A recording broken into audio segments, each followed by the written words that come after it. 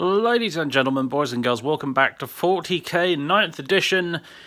And today we're back on Abakhan Epsilon. Had to think for a second there and try and remember what the planet name was called, but it's Abakhan Epsilon, where previously we've done a bunch of battle reports in this very loose Solohammer battle report series, where the forces of Chaos have been battling the forces of the Imperium. The Acheron Crusade fleet of the Gulf of Athena has been battering itself headfirst into the legions of the damned here, and it's been a bit backwards and forwards, been a bit back and forth. The Chaos forces actually got the upper hand for quite a while, until they threw it away in a very foolish attempt to take the Church of Saint Sebastian in this very same city as the one we're in today.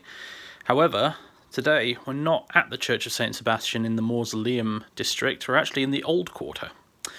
We're in the Old Quarter where all these ancient buildings are. Some of these are 10,000 years old. They're ancient. They're very, very old indeed. And unfortunately, as a result, they've been completely and utterly destroyed by artillery fire. As you can see, there's craters and wrecked buildings absolutely everywhere amongst the tight cobbled streets. In the centre of this battlefield is the local RBTs or I never really figured out how you're supposed to pronounce that. The Imperium's police force, their sort of federal level police force, the Adeptus Arbites. This is their local headquarters in the Old Quarter, and it is remarkably intact compared to everything else because it was actually built to withstand a bit of damage, unlike the rest of all this stuff. And next to it, we have a little town square here with a statue in the middle, and this place is called Execution Square. Oddly enough, not because they carry out executions here. It's called that because allegedly, about 10,000 years or so ago, a prophet of the Emperor, a priest of the Emperor, a preacher of the Emperor's word was killed here, was executed here as a martyr by filthy, filthy heretics. And they erected a statue in his honour, and the place has since become known as Execution Square. Now, the truth of the matter is that actually it was quite the opposite. He was a priest. He was a preacher back in the old year 30,000. He was a preacher, preaching the truth of the Emperor's godhood, but he wasn't killed by heretics. No. He was actually executed by the Imperium. Because back then, the imperial truth was in effect, back when the Emperor himself actually directly ruled his Imperium, and he insisted to everybody, I'm not a god, and I'm going to start dealing quite harshly with anyone who says I am. And so the priest in question was in fact executed here by the authorities. Since over time, that story has been changed slightly to become a story of martyrdom against foul heretics and not against actual, the Emperor's own authorities. But that's 40k for you. The histories are all written and rewritten and rewritten and rewritten until none of it seems to be real anymore. There it is. Just a tidbit. Has no relation to the battle or the game we're about to play or anything like that. It's just something I kind of came up with about 5 minutes ago when I was thinking about how to reintroduce the video. I don't know. Alright, today it's going to be a battle between the Imperium and Chaos, and it's actually going to be a mixed Imperium force against a mixed Chaos force today. A bit of Chaos soup versus Imperial soup today for you, really, ladies and gentlemen, because it's going to be a very straightforward battle today.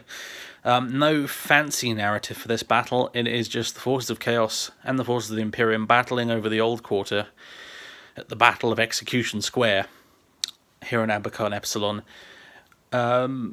And the gimmick, if you like, the narrative gimmick of today's game is essentially actually going to be the army lists themselves, because I'm doing some weird stuff with these that is, technically speaking, you're not really allowed to do in the rules, but I've decided, sod it.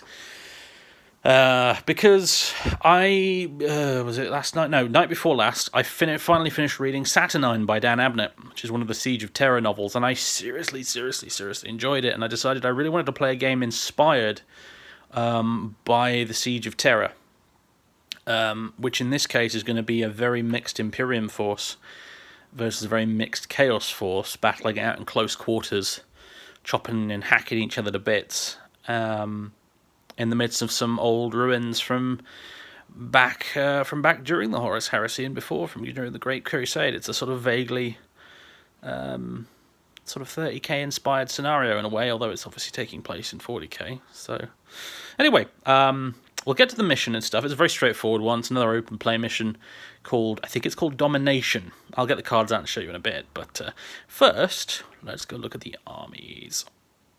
Oh, actually, before we do go look at the armies, I should probably mention, because there might be a few new people watching this, because my Imperial Guard bat reps usually seem to bring in more new people than all the other ones do for some reason. So, as the title of the video suggests, this is a game of Solohammer, as I've come to call it, which means that it is me playing against myself, using models from my own collection. I started doing these battle reports during the middle of the pandemic and got nothing but positive feedback for them, so I decided to carry on doing them, because they're quite fun to make, honestly. I really enjoy it. It's good fun, and also it allows me to be a bit more cavalier with the rules and do interesting and silly different things, because I don't have an opponent where I have to worry too much about balance with or anything like that. So, yep, just as a disclaimer, it's a Solohammer battle report. If that's not your thing, I do have a big old back catalogue of battle reports on the channel, which I have filmed with my friends like Dan and Alfarius, which you're welcome to watch instead, if you fancy it, or just go to any number of the other hundreds of battle report channels on YouTube who have, frankly, higher production values than I do anyway, so, you know. Anyway, that disclaimer out of the way, now let's actually go look at the armies. Alright, ladies and gents, this is just shy of, actually, 2,500 points of Imperium, which is 90% Imperial Guard, to be fair, but there's some other bits mixed in there, as you can see. And, well, where should we start? Over here, I guess, with the characters in the middle. So, defending this section of the Old Quarter is Captain Gloria von Stier. That's her name. I have written down here. I got a page of notes to try and keep track of all this. Gloria von Stier. She's a captain. She's a company commander of the Imperial Guard, and she is the warlord today. Her warlord trait is Master of Command, allowing her to issue 3 orders per turn instead of just 2. She is accompanied by her command squad. Her weapons at the moment are, I gave her a regular close combat weapon, which is basically a big stick that she can hit people with. And tucked away in her greatcoat is a plasma pistol, which I will probably forget is there for most of the game, if I'm honest. But it's there. I paid the points for it. She has a command squad, which includes a veteran with the regimental banner. Well, I suppose it's the company banner in this case, but anyway, whatever. We have a veteran with a plasma gun. We have a veteran with Voxcaster, and we have a veteran medic as well, who can either, on a 4+, he can heal back a wound on the commander here, or he can, on a 4+, resurrect a previously killed model in a unit where they've only got 1 wound each. Next to them, we have Commissar Cromwell. He's a Lord Commissar. He's got a power fist and a bolt pistol.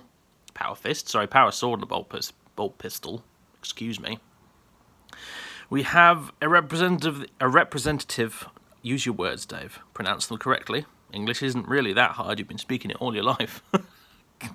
just cut the video and start again, but no. We have a representative of the Adeptus Mechanicus here in the form of this Tech Priest Engine Seer. He will be able to run around and fix various vehicles. I don't think he'll be able to fix the Knight here. We'll get to that in a minute. The elephant in the room here. Just don't worry. But he can fix some of these tanks up, which will be useful. If we move over to the right here, we have a Master of Ordnance. I've never used a Master of Ordnance before, but essentially he's like a liaison, I guess, from the artillery regiment. He can stand next to the Basilisk and allow it to re-roll some hit rolls, I think, if it fires shots that are more than 36 inches range away. And he can also call in an off-map artillery bombardment once per game as well, I think. And there's actually a fancy stratagem you can use to improve that a bit, if I recall. I shall try and remember to use it if I do. Now, additionally, we have some Space Marines in this force, led by Reclusiarch Gideon Bale, that's his name. He's the head chaplain of the Sons of Hades chapter. And this just happens to be the section of line he is at today. Now, with him, he actually has a squad of Stern Guard veterans that are accompanying him here. But what they've done is basically they've adhered to the Codex Astartes in a situation like this, whereby actually their impact on the battlefield will be better felt if they were to disperse themselves among the Imperial Guard infantry squads, where their effect on morale would be significant, and also they can, act as a bit of a shield for the squishier guardsmen and lead them into battle and help them benefit from their training and experience. So in this game, what I've done is I've paid for a unit of Stern Guard veterans, and what I've done is I've taken each model of that unit and I've dispersed them amongst the Imperial Guard infantry squads. So they will be able to benefit from, the better saving throw from the Power Armor Marine. They'll benefit from his leadership, and they will. Let me think. Leadership. What's the leadership of a Stern Guard veteran? I think it's 8, 9 in the case of the sergeant who's over there. I won't be using any Space Marine stratagems in this game, but I will permit them to benefit from Imperial Guard stratagems and orders and things. So if I do take cover stratagem, for example, on an Imperial Guard infantry squad which has a Marine in it, the Marine will also benefit from the additional +1 to his save, etc.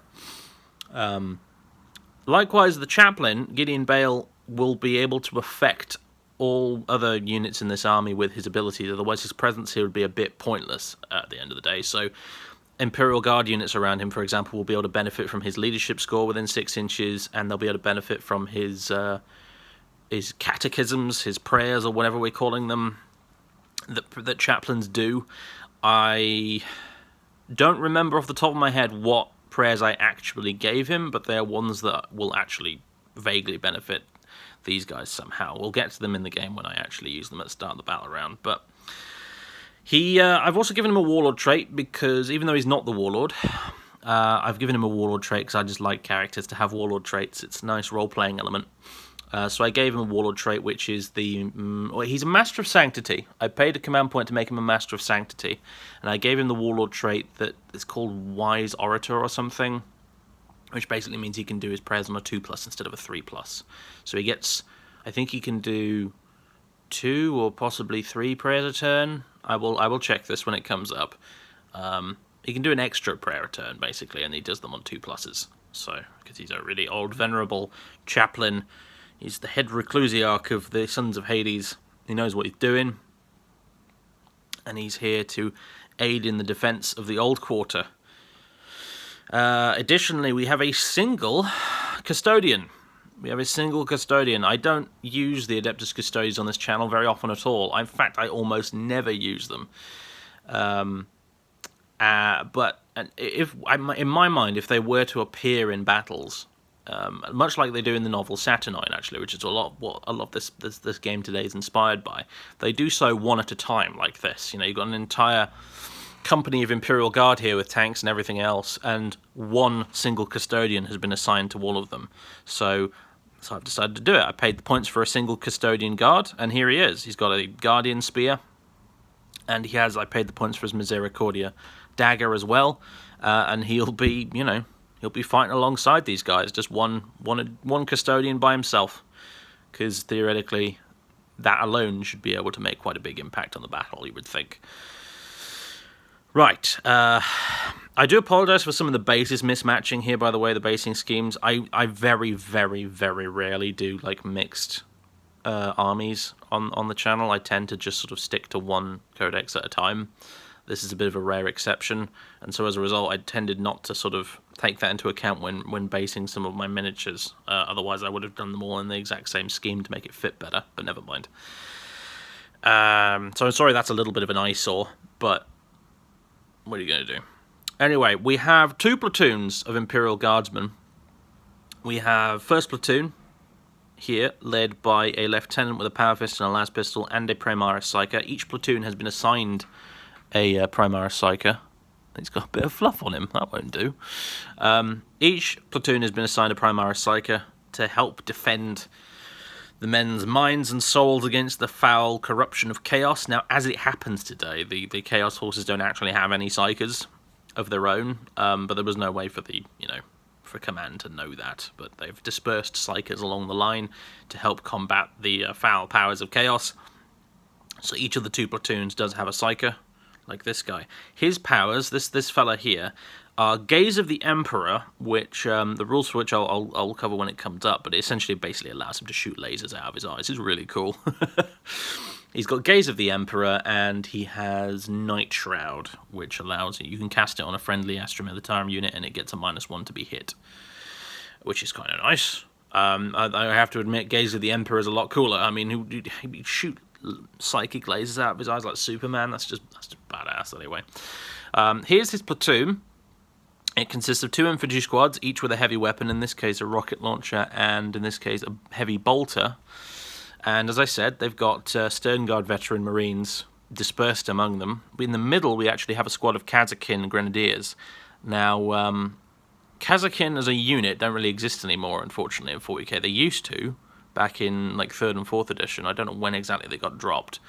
If you want to use them nowadays, you have to technically run them as Tempestus Scions. But on this channel, I've pretty much always house ruled that these guys are Cadian. They have the Cadian keyword, they can benefit from Cadian orders and stuff like that. They are Cadians. They are, that's their whole thing. They're not stormtroopers, they're not Tempestus Scions. They were, born and raised and trained on Cadia. Cadia's not around anymore, but these guys certainly still are. So they are Cadian as far as the keywords and the rules and everything are concerned. And yeah, they've got a Space Marine leading them alongside their sergeant. Yep, Stern Guard veteran here. Each of the Stern Guard veterans obviously is going to have a special issue bolt gun and a pistol, just like this guy's been modelled. The one at the back here is actually carrying a heavy bolter. And in addition to the squad's heavy bolter, that means that squad actually has a pair of heavy bolters, which is kind of nice. That'll allow them to put out quite a bit of suppressive fire, one assumes. So that's first platoon. It's only 3 squads. Second platoon is a bit bigger. It's 4 squads in total. Again, led by a lieutenant. In this case, he's got a bolt pistol and a power sword. And a Primaris Psyker, whose powers are Psychic Maelstrom and Psychic Shield, I think? I forget what the name of the second one's actually specifically called, but one of them is definitely Psychic Maelstrom.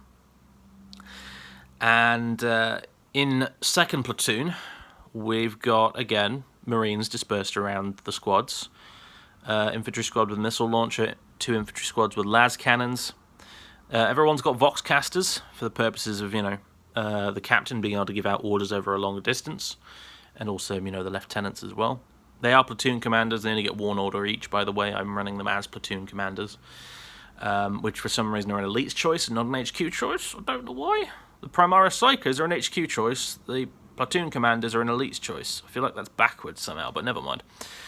I've ranted about that plenty of times before on this channel. At the back here, we have a squad of veterans, which in this case is actually a squad of squats. They're abhumans. They are space dwarves. And the Stern Guard veteran sergeant has chosen to stand with these brave, stout, beardy warriors today. He has decided to lead them into battle. He's got a power sword and a plasma pistol, and the squats, for their part, they have a voxcaster and they have a grenade launcher in the squad.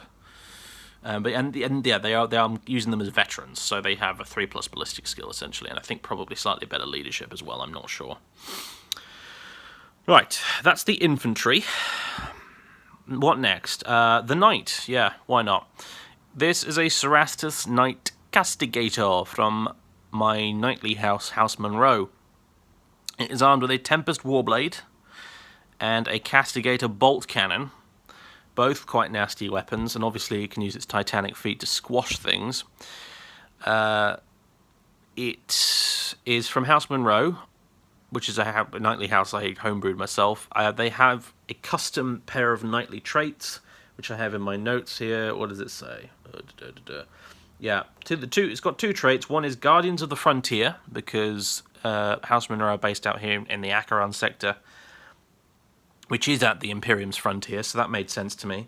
That gives them +1 attack when they're basically in combat with an enemy unit that contains 11 or more models. So if they're being swarmed by a horde of poxwalkers or something, they get an extra attack, which, if you were using the Tempest Warblade or the feet, translates into like 2 or 3 extra attacks, respectively, each, so that's quite nice.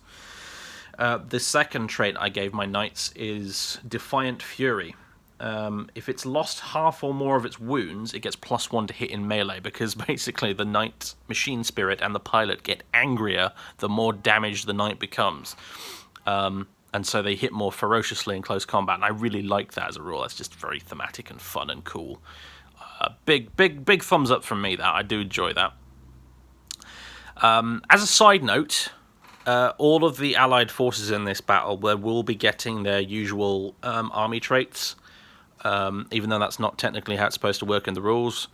In my mind, you know, a Knight of House Munro does not stop being from House Munro just because he or she is, you know, fighting alongside the Imperial Guard. Likewise for these Space Marines, you know, they don't stop being Sons of Hades all of a sudden just because they're allied with some Imperial Guard in the same detachment. It's nonsense as far as I'm concerned. So as far as, you know, army abilities go, the Cadians are Cadians, so they get to reroll ones to hit if they remain stationary, and if they're ordered to take aim by an officer, they get to reroll all hit rolls, which is kind of nice. The Space Marines, the Sons of Hades, they have 2 custom traits. One is Bolter Fusillades, which allows them to reroll hit rolls of 1 with bolt weapons, and they also have Indomitable, I think it's called, which basically means that they can only ever lose 1 man per turn to morale. Not really relevant in this scenario because of the way I've set things up, but that's their thing. They automatically pass attrition tests, so they lose the 1 guy from the failed morale check, but then they don't lose anyone else.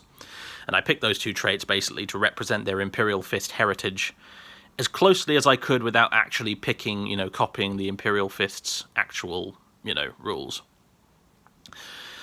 So, yeah. What else? Oh, yeah, the tanks, of course. We have a platoon of Leman Russes, led by Commander Hannibal in his command tank at the back there. Get a slightly better view. There you go. He is a tank commander. He's also a tank ace. I've made him a tank ace. And his tank ace ability is that he's been up-armoured rather sensibly, his tank, because it usually is the first one to get shot at. His crew and the Adeptus Mechanicus adepts have provided it with additional armour plating, which gives it a 2+ armour save, which is nice. He's got a last cannon, a pair of heavy bolters, a hunter-killer missile on the top, has an auger array, which allows him to re-roll 1 hit roll per battle.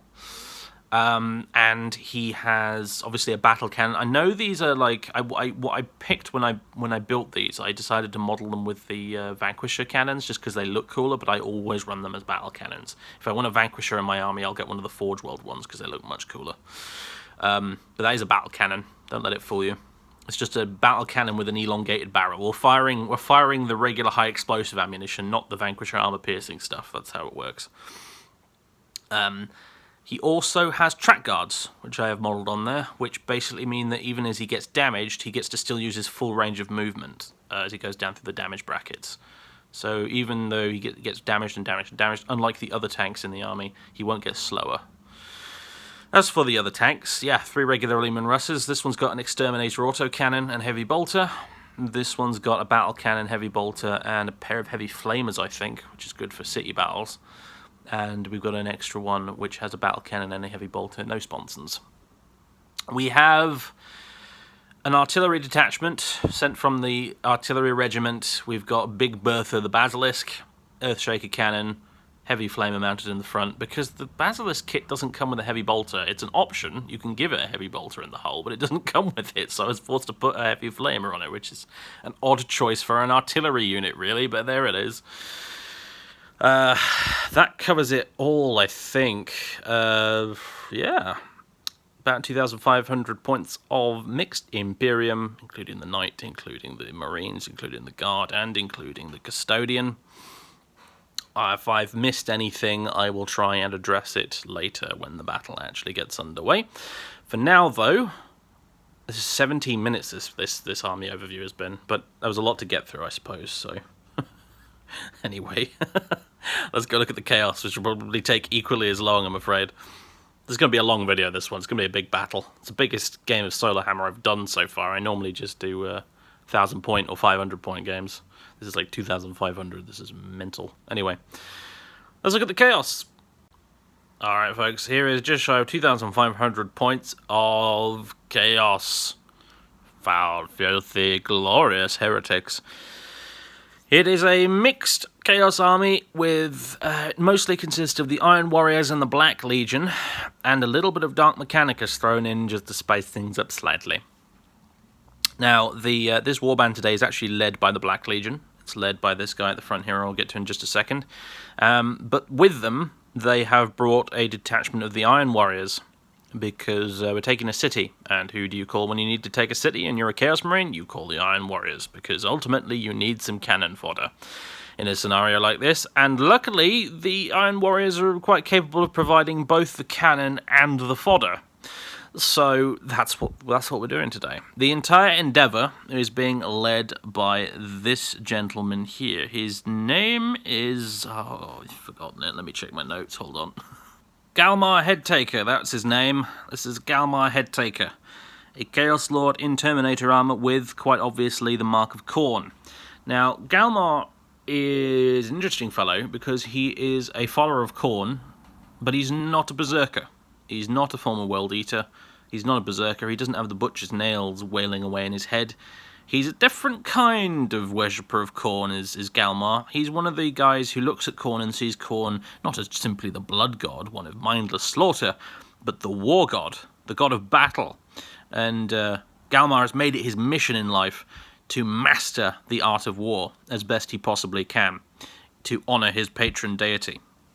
And so Galmar is actually a surprisingly level-headed Khorne worshipper, because obviously he likes to get in close and chop things up and stuff like any good old-fashioned Khorne worshipper, you know, the blood must flow after all, but he's also equally concerned by the art of war itself. And so that's reflected by his warlord trait today, which is Trusted Battle Leader, which I think is a Black Legion warlord trait. Basically allows him to regain command points spent on a 5+, which is nice. Might be able to refund a few command points in this battle just to represent the fact that he is quite smart, actually. He's quite good at what he does as Galmar. He is a Terminator as well. He's got Terminator armor along with his squad of Terminators here, and he will probably begin the battle in a teleportarium somewhere else, maybe on his battle barge, maybe in a bunker behind the lines, observing the situation, and he will elect when he feels the time is right to jump in that teleportarium and join the battle in person himself. But to begin with, he won't actually be on the battlefield. Obviously, he has a squad of Terminators with him, his bodyguard. They have a mixture of chain fists, power fists, and all sorts. This guy's got an autocannon. This guy's got a power maul. This chap at the back, he's got a power axe, power fist. This guy's got a combi melter and a big tentacle, which I suppose will probably count as a power fist. Yep, cool, very nice. Black Legion, you've got to have some Terminators with your Black Legion, right? Additionally, second in command of this whole thing, I suppose, is this guy here, is an Iron Warriors Warsmith, not to be confused with Warpsmith. It's just Warsmiths are what the Iron Warriors call their Chaos Lords. He also has a warlord trait, just like the Imperials. I gave him a warlord trait just for giggles. His is Siege Master, which basically means that vehicles and Havoc squads within 6 inches of him get to reroll ones to wound, I think. So, obviously being a Chaos Lord, you know, friendly units will be able to reroll ones to hit nearby, but they can also reroll ones to wound if they're a vehicle or a Havoc squad. And rather handily, he is accompanied by a Havoc squad, which consists of 4 guys with missile launchers, and a champion that just has a bolt gun and a chainsword. Additionally, when it comes to Iron Warrior stuff, we have multiple squads of cultists, some of them which I've represented with Traitor Guard models, but they will be cultists for today because I don't want to complicate things too much. And though they would never choose to admit it, they have actually adopted the same doctrine as the Imperial Fists, almost. They have dispersed a squad of Chaos Marines among the rabble in order to, well, really, like you would think, improve morale and stuff like that, but in stark contrast to the Loyalist Space Marines, these Chaos Marines are not here to really protect the cultists and Traitor Guardsmen. They're really here to just use them as meat shields. So while the Loyalist Marines over here, they're going to be using their armor save to try and protect a few guardsmen, these guys on the other hand are going to be using the cultists as human shields. They'll be chucking them in front of the bullets. Because, you know, they're Iron Warriors. What do you expect? What else do we have? We have over here a big... I wanted to do this for ages, but it's a big 20-man Legion squad of Black Legion with a very eclectic mix of weapons. It includes, I think there's a couple of heavy bolters at the back there. There's a guy with a missile launcher. There's a dude with a melter gun in there somewhere. And we have a guy carrying a banner, which is the icon of vengeance, which gives them all +1 leadership. Now, they're Black Legion, so they get +1 leadership anyway. So this actually brings the big 20-man squad up to leadership 10. So they're officially leadership Necron now, which is kind of nice. I haven't run a 20-man blob of Chaos Marines ever before, and I've always wanted to. So we're going to see how we get on today. I think Black Legion's the best way to go with it because of their leadership bonuses they get. It should be fun. Big 20-man unit marching up the board and just killing, maiming, and burning everything in their path. We also have over here a Demon Prince of Khorne with the Black Legion as well. Khorne is the theme of today, really, with them. Because, you know, the man himself up here, Galmar, is a follower of Khorne himself. Oh, I should mention, actually, he does have a relic. He has a demon weapon. He has this sword here. Zal the Wrathful, it's called. It's a demon sword. Now, the way demon weapons work is you roll the dice before you use them. On a 2+, you use it as normal. On the roll of a 1, the bearer takes a mortal wound, and you can't use the weapon. He's also equipped with a combi bolter and a power fist. Now, normally you can't give a Chaos Lord a power fist and a sword, but I've chosen to do it because that's exactly what he's modelled with. And I paid the points for it, and I think should be fine then, right? If I've paid the points for it, it's fair enough, I think. So he can use the power fist basically as a backup in case the demon starts misbehaving, is the idea. He also has a big dead Cadian officer skeleton on his banner pole there, but that doesn't do anything. It's just there because. Do you know what? Funny thing is, right? The Cadians will probably look at that and be like, "Oh, he's taunting us, that bastard." But actually, really, it's quite the opposite.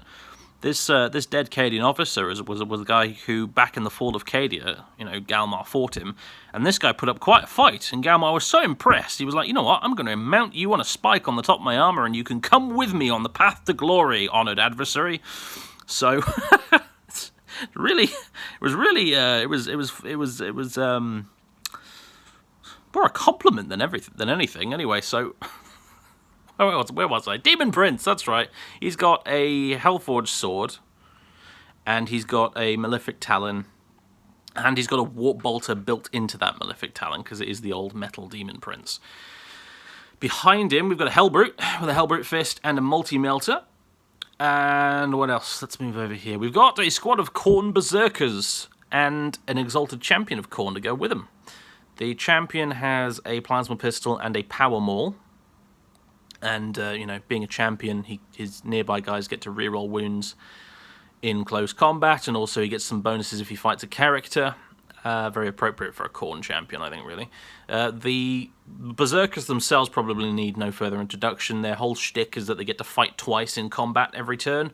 They've got a mix of chain axes and chain swords. Bearing in mind, Astartes chain swords these days have AP -1 on them, which is kind of nice. They'll be riding in this big stonking Land Raider. Very, very spiky. I need to come up with a really cool name for this Land Raider. It sort of feels like it deserves one.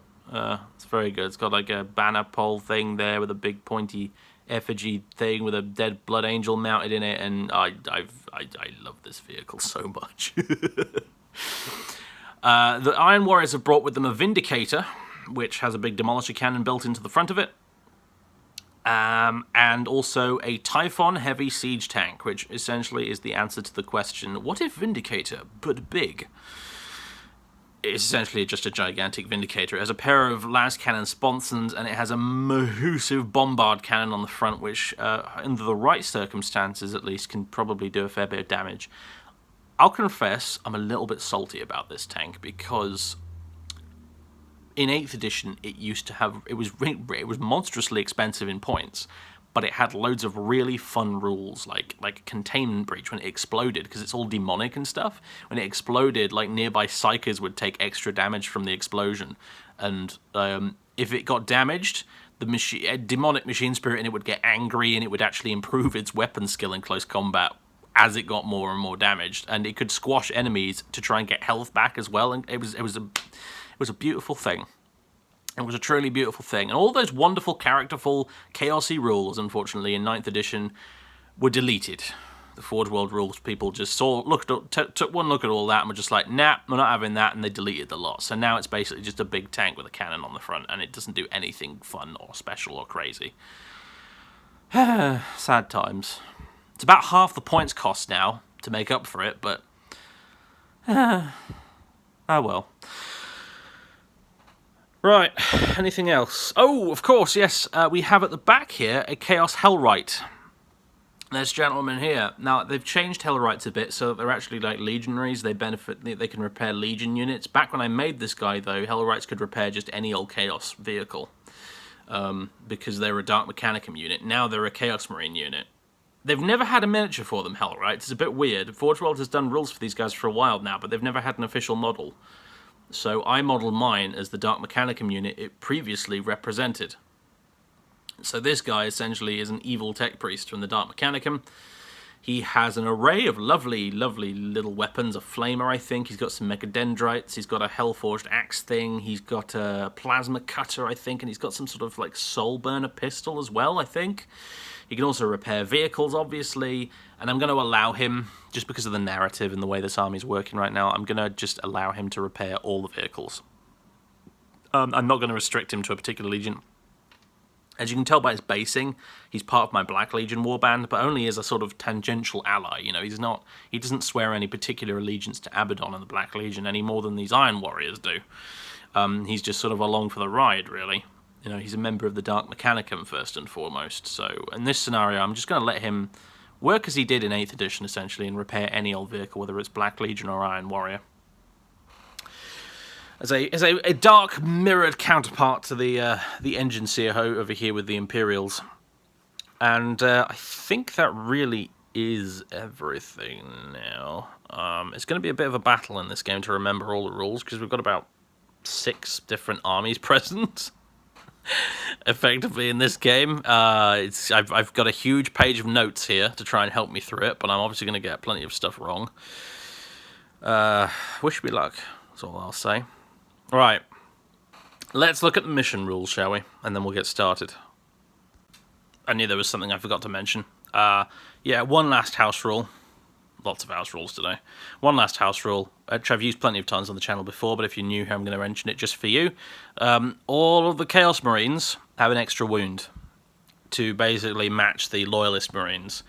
I have factored that into the points cost. It is plus 4 points per model for every previously single wound Marine, and it's plus 5 points for each multi-wound Marine, so it's plus 5 points for each Terminator and character, plus 4 points for each regular Marine, because that seems to be the points difference they went with when it came to the Space Marines, the Loyalist ones, so check the points differences and whatnot. So that is factored into the cost. So admittedly, if you were looking at this army, and maybe this army, and you were thinking, the Chaos one looks a little bit smaller. That's why. All the Marines have an extra wound to make up for the fact that, you know, I just, for some reason, Games Workshop still haven't given them an extra wound. I don't know why at this point. It's been years now. Well, has it actually been years? It feels like it's been years, anyway. Right. That was the other thing. Right, let's go look at the mission.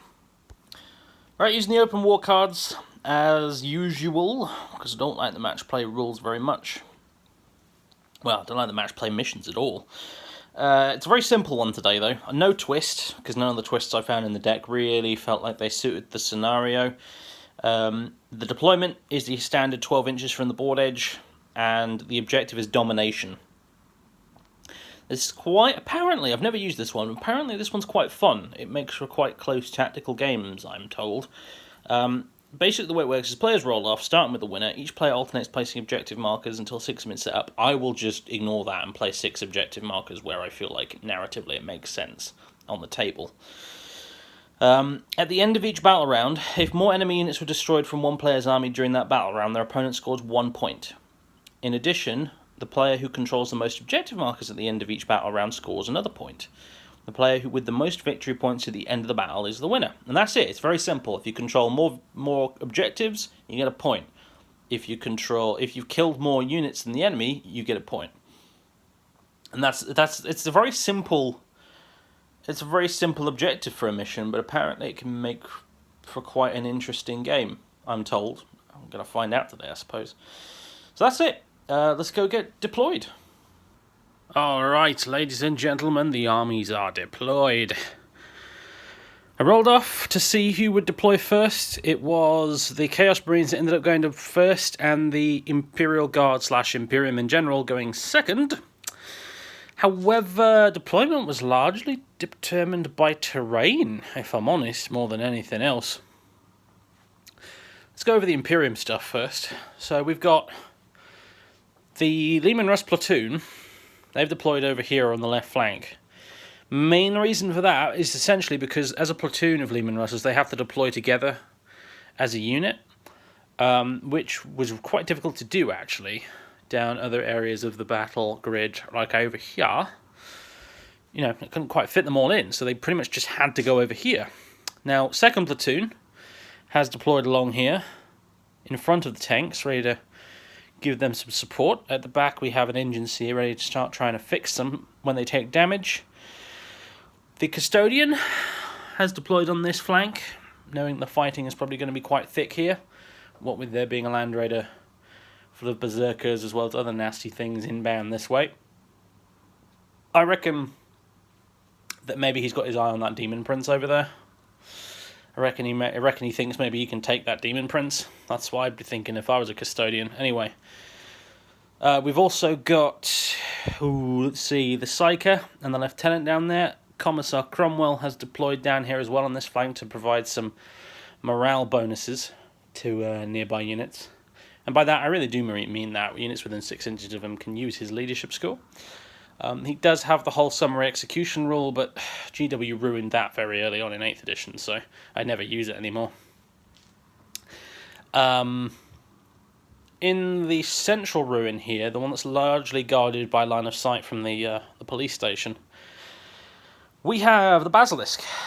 We have Objective 6. I should probably go over the objectives, actually. We've got Objective 6 is in here. Objective 4 is in the middle of this very open ground here on the left flank, where most of the buildings have been completely annihilated. So it's just open, broken ground with some craters and stuff. Objective 4 is in the middle of there. Objective 3 is over here at the rear entrance to the police station. Objective 5 is basically in opposition to Objective 6 on the other side. It's in this middle building here in the Chaos Deployment Zone. Objective 2 is Execution Square itself, and Objective 1 is the building adjacent to it, which is obviously quite easily fortifiable. It's quite large, you can fit a lot of units in there, it's a valuable piece of terrain. So those are the objectives we're fighting over. Back over here to the Guard. Talked you through all this. In the middle, like I said, Basilisk. We've got the Master of Ordnance, ready to help guide some shots from that Basilisk.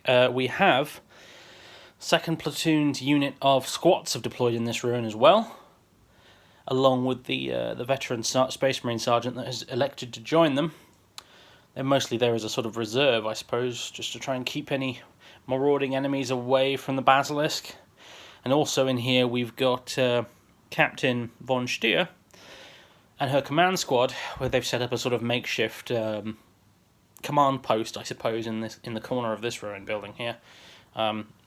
These two are up on the top floor, the other two are down on the bottom floor, still maintaining coherency, like within the verticality rules or whatever. Got the guy with the banner on top doing his Boromir thing, waving it around on the top of the ruins. Very nice. Moving over this way, we have the Castigator Knight deployed here behind these crates, looking down there at those heretics. The battle for this square over here, I suspect, is going to be quite a close quarters, quite a brutal one. So the knight is over here to lend some support in that regard. Hannibal has positioned himself down this street looking into the square as well, in direct opposition to that rather large Typhon over there. Oh dear. In front of him, we have one of 1st Platoon squads. Up on top of this ruined building, we have another of 1st Platoon squads. We also have the Lieutenant himself and his Primaris Psyker up on there, ready to give some psychic support when available. This is the guy that's got the laser eyes and also Night Shroud. He'll probably be casting Night Shroud on Hannibal down here, I imagine, trying to make him harder to hit. Give him a bit of an edge in the fight over that massive Iron Warriors tank down there. Down in the bottom of this building, on all the rubble, we've got the squad of Kazakin that have deployed, again, with their Space Marine. And also, Gideon Bale has deployed with them on this flank, because he's decided that over here, the fighting is potentially going to be quite thick going through these buildings, and so this is where he wants to be, in the thick of it, if at all possible. It's going to limit a little bit what his buffs can do, but we'll see. I can't even remember what his buffs are right now. I need to go check them before I start the beginning of the first battle round. Obviously, he has a leadership one, which will help everyone over here, but his actual prayers, or whatever they're called, I can't remember what Loyalist chaplains actually have. I just know Dark Apostles, because that's what I play most of the time. But whatever the equivalent is that these guys get. Anyway, that's the Imperial deployment. Let's hop on over here to the Heretics. On this flank, we have a squad of Traitor Guardsmen led by the Iron Warriors unit champion, the equivalent of a sergeant. He's got a power fist. He's ready to punch some dudes in the face. They are being backed up by a rather angry Black Legion Hellbrute. Over here, of course, we have the massive Typhon, which has as it stands right now, has a lovely field of view.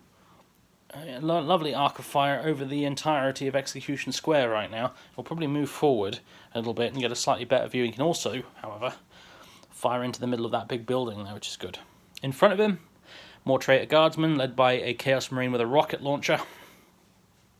Inside this ruin, we have the Warsmith with his Havocs, and they got some good firing views down that way. However, they are positioned slightly back, because the Iron Warriors have a really cool stratagem, really useful stratagem as well, which is called Cannon Fodder, which basically means that you can play it on an Iron Warriors infantry unit, and if there's any units of cultists in front of them, these guys can't be shot at, because the cultists are screening them effectively. So that's really cool. So we've got plenty of cultists over here that will be able to ensure, as long as we use that stratagem, that the Imperials cannot shoot at these Havocs. So that is 4 missile launchers right there that are going to be a pain in the bum for the Imperials, I expect. As we go across here, more cultists, more cultists, more cultists. We've got a unit in this ruin holding down Objective 5.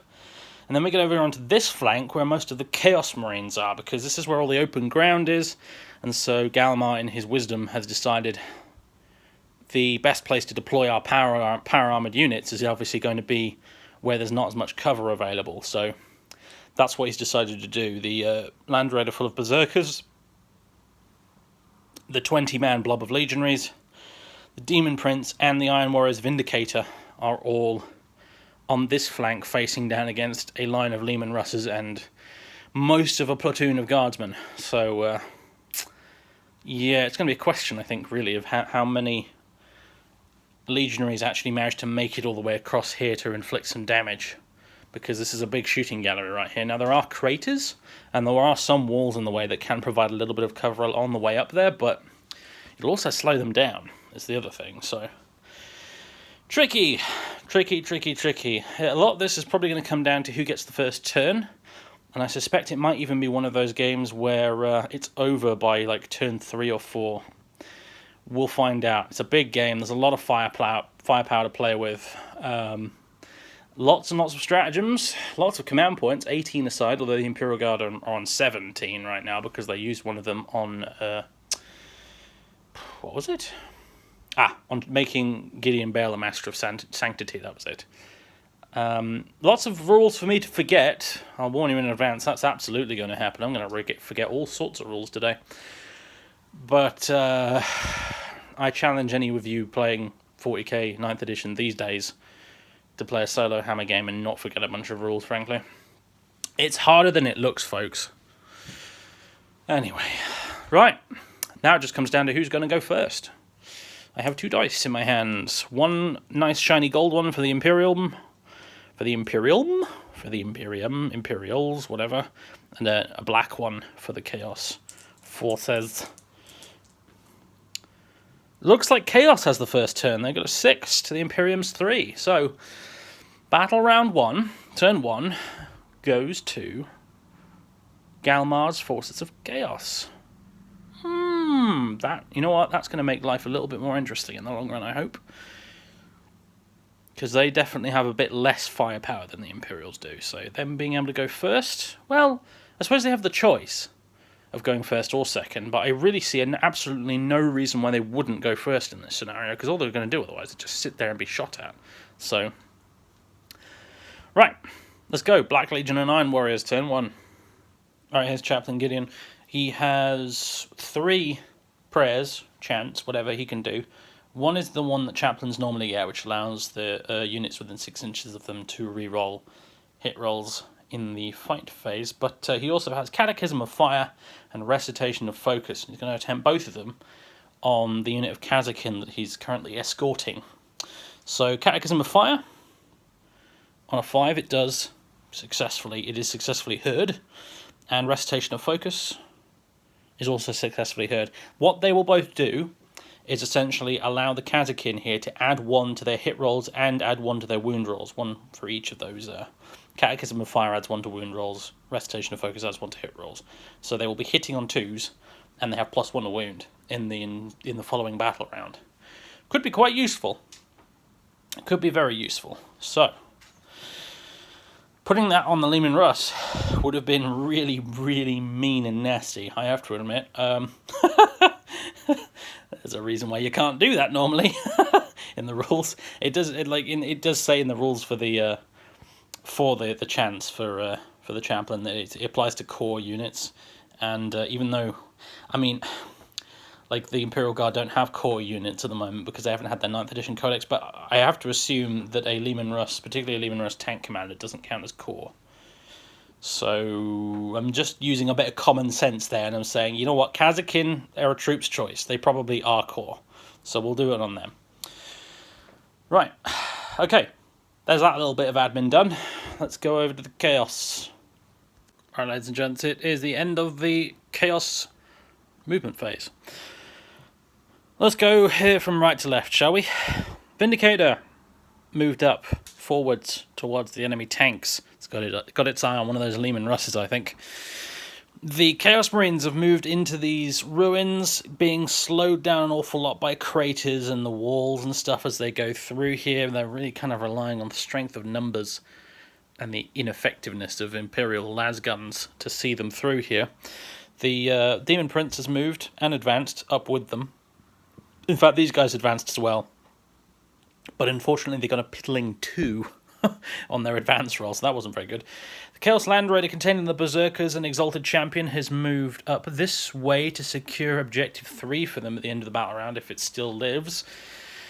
And let's see, what else? This squad has stayed put in this ruin, probably will for most of the game, really, just to keep Objective 5 locked down.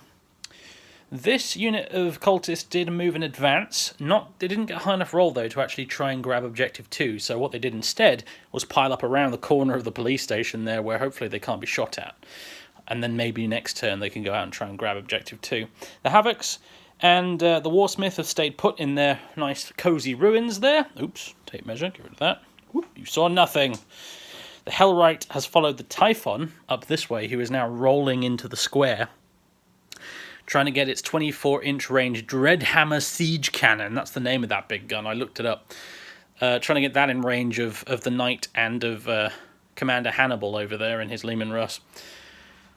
Over on this far flank, these 2 units of cultists have moved forward. This one's getting into the building here, moved and advanced, just within 3 inches of Objective 1. So they've got that if they can survive long enough. This unit of cultists decided to... discretion was the better part of valor, so they're taking cover behind this wall here, shooting into the building at the inevitable Imperial attack that will come through it. And this Hellbrute is making his way downtown. No, he's making his way across past the ruined building, hoping to... Well, this turn he's going to be putting some multi-melter shots in, trying to melt some Kazakin into molten slag. But hopefully he's hoping that, the Imperials will come forward to try and take Objective 1, and then he can go rampaging in there and knock over a building like I just did. That sort of stuff. The walls will shake. And yeah, he'll punch lots of Imperials to death, turn them into jam. Right. I think that's all the movement.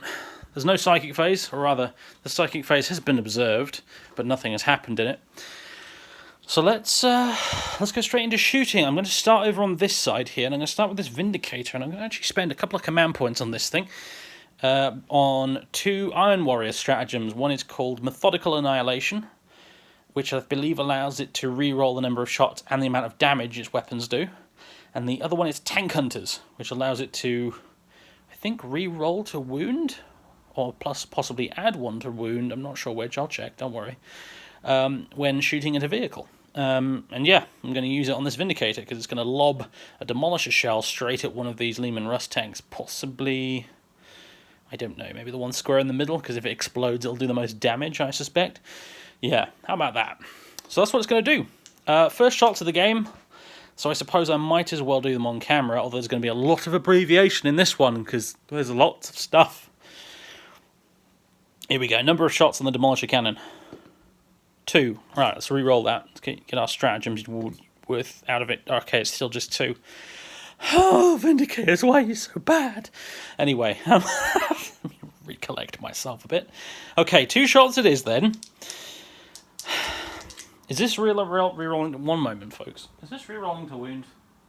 Yes, it is re-rolling to wound against vehicles with the Tank Hunter strat. Okay, very professional of me.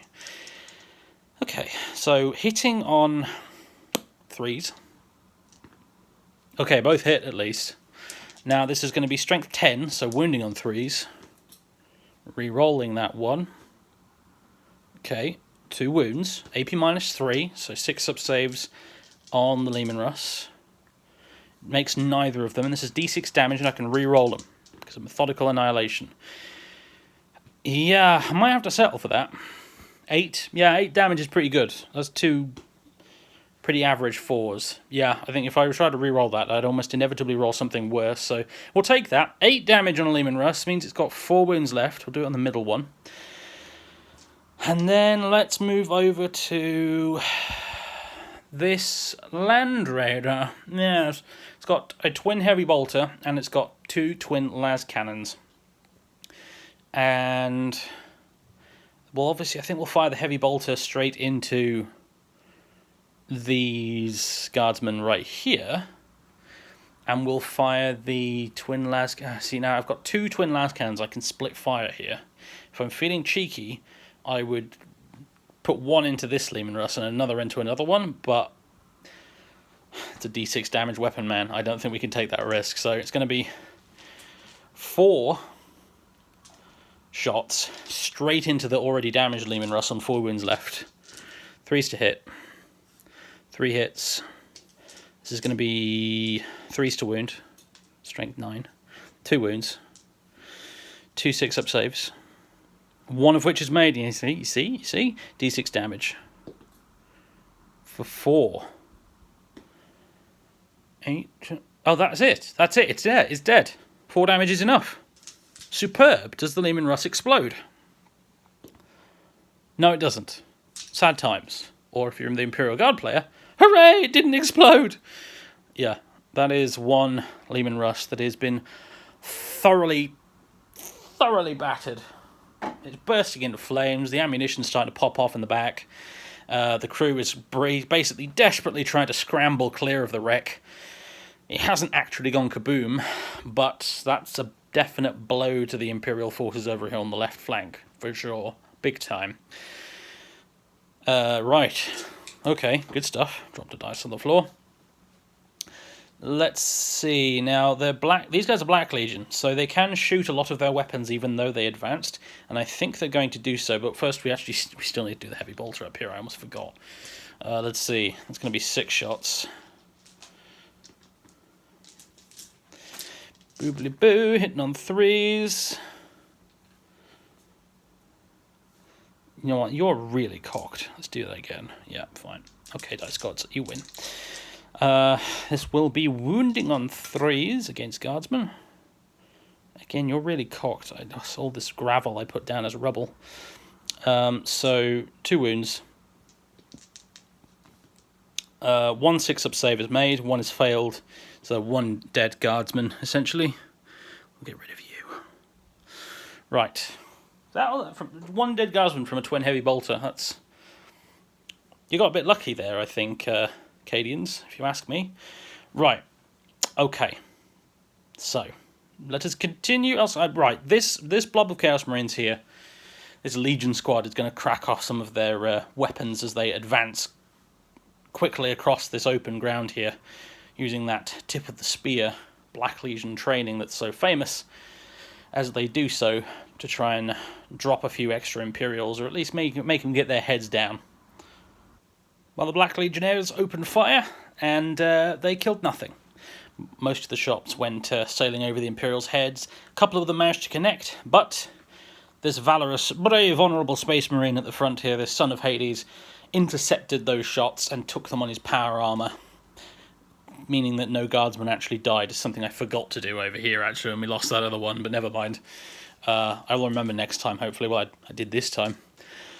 So, right, that's this flank taken care of in terms of shooting.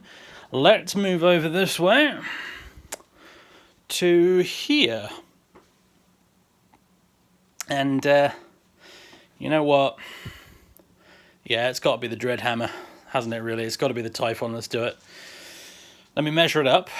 I think it's going to want to shoot the Knight, though, probably. Yeah, it's probably going to want to shoot the Castigator with its Dreadhammer siege cannon, built for knocking down huge rockcrete walls, really.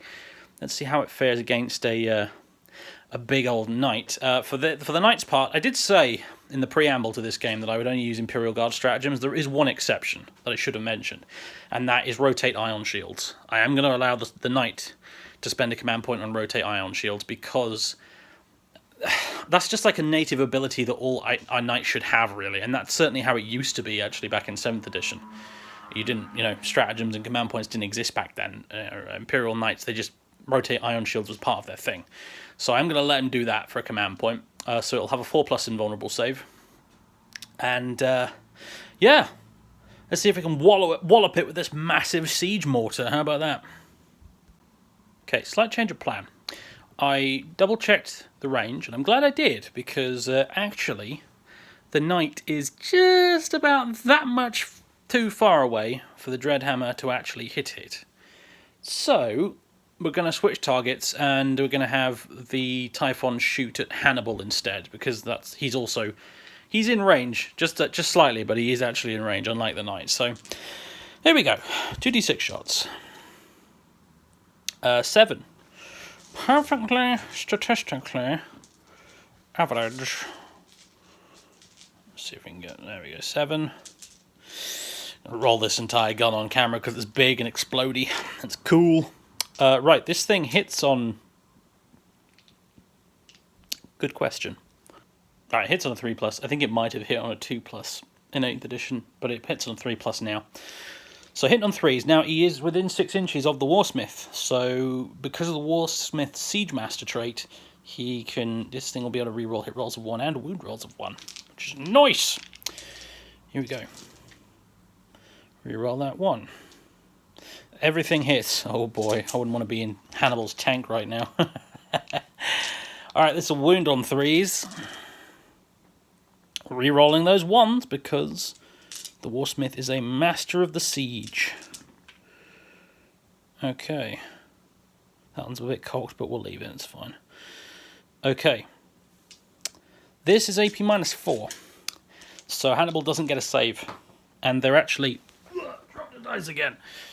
There are 3 damage of pop, these. This is just a flat 3 each. So 3, 6, 9, 12... Yeah, okay. The tank is dead. Does Hannibal explode? No, he doesn't. But his tank is toast. He's going to have to get out and fight along with the rest of the infantry now, along with the rest of his crew. Unfortunately, that up-armoring that he got the tech priest to give him for that 2... Hang on a minute. No, he's got a 2+ save. I was just thinking that. Right, hold on.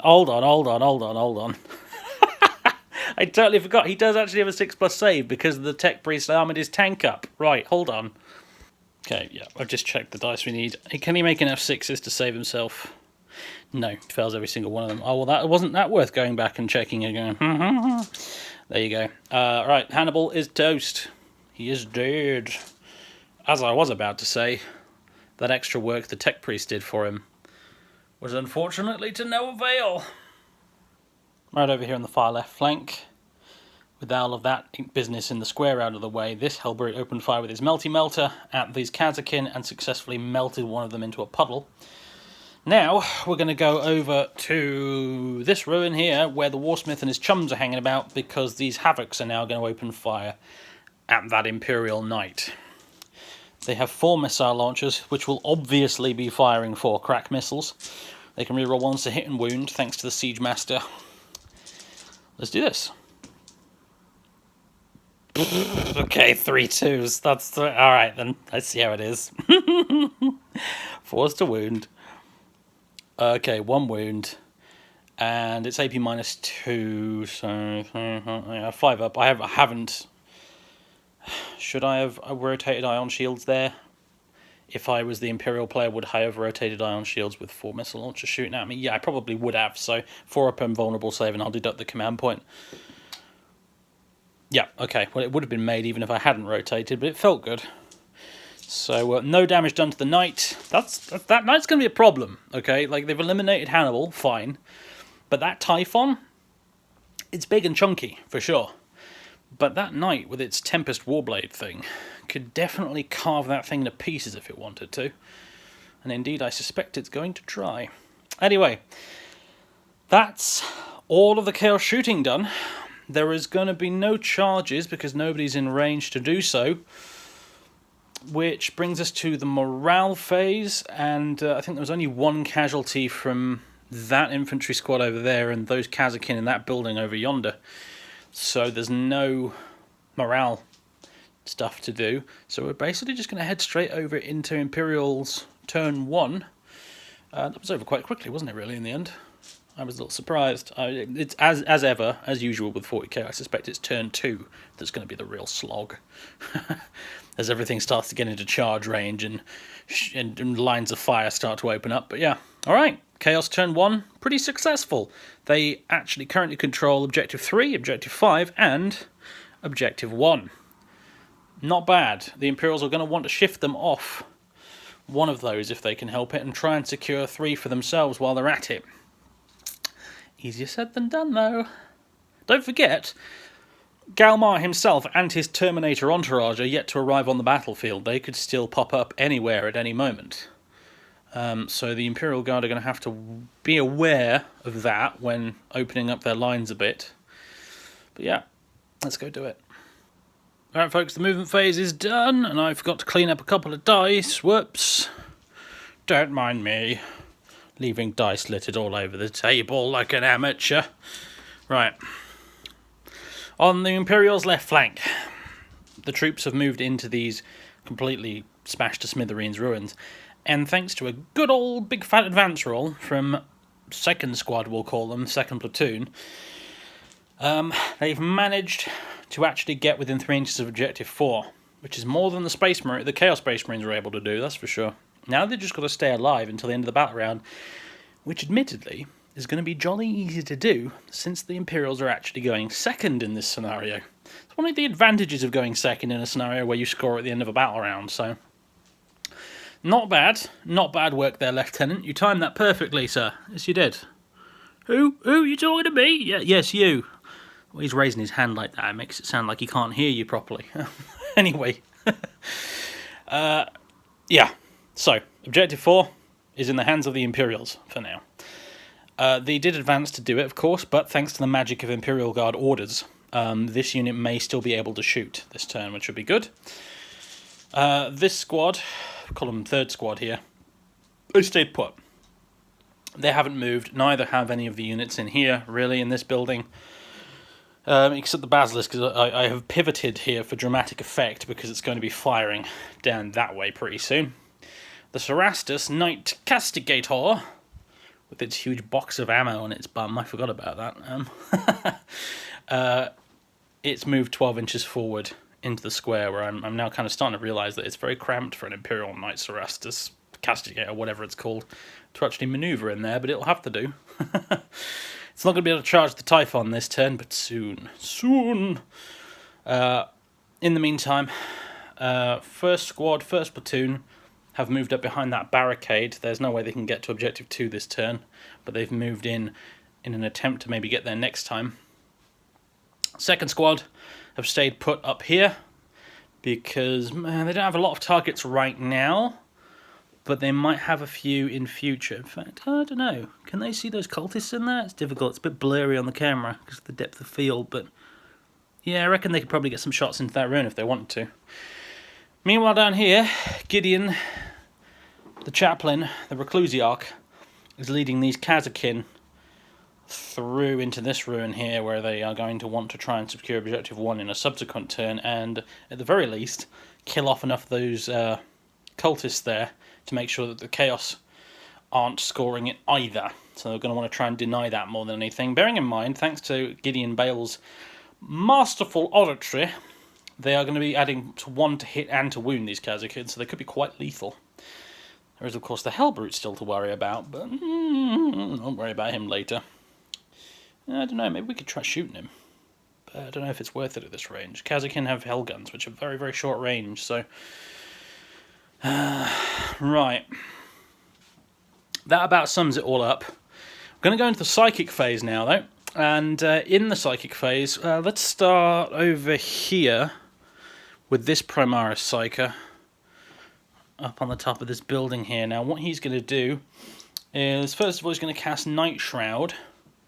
And I think he's going to do it on... I think he's going to do it on the Kazakin. Yeah, he's going to cast it on them. I think they're probably within 12 inches, so... Yep, and cast it on them. I think he needs a 7 for this, which he certainly gets on an 11. So these Kazakin are now -1 to be hit by the enemy, which is pretty good, really. So they've been buffed quite handily. For his second trick...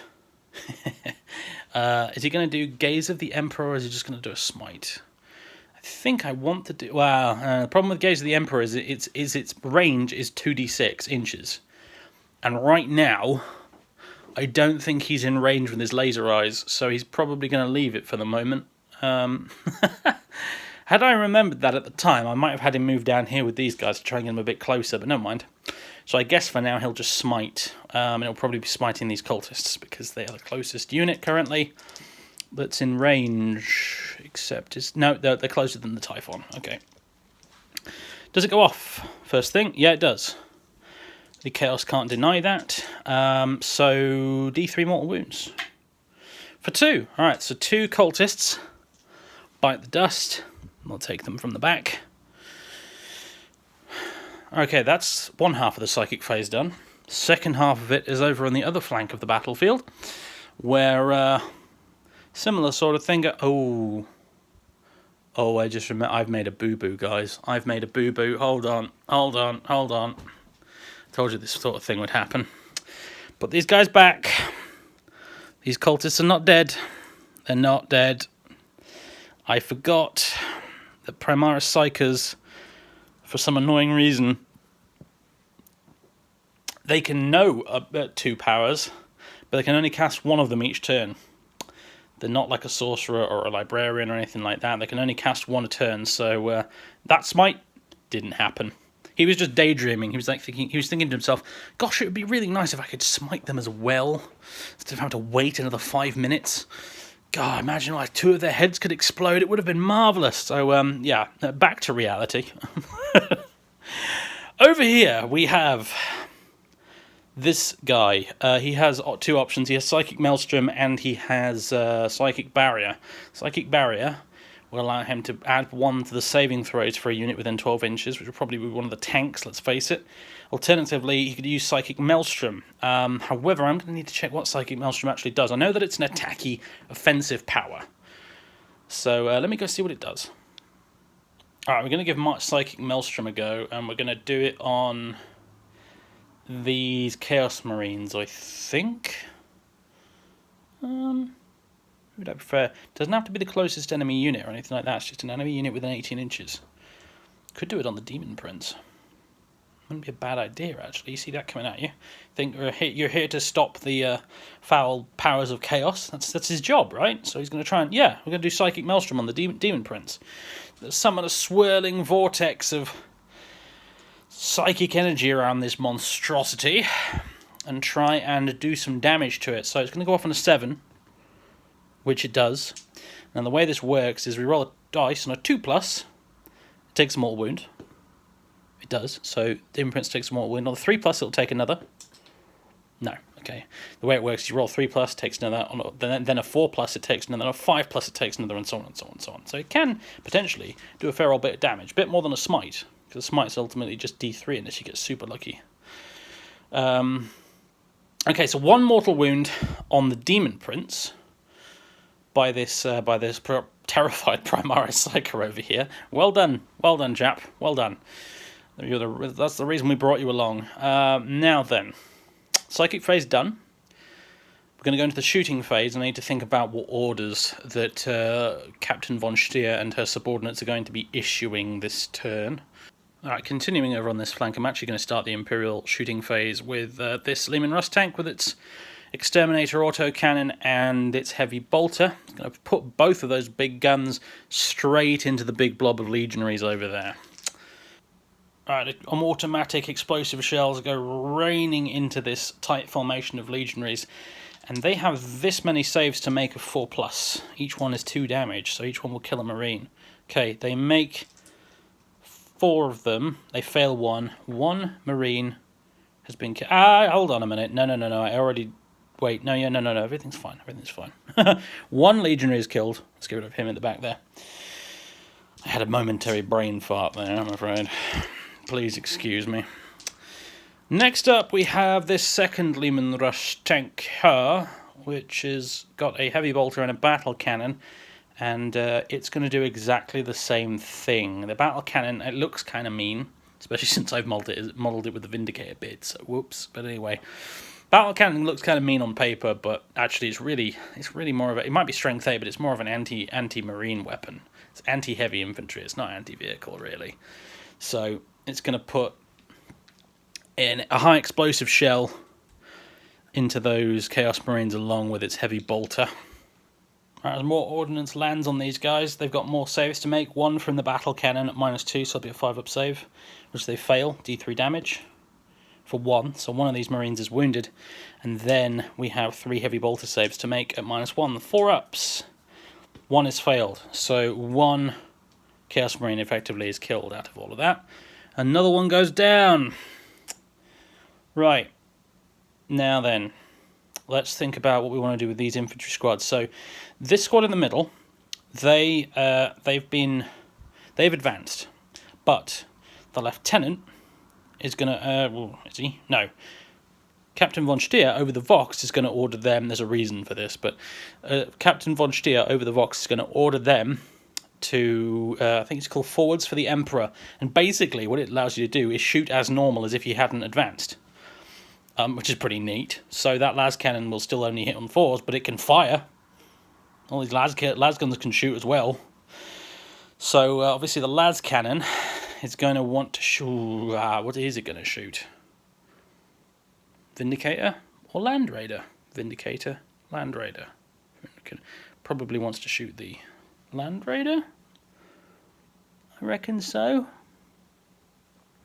Yeah, let's go shoot the Land Raider. And then we'll do the rest of the squad after that. Okay, 1 shot, it hits. It's going to wound on a 3+. It wounds. AP -3, Land Raider gets a 5-up save. Doesn't make it, D6 damage. It's the big 6! Well done, Guardsmen. Well done. Tea and medals for you if you somehow miraculously survive the counterattack. 6 wounds down on that Land Raider. Good grief. Right, it's going to be the rest of these guys now shooting at the legionaries directly in front of them, and I'm actually going to start with that Space Marine. Rapid firing with his bolter. He can reroll 1s because he's the son of Hades, but he didn't get a 1, so it doesn't matter. Right, that is a wound. 3-up save. Failed. Yeah, that is another Chaos Marine wounded. And I'm going to do all the lasguns off camera. Alright, after some decidedly above average shooting from these little heroes of the Imperium here, there's actually 3 Chaos Marines with saves to make. For 3-ups. They do fail one of them as well, so that Chaos Marine that was injured, he's now dead. Well done, Guardsmen. Well done, troopers. Well done. Fine work there. Let's have the custodian behind him. Why is the... Whoa, the brightness went all weird there. I do apologise for that, everybody. I thought that was just my phone screen or something, but no, it was actually the brightness on the video. Whoops, I think I accidentally pointed it at the studio lamp, and it wrecked everything. Whoops. Anyway. The custodian with his guardian spear. He's going to shoot them as well. He won't be able to reroll that, but he hits once. I think they're only strength 4, aren't they, guardian spears, so he doesn't wound, unfortunately. Outperformed by guardsmen. How'd you like that, Mr. Custodian? Right. Okay, next up, the lieutenant's going to order this squad here to first rank fire, second rank fire. The missile launcher is going to hit on 5s, and I've just realised that the las cannon over there might have missed earlier. I don't remember what I rolled for it. Let's pretend it hit. The little act of God there from the Emperor himself just reached down and said, you know what, that las cannon hits. Just to keep things interesting. Whoops, I forgot about that. I think I might have rolled a 4 for that las cannon. Anyway, oh God, so much to think about when you're playing 2 entire armies by yourself, guys. It's harder than it looks. And doing this talky thing through the camera, man. Right, anyway. The missile launcher here will hit on 5s, and it's going to shoot the Land Raider as well, so we can knock some more wounds off it. So, yeah, the rest of them are going to obviously shoot at the Legionaries, I think. Alright, after the las guns are fired, these Legionaries have 2 saves to make. 3 up. They fail 1. Another Legionary is injured. And something else occurred to me, actually, when I was rolling that and thinking off camera, is that these Marines are actually Sternguard veterans in these squads, and they're actually armed with special issue bolt guns that are AP-2. I must remember that in future, because I forgot it with this guy. And luckily, it didn't matter in the end, I don't think, but... Right. Anyway, on that note, this Marine with his special issue bolt gun. Let's go. 1 shot. Okay, he hits. He wounds. AP-2, 5 up save on the Legionaries. They do make it, though. Okay. Oh, I thought of another thing that's probably worth mentioning, in case it wasn't obvious by now. With these little Marines here, obviously I'm not using combat doctrines, so no, tactical phase, assault phase, devastator phase, blah blah blah. Not using that, no point. There's only, like, what, 7 Marines on the entire table? Nah, sod that. Combat doctrines, to my mind, really is something that you would use in a pure Marine force. That's representing a force of only Space Marines doing what they do best in the format they do best in, not like this. So in this scenario, I feel like combat doctrines really shouldn't apply. So they're not going to. In fact, they don't in the rules anyway. That's just how it normally works. But since I've broken so many rules in making this scenario today, I thought maybe I should mention that one as well. Right, I think we're going to go over to this squad next. Okay, I have a plan, Brother Stan, and it is this. Captain von Stier is going to order this squad to, what is it? First rank fire, second rank fire. Okay, so that's pretty straightforward, right? I mean, I think those las guns are probably just about in range now. I think about it, maybe they're not, but we'll see. It's going to order them to first rank fire, second rank fire. Additionally, though, actually no, she's not. This is what we're going to do. I've changed my mind on the fly here. She's going to order them to take aim instead. Now, because they're Cadians, it means they can re-roll all failed hit rolls instead of just ones, because they stayed still in their movement phase. However, she has the Laurels of Command. That's her relic that I forgot to mention at the start of the video. Again, apologies for that. She has the Laurels of Command, which means on a 4+, she can give them a second one, because they're a unit within 6 inches of her. She can't do it over the Vox, basically the Laurels of Command, but she can do it to anyone who's next to her. And they just happen to be next to her. So, on a 4-up... No, okay. So they're just going to take aim for this turn, but that's okay. Alright, well in that case, I guess we'll start with this last cannon, won't we? Shooting at the Land Raider. It previously took 6 wounds this turn. Let's see if we can make it another 6. Cursed it now. Whoops. Okay, that's a 3. That's not going to work, but we can re-roll it. Ooh, come here. Okay, into another 3. Never mind. I'll take some pot shots with the las guns now. Well, the troopers, together with their Space Marine chaperone over there, they managed to do another successful wound to these Chaos Marines, meaning this injured guy at the back here. Well, he took an unlucky shot through the eye socket, didn't he? Oh dear. So sad. Never mind. Right, we're going to move on to some big guns now. We're going to actually start with the Master of Ordnance. Once per battle, he can call in an off-map artillery barrage, and for one command point, we can spend it on a stratagem called Focus Bombardment, which means that instead of D6 shots, this bombardment, it's actually the full 6, straight up. It uses his ballistic skill, which is a 3+, and we're going to be landing an off-map barrage straight down on that Chaos Land Raider right there. So, 6 shots, hitting on 3s. Okay, 2 misses, 4 hits. It's a strength 8, so wounding on 4s. What do we get? 2 successful wounds, bang on the money, very average. And that's IP -2, so 2 4-up saves on the Land Raider. It unfortunately passes both. A command point not particularly well spent. However, I'm about to spend another one on something that will hopefully be much better, and that is the wonderful, wonderful stratagem known as Vengeance for Cadia. It allows an Astra Militarum unit, such as this Basilisk, for example, to reroll all failed hit and wound rolls against a Chaos enemy, which is exactly what it's going to do. It's going to fire that big old Earthshaker cannon straight into the front of that Land Raider, and it's going to reroll all failed hits and wounds. And because it's a Basilisk, we roll 2d6 and pick the highest for number of shots. I am busy dropping dice over here in the background, don't mind me. So, it's d6 shots, but it's 2d6 pick the highest. For 5. 2 5s, I'll certainly do, I suppose. Alright, hitting on 4s, rerolling all fails. I shall reroll all those fails, thank you very much. Okay, so we have 3 hits in total. And this is strength 9, so wound on 3s, rerolling. Okay. And this is AP -3, so a 5-up save on the Raider. It fails both. This is D3 damage each. 1. And for 3. So 4 more damage done to that Land Raider. It's now on 6 wounds remaining. It's almost dead, but unfortunately not quite. Where's the... Come here. I should do this off camera. I should really do this off camera. What is wrong with me? Anyway, okay. Land Raider not quite totaled. We had hoped, but alas, it was for naught. There's nothing else I've got on the table, unfortunately, now that can actually hit that Land Raider. I think the only thing that might have been able to have a chance is the Knight if it had gone in a different direction, but as it stands right now, it certainly cannot. Right. That was the tale of... Well, it's a tale of 2 flanks, isn't it, really? That was the tale of the left flank. Now we come to the right flank. And let's see, what are we going to start with? I reckon that we should start with this lot over here.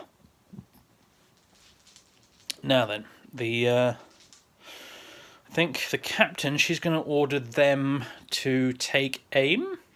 Question mark? Yeah, she's going to order them to take aim because we want that missile launcher to try and hopefully hit that Typhon in the face.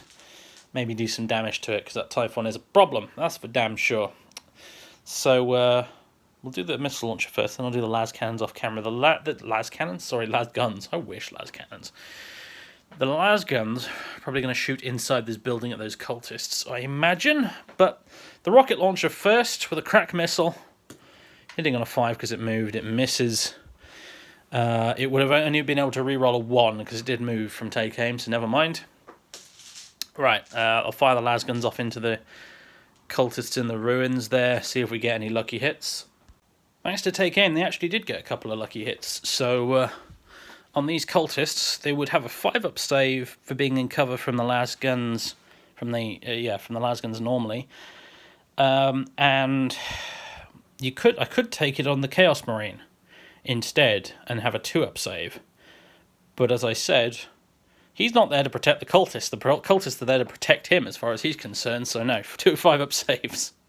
One of them is made, one of them isn't. One of these traitor guardsmen goes thwack as a las gun round cracks into him and he goes down in a pool of his own blood. Although, do you bleed from a las gun wound or does it not automatically sort of cauterize it as it hits you? I'm not sure. That's a good question. Doesn't really matter right now, but it's a good question. Okay. What do we want to do next? We have a bunch over here of these guys. I'm going to measure up and see how many of them are in rapid fire range, if any of them are, because they only have a 9-inch rapid fire range, you see, so that's a thing. And also there's a flamer in that squad that I want to check is in range 2, but obviously they're going to be shooting at these guys. As the Chaos player, I am going to be spending 2 command points on cannon fodder, as previously discussed, of course, to prevent the Imperials from shooting my Havocs until they've dealt with all of the cultists that are closer to them, and that'll take them a little while at the current rate, so yeah, no shooting at the Havocs, Imperial Guard. Sorry, chums. Right, let's do some measuring and then some shooting. Okay, only one of the Hellgunners is in rapid fire range, so here we go, hitting on 2s, remember, because of Gideon Bale's little catechism he did. So, yeah, everything bar one of those hit. And then this will be wounding on 3s, because you use the majority toughness in a case of mixed toughness in a unit. So, wounding on 3s. Okay, actually, no. Yeah, no, it is 3s because of the catechism. Alright. And these are all AP -2, because that's what hotshot lasguns do. They have a funky bit of armor piercing. There's a little sting in the tail. So, these guys won't get saves. They won't get saves at all. The Iron Warrior Chaos Space Marine would get a 5-up save, but he doesn't care about that. So, there's 1, 2, 3, 4, 5, 6 dead cultists. Woo-wee! Right, 6. Right, let me just make a note of that. That is 6 dead cultists, because we're not done, you see. We've got a grenade launcher as well. The grenade launcher fires D6 shots with the frag grenade, so it's going to be 6. Wounding on 3s because of the chaplain. Chaplains in Kazakhstan, what a combo, huh? There's probably a reason you're not allowed to do this normally. Right. Was that to hit or to wound? I think it was to hit. To wound on 3s. Right, and then 5-up saves. 2 made, 2 failed, so that make that 8 dead cultists. And then we have a flamer on top of everything else. 5 auto hits. Wounding on 2s. 4 of them. 4 5-up saves. Yeah, that's another 2 dead. That's 10 dead cultists. So one of those would have been taken on the. One of those will have been taken on the Chaos Marine. So he's got 1 wound remaining, because I rolled 2 6s of the passes there, so it doesn't really matter. He's got a wound remaining, and then Chaplain Gideon, of course, has his Stormbolter, so he's going to fire that as well. He gets Chaplains. What is their ballistic skill? Good question. I think it's a 3+, not 2+. They're not captains, so I could be wrong. Apologies if I am. I haven't got time to look up every little single bit of minutiae, I'm afraid. It slows everything down. Wounding. Well, majority toughness in this squad now is going to be 4, because the only guy left is the Chaos Marine. So let me just actually get rid of these guys, because they're not there anymore. They're dead. They are dead. They are toast. They have been fried quite thoroughly by hotshot lasgun fire and a flamer. Right. So, anyway, I lost track of where I was now. Damn it.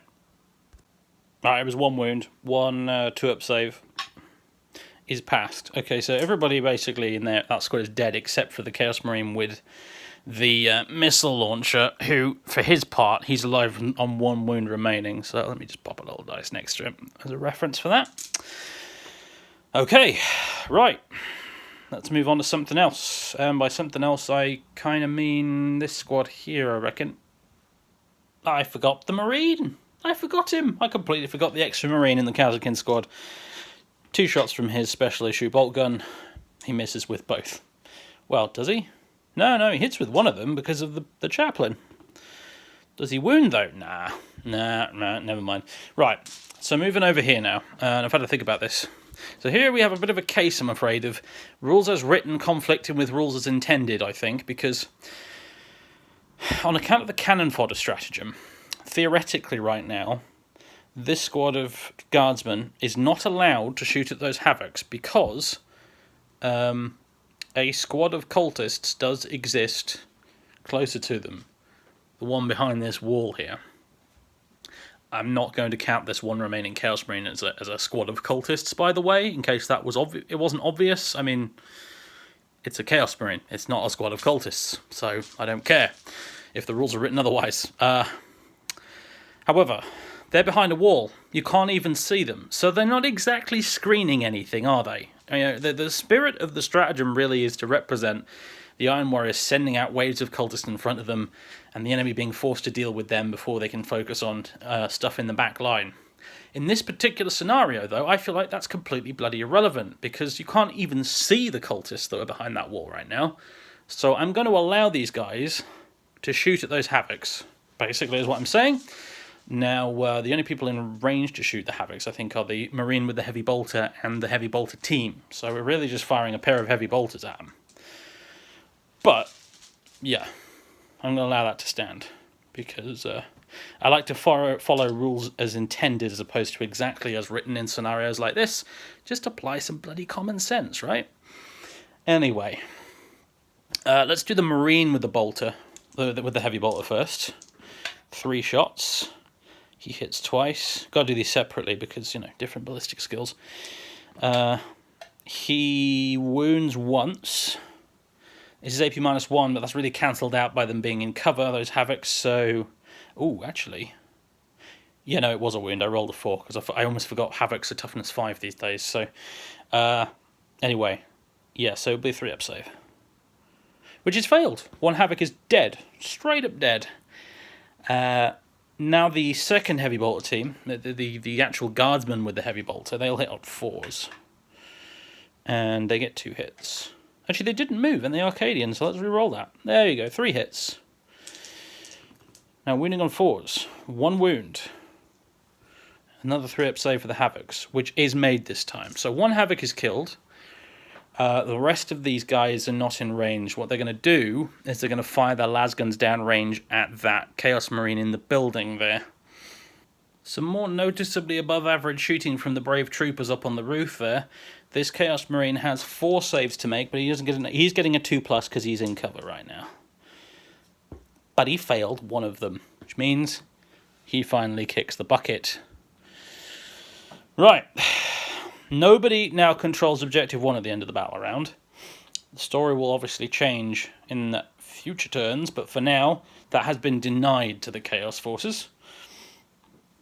I believe currently on points we're going to be even, unless the Imperial Guard managed to kill an entire unit with the Knight. I mean, Knights are... Killing entire units is kind of what they do, but unfortunately this particular Knight I don't think has an awful lot of options right now. It has this castigated bolt cannon, which is typically really an anti-heavy infantry unit. It's not anti-tank. So firing it at the Typhon is not necessarily a brilliant idea. However, the alternative is shooting the Havocs with it, I suppose. As we've already explained, they're not getting screened by any cultists because they're hiding behind a wall. They ain't screening nothing. So, let me look at the weapon profile and make a decision. Yeah, I've had a look at it, and I think he's just gonna level that castigated bolt cannon at those ruins over there and just completely waste the rest of those Havocs. I think that's what he's gonna do. He's just gonna wreck the rest of those Havocs because firing it at the front of a Typhon is probably not a very sensible use of ammunition, if we're honest with ourselves. So that's what he's going to do. It is 16 shots. Hitting on 3s on these Havocs. Oh, yeah. One of you is dead, by the way. Cool. Right, carry on. 16 shots. Rat-a-tat-tat goes the bolt cannon. It's like a smaller caliber version of the Mega Bolter you get on Titans, this. It's quite a mean weapon. Okay, very nice. Let's Strength 6, so wounded on 3s. Alrighty. And it's AP -2, so these guys are going to get 4-up saves in cover. Okay, yeah, there's 1, 2, 3, 4 of them, 5 of them. There's not even 5 of them there. Yeah, they're all dead. There's a 2 damage a pop, so Havocs, you're flipping dead, mateys. You're seriously, seriously blooming dead. Okay, good. That means the Guard have killed 2 units this turn, and the Chaos killed 2 units in their turn, which means it's a tie, I think. How many objectives do either side control? Let me think. Right, it's morale phase now. How many guys did the Chaos Marines lose? Let's go look at the dead pile. Looks like they lost 3 Marines from the Legionary squad, so I don't think they can fail at Leadership 10. No other casualties from squads that weren't completely wiped out.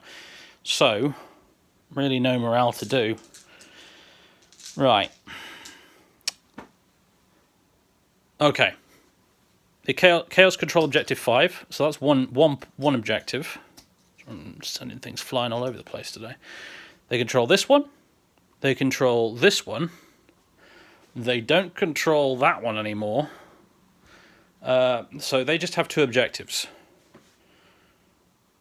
They have 2 objectives. The Guard, well, the Imperium, have objective 4. They have objective 6 in the backfield. And that's it. So 2 objectives apiece. So that's a draw. Nobody gets a point. Both sides have killed 2 units each. The Chaos killed 2 Leman Russes. And the Imperials killed an entire unit of Cultists and an entire unit of Havocs. So it's even Stevens. Again, it's a tie. Nobody gets a point. So it's still 0-0 at the end of battle round 1. As I move these Havocs over to the dead pile where they belong. Alright. So we'll head back over to Chaos for battle round 2. But the score's still tied at 0-0. Interesting. Well, start battle round 2. First thing we're going to do before I move or do anything else is I got to do Chaplain Bale's catechism thingies. So his first one on a 2+ is going to be Catechism of Fire, again on the Kazakin. Yep. His second one is going to be Recitation of Focus, again on the Kazakin, just like last time. Yep. Perfect. Right, those Kazakin are getting +1 to hit, +1 to wound. Here we go again, folks. Chaos, turn 2, battle round 2. We're at the end of the movement phase. This is what's happened. This Vindicator has moved a little further forward. These Legionaries have moved out of their crater and are now practically on top of Objective 4, about to crash into all these unfortunate guardsmen. The Demon Prince has gotten slightly ahead of them, though, with his 8-inch move. Over here, the Land Raider has stayed still on its 6 wounds remaining, still capping Objective 3. And the Khorne Berserkers, though, on the other hand, they have leapt out the front assault doors, and they are making their way down the street, and they are probably going to want to charge either these guardsmen here, or they're probably going to want to charge into here to try and get at the command structure of the Imperials. But either's a tempting target. Either of them are. This is an easier charge, and if they're fighting twice, they could quite feasibly kill everybody in this, pile into this Leman Russ, and then hack away at that as well. So this is probably the juicier target for those Berserkers, but we shall see. We'll see what they do. There's 2 units there, ultimately. There's an Exalted Champion in there, the guy with all the skulls covering him. He might decide to go a different way, after all. He might decide, you know what, actually, I'd like to take the head off of this Imperial Snake and go after the command structure itself. Well, who knows? He might, on the other hand, have a complete change of heart and be like, ooh, actually, that's a custodian over there. He's one of the Emperor's golden lapdogs. I would love to kill him. He has many options, shall we say. The whole bunch of Berserkers might go after him, actually. It depends. We'll see.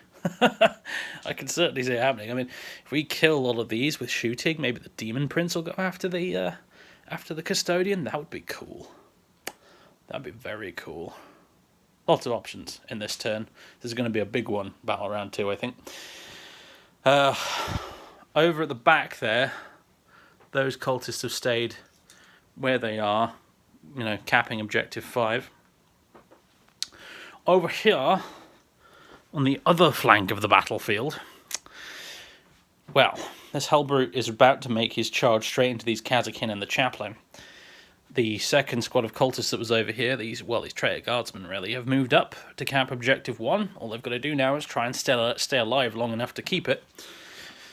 Over here, the Warsmith has retreated from this building where all of his chums, his havocs, have been cut down by the incredibly rapid fire from that bolt cannon on the knight, and he's now cowering safely behind his beloved Typhon alongside the Hellride. The Typhon, for its part, stayed exactly where it is because it doesn't need to move anywhere right now. It's got eyes on the one thing it wants to blow up most of all, which is that knight. The cultists that were cowering behind this corner have moved over here to cap objective 2. Again, all they've got to do now is try and stay alive to keep it. A tall order, really, from cultists, if we're honest with ourselves, but we'll see. And that about sums it up, really. The psychic phase has now been observed. Let us go into the shooting phase, and I think we're going to start with this whole Vindicator over here. I'm not going to use any stratagems on that this turn, because Tank Hunters and Methodical Annihilation, I mean, spoilers, but I'm going to use them on the Typhon over there for maximum effect. I'm really looking forward to that. I think that knight is going to take a proper wallop. So I'm just going to fire this thing as it is. Just going to shoot this Leman Russ here, the Exterminator, I think, with its Vindicator cannon, its Demolisher, even. So, D6 shots. Aha! Okay, 1. 1 shot. Does it hit? It hits. It's strength 10, so does it wound on a 3? It does. It's AP -3, so 6 up save on the Leman Russ. Doesn't make it. D6 damage. For 6. That Leman Russ is now on half health. There you go, I'll just plop that dice right on top of there, lovely. Just like that. That's what Demolisher Shells do. Right, next up, this entire Legion squad is going to fire all of its weapons. And let me think, where do we want to put them? We've got a couple of heavy bolters in there, we've got a missile launcher and a melter gun. The champion has a combi plasma. I think there's going to be no subtlety to this whatsoever. Not even a little bit. They're going to fire absolutely everything at the poor troopers directly in front of them. And more than that, I'm going to spend a command point on Let the Galaxy Burn as well, while they're at it, so they can re-roll all their hit rolls. And hell, I'll spend a second command point because I've got more command points than we can ever hope to possibly spend in this game. 18 aside for a 2,500 point game. It's absolutely ridiculous. Going to spend another command point on Veterans of the Long War. So 2 CP for Let the Galaxy Burn and Veterans of the Long War. And we're hopefully just going to completely delete this squad of guardsmen in a hail of bolt gun and heavy weapons fire. Alright, I've only rolled the bolt guns and the bolt pistols, and we have this many saves for the guardsmen. We're going to spend a command point on Take Cover as the Imperial Guard player, so everybody in that squad gets a +1 to their save, which means the Space Marine at the front there, he actually has a 2+ save now.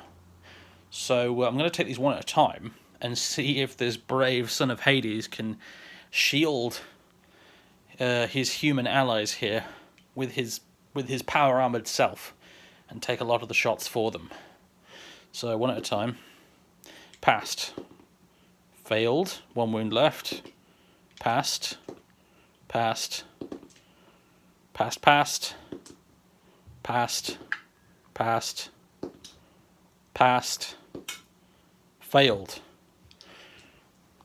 The brave veteran brother falls, but not before he shields the guardsman from the brunt of that traitor assault. Three saves remain at 4 pluses. Unfortunately, 3 of them are failed. So I'm going to have to kill off 1, to 3 guardsmen and the Space Marine. But he dies a martyr. He dies a hero. He's prevented the entire squad from being wiped out. And of course, there is now a pair of heavy bolters, a missile launcher, and a melter gun still to be fired, but it was a valiant effort. And after those heavy weapons fired, after a couple of unlucky rolls, to my surprise more than anyone else's, the las cannon team and the sergeant from that squad are still left standing. Blumenick. I kind of figured that with all those stratagems and all those guns, they'd be completely and thoroughly wiped out, but that Space Marine made all the difference. He really did. That over there, if you just heard it, was the sound of a cat running down the corridor and bumping into the door head first. He spent a lot of time sleeping earlier while I was filming the rest of this, and he's now just woken up and he's now being a complete idiot. Yes, you. I'm talking about you. We're not quite done over here yet. The Demon Prince does indeed have a warp bolter. It's difficult to see, but it's actually built into his big clawed hand over there. It's 2 shots. He's going to fire it at the guardsman in front of him. He hits... what's the ballistic skill on a Demon Prince? I have no idea. It's never come up before. It is in fact a 2+. Demon Princes shoot and hit on a 2+. On the very rare occasion they actually have a ranged weapon like today. Okay. 3's to wound. 1 wound, AP -1, 5 up save. Is made. It would have been 2 damage if it had failed. So the Demon Prince howls in frustration as he fails to kill a single puny mortal with his warp bolter.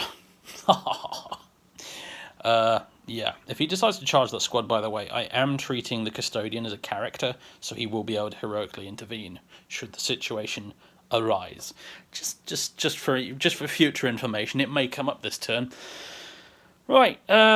Meanwhile, let's see.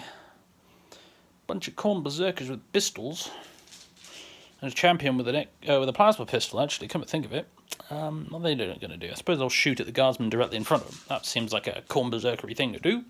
The nails are singing away. Logic is fast leaving them behind.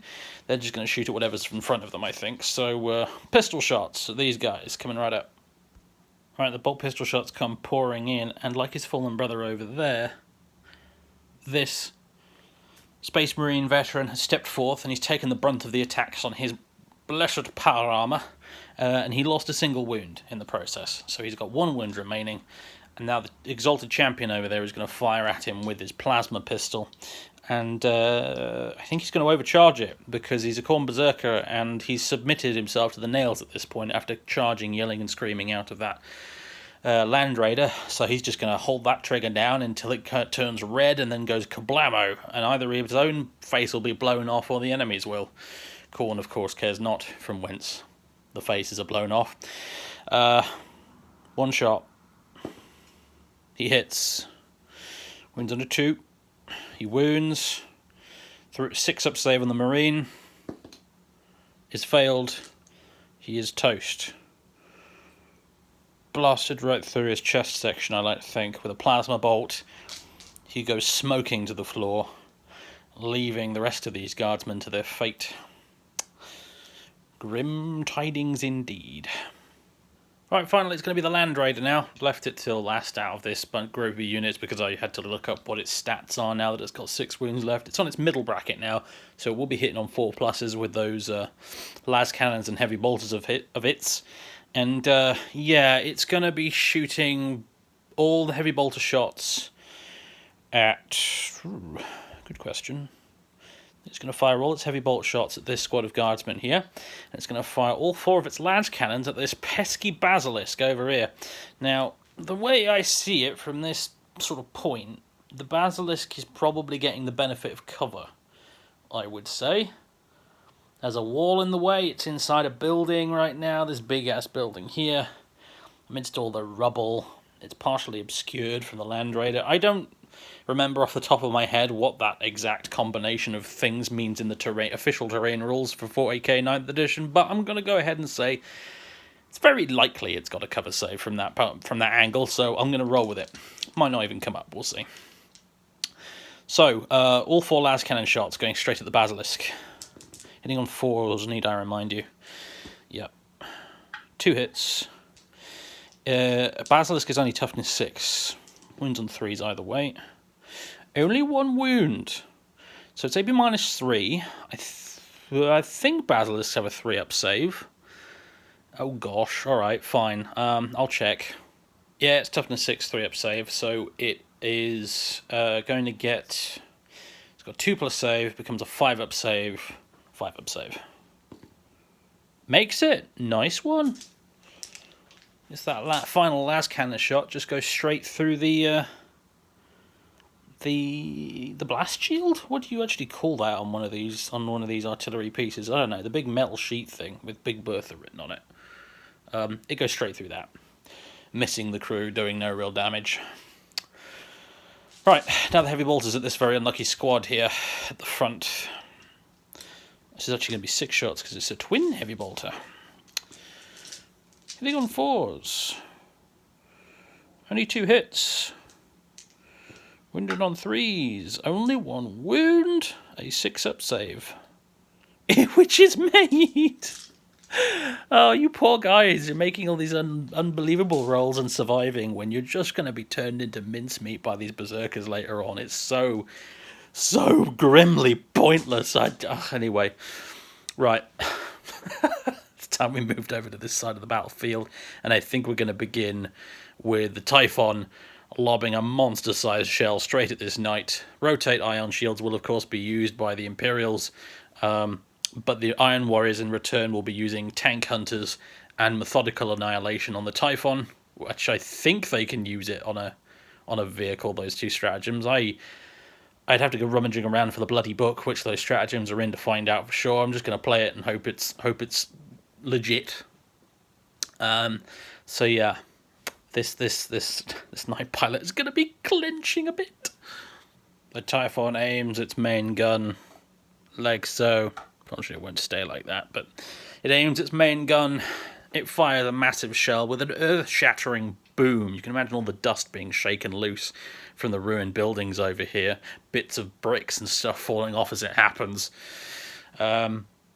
I like to think the shell goes straight up here, goes straight through this statue, like knocks the head clean off it, and then hits the knight, well, or possibly misses the knight. We'll find out. So it's going to be 2d6 for the shots, and I can re-roll this because of methodical annihilation. So yeah, I'm going to re-roll that. Okay, 7 shots it is. These will hit on 3s, re-rolling 1s because the Warsmith is nearby, sharing his target data with the Typhon crew. So re-roll those 1s. Okie dokie. This is strength a heck of a lot, so it's going to wound on 3s. And I can re-roll to wound because of tank hunters. Yeah. Okay, come here. Right, I think this is AP -4, but the knight has rotated ion shields. Let's see if this arcane Dark Age technology of it that the knights have to offer in the form of ion shields can potentially spare it a grisly death at the hands of this siege engine. It's going to be 4-up saves. Oh dear. Okay, so 3 go through. Only 2 are saved. And these are flat 3 damage each, so 9 wounds are just walloped straight off that knight. It's far from dead, of course. Knights are pretty darn difficult to kill, but oof, 9 wounds. I think it's got 17 remaining. There you go. Been a while since I had to put wounds on a knight. Had to go dig up a d20. Right, more shooting. Helbert next, multi-melter, firing twice at these Kazakin. Hits once. AP -4. Kills 1. I forgot for a moment there that the Kazakin have Night Shroud cast on them, so they're actually -1 to be hit. Luckily the Helbert rolled a 5, so it doesn't matter, but just need to remember that for the next round of shooting. Which is going to be these guys here. They're going to unload everything they've got. These Kazakin as well. Yes, indeed. Let's see, we've got a champion there. We got, all sorts. I'll come back to you with the results. As it turns out, the traitors are absolutely abysmal shots, so The Kazakin only have 2 saves to make, and they're going to go on the Space Marine, as we've done previously. So 2 3-up saves makes both. Champion bolt pistol, I almost forgot, hits. It wounds. Again, 3-up save on the Marine. It's made. Okay, so that brave Stern Guard veteran shielding the Kazakin Grenadiers from incoming fire. Yeah, I'm afraid that's all the traitors have got on this side of the table, so it's going to be down to the Hellbrute, and maybe the Cultists, actually, to try and charge into melee and finish these guys off. Unfortunately, they have pretty incensed Head Chaplain in Terminator armor to deal with as well, so that's going to complicate matters for them slightly, I think. Yeah, but we'll see what happens. It should be good fun, I hope. Last, and arguably least, these cultists in Execution Square are going to fire at the guardsmen on the other side of that barricade over there. I'll let you know if they did any, if the guardsmen have any saves to make. Yeah, 3 saves to make for the guardsmen. I'm going to take these on the Space Marine leading them, who is in cover because they're all behind that barricade right now from the point of view of the firers. So it's going to be 3 2-up saves. Well, 1 at a time, I suppose. Saved. Saved. Saved, yeah. Their pathetic autogun rounds bounce straight off both the barricade and the veteran Space Marines' power armor. Which brings us to the charge phase for the Chaos Forces, and we're going to start it here with this Hellbrute charging these Kazakin. As the Imperial player, I've had a real serious think about this, and I think I am going to spend the command point for Overwatch on the Kazakin here. I think they might be my best chance to do some damage, particularly since well, can they re-roll their hit rolls? No, they don't re-roll hit rolls. They have +1 to their hit rolls normally because of the Chaplain. They don't get to re-roll. Okay, right. So, let's do this. Can the Hellbrute make the charge for one thing?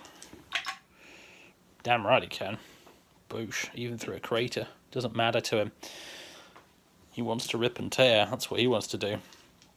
Okay, let's start with the grenade launcher firing a crack grenade, which hits. Yes. I don't know what the toughness of a Hellbrute is. Is it 7? I think it's 7. So this will wound on a 5, I think. Nah. We have a flamer. D6 auto. That was a 4. Come on. That was a 4. That was. Curse you, gravity. I'm treating that as a 4. No wounds though. The dice god's laughing at me there. Right, now it will be. Let's see. Stern Guard veteran with his bolt gun. He gets 1 hit. He doesn't wound though. Now let me do quickly all of the hotshot lasguns and also the plasma pistol on the sergeant. Shall he overcharge? No, he won't. He'll fire it anyway though. He hits. Should have overcharged. Damn it. 4+ to wound, I think. Doesn't wound. No! Right. I need to. I've done it now, haven't I? No, we're just going to have to treat this Hellbrute as toughness 6 for the rest of the battle. Otherwise, I'd have to redo all of that. And I'm not doing it. Right, hotshot lasguns. The hotshot lasguns did a single wound on the Hellbrute. It has a 5-up save, which it fails. The Hellbrute takes 1 wound. I guess I'll count up because I don't know how many they have off the top of my head. Takes a wound. Right. Next up, these traitors. They're going to get quite. To create a stack, if you have to go through more than 1 crater, does it count as -40 a charge roll? I have no idea. I'm going to count it as just craters don't stack. Although they should really, if you think about it logically. All right, we'll give it a go anyway. What do they get? A 6. Yeah, I don't think that's going to do it with 2 craters in the way. All right then, they're staying where they are. The Hellbrute is on his own. I wouldn't want to get in the way of a Hellbrute anyway, would you? Really? Like, you wouldn't want to be next to this thing when he's going to town on some loyalist dogs, would you? Ugh. Wouldn't want to be in the same postcode, frankly. All right, we're heading back over onto this flank now. This Demon Prince. He sees this golden armoured agent of the anathema, and he wants to destroy it. It offends him. So he's going to declare a charge against the custodian and this squad of Imperial Guardsmen here. Basically, just he has to declare both, because otherwise he's going to have a ridiculously long charge roll to get all the way around like that. You know, while trying to stay out of an inch of the guardsmen and what have you. So, you know, he gets a 7. Reckon that's probably good. Yep, that's perfectly fine. And I think bravely? Question mark? Foolishly? Definitely. This commissar is going to heroically intervene, and so is this Primaris Psyker. 3 of these together are going to try and take on this Demon Prince. The Lieutenant is a bit too far away and is rather sensibly remaining exactly where he is, watching in horror.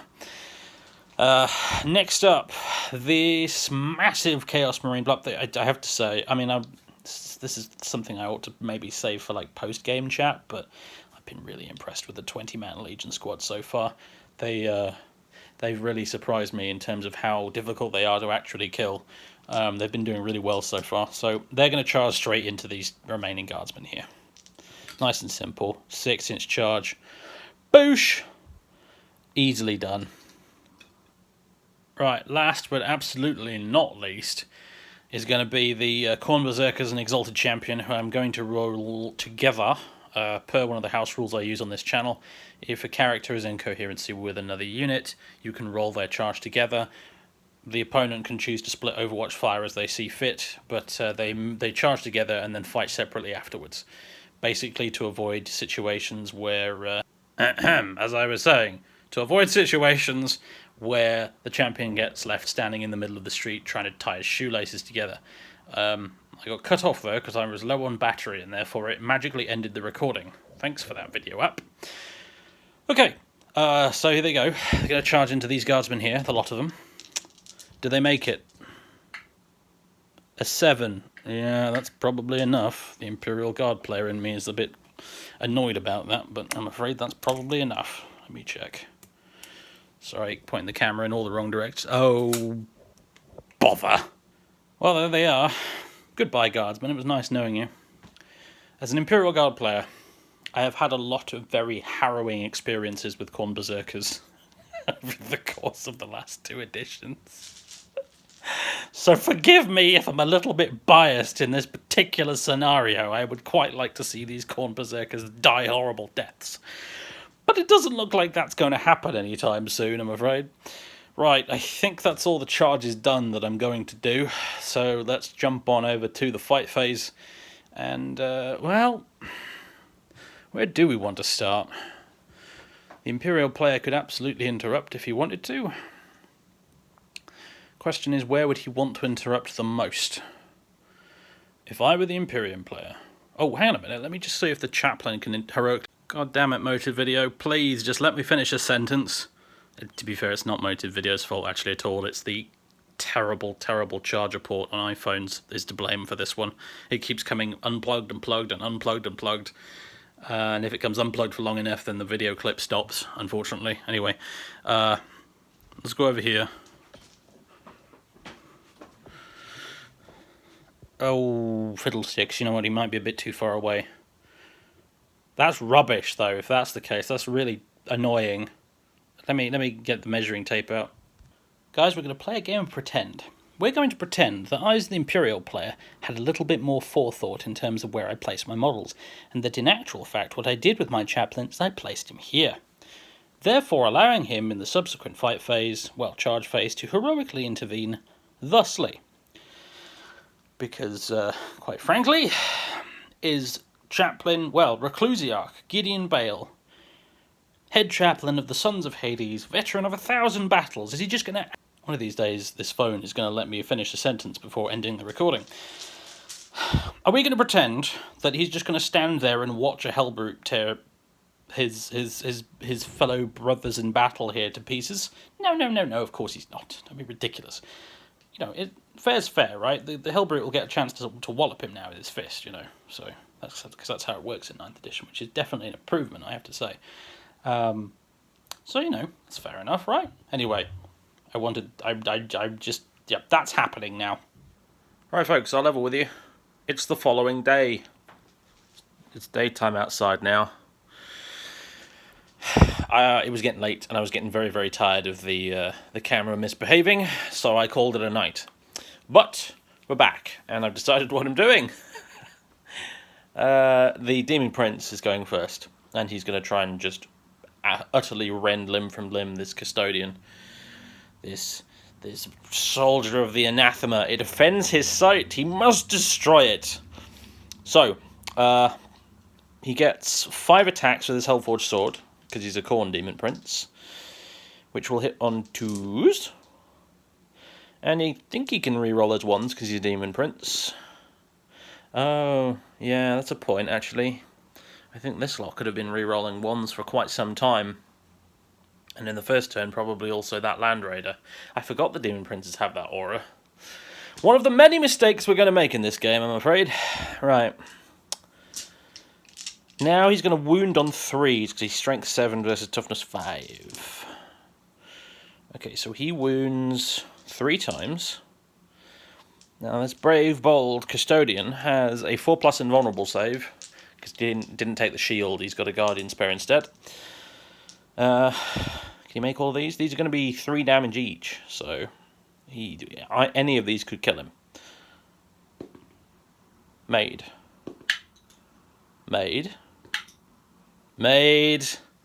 Proving why he's a custodian in the first place. Now, the demon actually gets a final extra attack with its Malefic Talon as well, so reroll a 1 into another 1. Okay, the demon has been repelled by the light of the Emperor, the spark of divinity that runs through the veins of every custodian guard. Oh, that's awesome. That's like something right out of a Black Library novel. I was convinced the Demon Prince was going to wallop him in 1 turn of combat, but apparently not. Fantastic. Right. Time for the Imperials to spend a couple of command points to interrupt. And I think, well, let's see. Where are we going to interrupt? We could interrupt here, as the guards have been desperately trying to defend themselves, but that's going to be a bit of a forlorn hope, I think, really. I think the best thing to do is actually to interrupt over here and have the chaplain, have Gideon Bale, do his best to try and clobber that Hellbrute a few times before it tears into everybody. So I think that's what we're going to do. Alright, hold on. Made a mistake there. As I was counting out the dice for the chaplain's attacks, I realised, oh yeah, Demon Princes get Shock Assault, don't they? So he gets 1 additional attack with his sword. Oh, here we go. He hits. He wounds. Will this custodian be felled after all? Just when he thought victory was in his grasp, did he let his guard down? I'm afraid so. He's dead. That 1 last attack was apparently enough to get past the custodian's defenses and kill him. I cannot tell you how disappointed I am by that as the Imperium player, but the dice are the dice. What are you going to do? Right, let's see if the chaplain can do a little better. Alright, here comes the Reclusiarch laying into this Hellbrute monstrosity with his Crozius Arcanum. 4 attacks. He hits 3 times. He wounds twice, wounded on 5s there. This is AP -1, so 4 up save on the Hellbrute. He fails 1, takes 2 damage. So he's down to 5 now. Wherever the bloody 5 is on this thing, there it is. Okay, right. The Imperials have now done their interruption, so we can proceed in any particular order we see fit. I see no reason to not have the Hellbrute immediately fight back, honestly. Right, Hellbrute has 5 attacks with Shock Assault, and he's going to wail away pretty indiscriminately at everything in front of him. 2 attacks on the Chaplain, 3 on the Kazakin. So, the 2 attacks on the Chaplain, and on 3s, 1 missed. This is Strength 12, I think, so wounded on 2s. It wounds. Can Chaplain Bale make his 4+ Rosaria save? Yeah, he can. Of course he can. Of course he can! Right, another 3 attacks at the Kazakin. Oof, he misses twice in his rage. And fails to wound as well? Oh, wow. I think Chaplain Bale's presence might be messing with him a little bit. That was, or maybe it's the damage he's taken. Some of his actuators and demonic flesh have been severed, and he's just kind of flailing around wildly now, unable to hit his target as easily or as keenly as he would like to. Alright, okay then, well that's that. Let's head back over to this end of the battlefield, shall we? Because over here, well, we got some Chaos Marines that are attacking some guardsmen in this crater. And I rolled it off camera, and it went about as well as you'd expect for the guardsmen. They are very, very, very dead. And the Chaos Marines have consolidated 3 inches in this direction to gain a little bit of extra movement. Although their primary job is now complete. They have seized Objective 4 in the middle of these blasted ruins, and now their job is simply to hold it while the Berserkers go rampaging off onto the horizon, essentially. Speaking of the Berserkers, yeah, I suppose we'd better do them, hadn't we? Oh dear. Right then. I suppose I'll do this on camera, because this is the first time I've ever used Khorne Berserkers myself, so why not? Those are all the chainsword attacks. These are all the chain axe attacks. We're going to do those first. Let's see. Where's the... There it is. Okay, we can re-roll that one. Because the Demon Prince. Okay, that is also 2 Death to the False Emperors. No, yes, I admit, I've been forgetting that up until now. I had a bit of a reminder when I checked the datasheet for these lads. Okay, these are going to wound on 2s now. Because they're strength 6. What was that one? That's a 3. Is that everything wounded? By Jove, I believe it is. Okay, this is AP -1. 6 up saves. Oh look, I think everybody's dead. Everybody's dead, Dave. And the Berserkers have piled into the tank. The Exalted Champion's come with them as well, because he didn't even get a chance to fight, so I've selected him to fight first, in order to get him to pile in first, and now the Exalted Champion gets to attack. I'm going to need to check his stats, actually. Alright, man's got 5 attacks. Hitting on 2s. I forgot he provides these guys reroll to wounds in close combat. They didn't even bloody need it. I think that was a hit. I think I knocked it. I think it was a hit. Right. He's going to wound on 5s. He's strength 7 with that power more. And rerolling to wound. Okay, so he gets 3 wounds in. These are all AP -1, so 4 up saves on the tank. Makes 2, fails 1. It's only 1 damage. So let's count up with the dice here, shall we? There we go, it's taken 1 wound. Right, now the Berserkers are going to fight again. So let's do all the chain axes again first. Hitting on 3s. Boopity-boopity-boo. Wounding on 5s. Re-rolling to wound because of the champion. Okay, we have all these. AP -1 again. 4 up saves on the tank. Oh, it only passes 1. It takes another 4 wounds, so it's taken 5 damage so far. Then we have all the bleeding chainswords. Actually, not quite all, because a couple of you guys are not actually close enough to attack right now. So, withdraw a couple of those.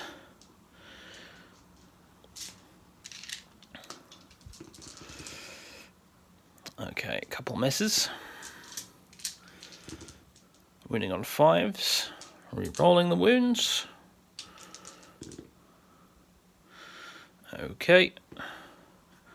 And once again, 4 up saves on the tank. And it fails 3 more. So it's now taken 8 damage. Can't do that on the dice. 8 -12, 4 wounds left. Or 12 -8 rather. You know what I meant, guys. You know what I meant. Right. Tank's got 4 wounds left.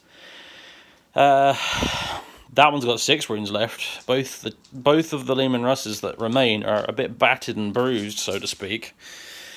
It can attack back, of course. I think it probably has D3 attacks in its current wound bracket for 1. It does actually hit, though. I think it wounds as well. I think it's a strength 8, right? 3 up save on a berserker, which is made. Okay, got all excited there for a minute. Right, what else? Let's see. The commissar and the what's he called? Primaris Psyker can go next, but they're probably regretting some of their life choices right now after watching that custodian get cut down right in front of them. Oh, Jesus. Alright, here we go. There was a couple of guys down here that I've now moved. You may have noticed them in the previous clip. They were the dead guardsmen from over there. Just to avoid any confusion, if you saw a heavy weapons team and a sergeant down here, yeah, it was those guys. Right. Commissar first. Cromwell steps up to the plate, swings away with his power sword at the demonic abomination. He hits on 2s with his power sword. Problem is, he wounds on 6s against that monstrosity.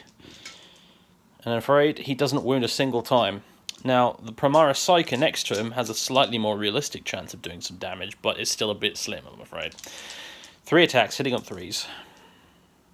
He hits twice.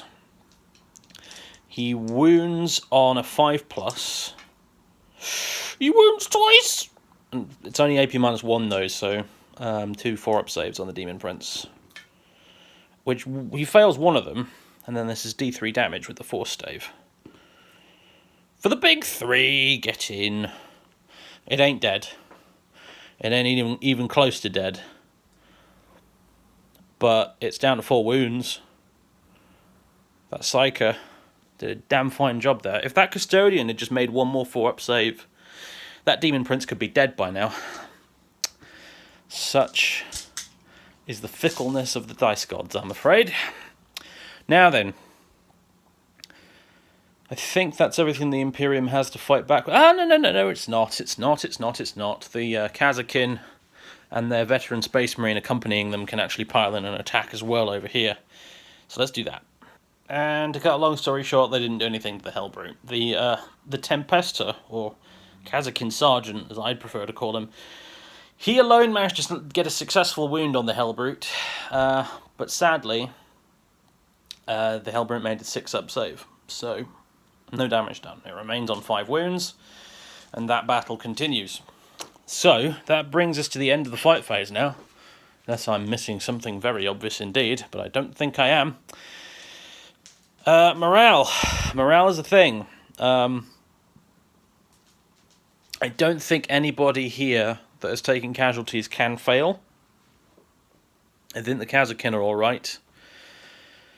Yeah, and all the other people that were attacked are just completely dead, so...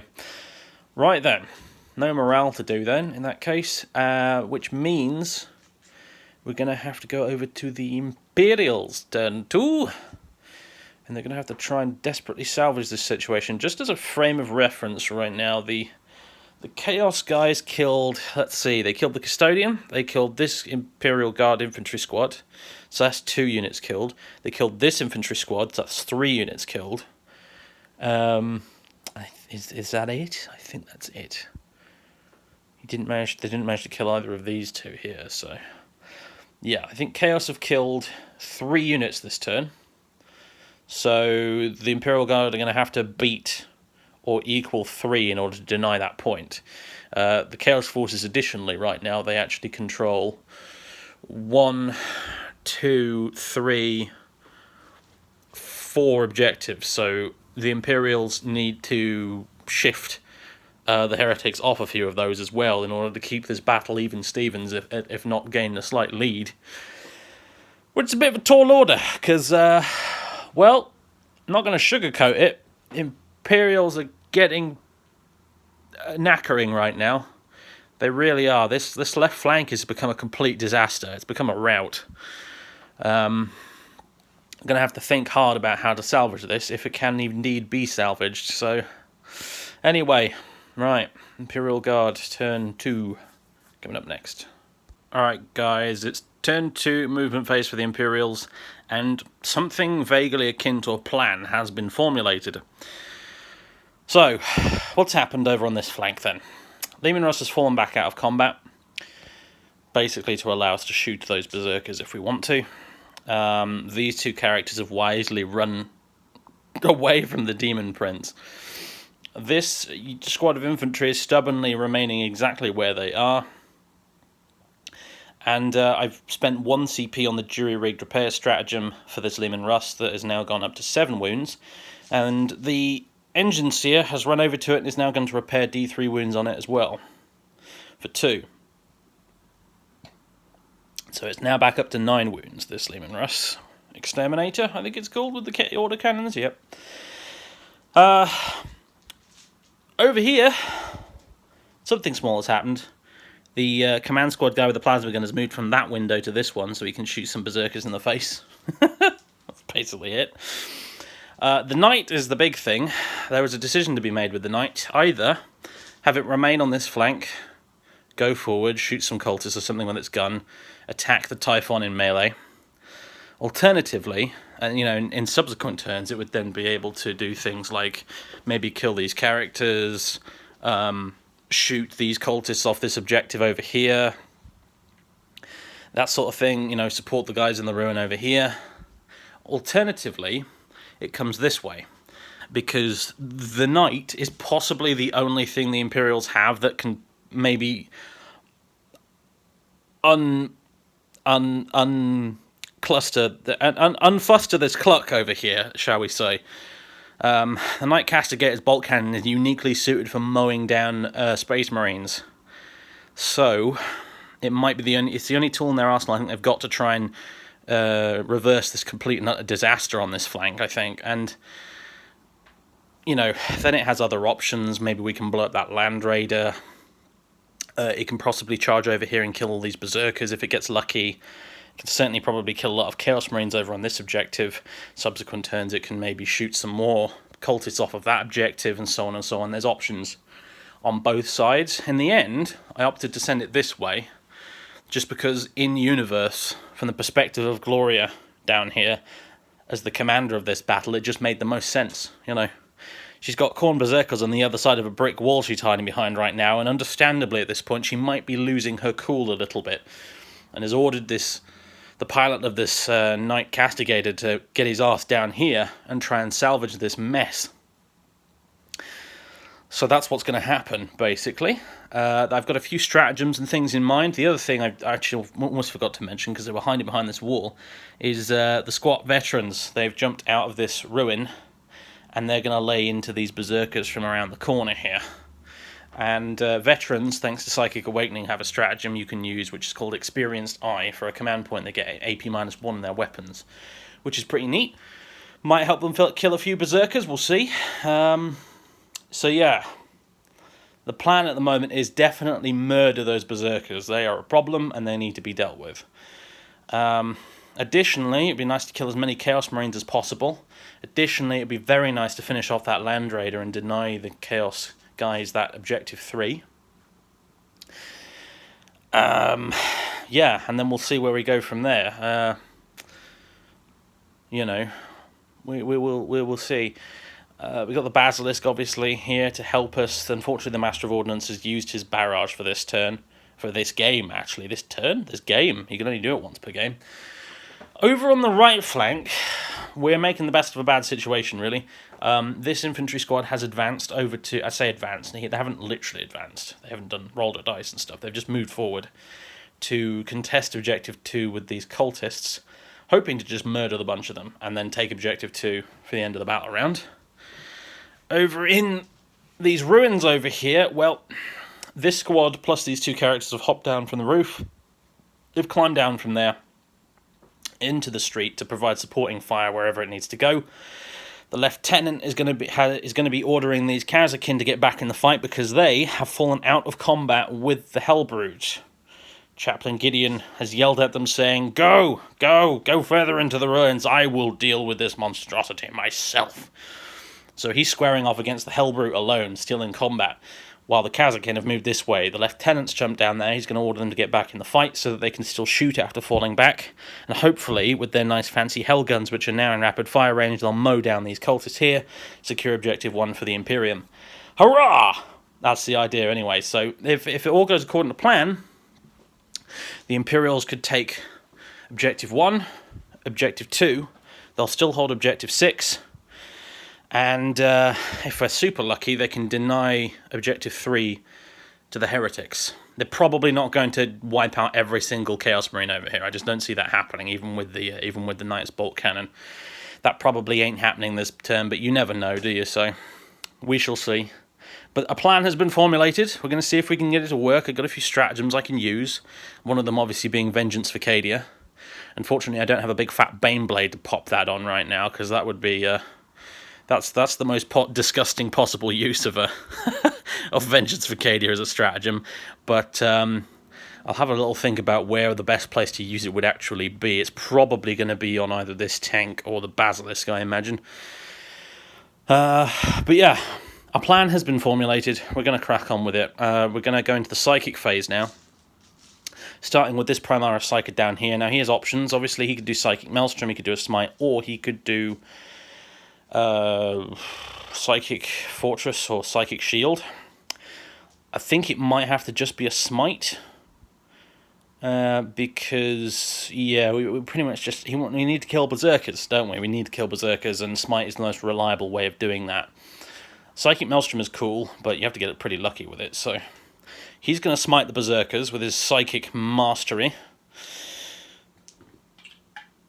I'm a little disappointed it's not a Super Smite. That would have been a sign from the Emperor that our luck was about to turn, but nevertheless it does go off.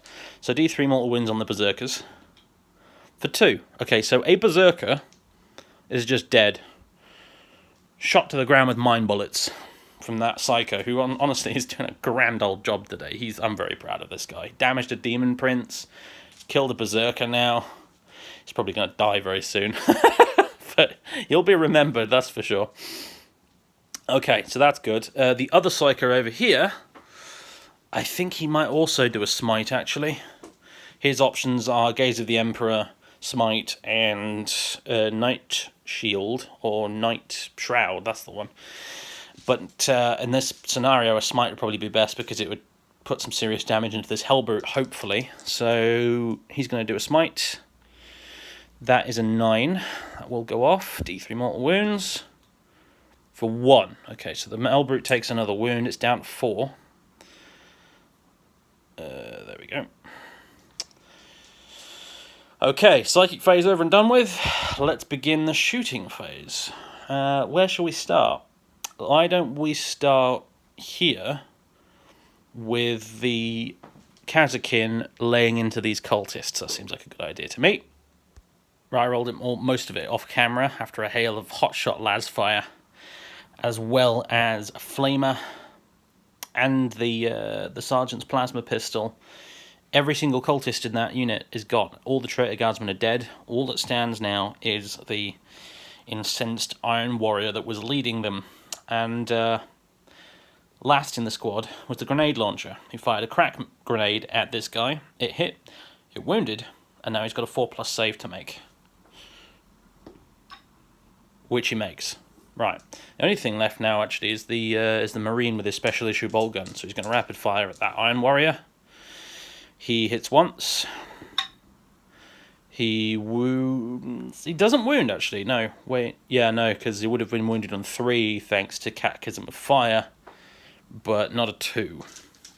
So the Iron Warrior lives, but at this point, it's almost immaterial. You know, he doesn't control Objective 1 anymore. The Kazakin have that, and if they want to fix bayonets, charge him and finish him off, they absolutely can do so.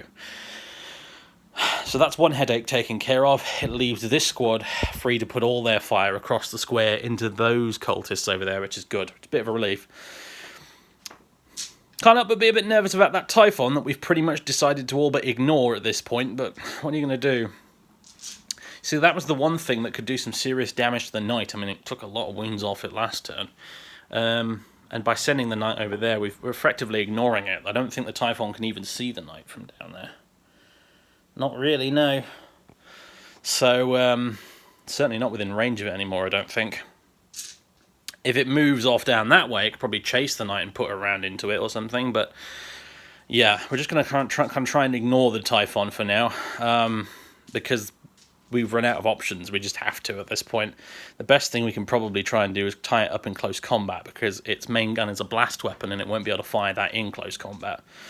So if those Kazakin were just a smidge closer, I'd actually have them maybe give it a go. They'd probably get heroically intervened by one of these guys, of course, but one thing at a time, eh? One thing at a time.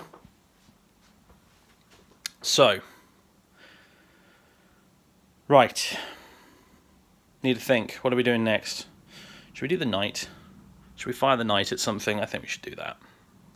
Alright, the knight turns, levels its castigator bolt cannon at this huge mob of Chaos Marines in the middle of these ruins, and opens fire with those twin cycling barrels of doom. It is going to be 16 shots. Here we go, hitting on 3s. Okay. Get rid of those misses, of which there weren't too many, thankfully. And this will wound on 3s as well, because it's strength 6.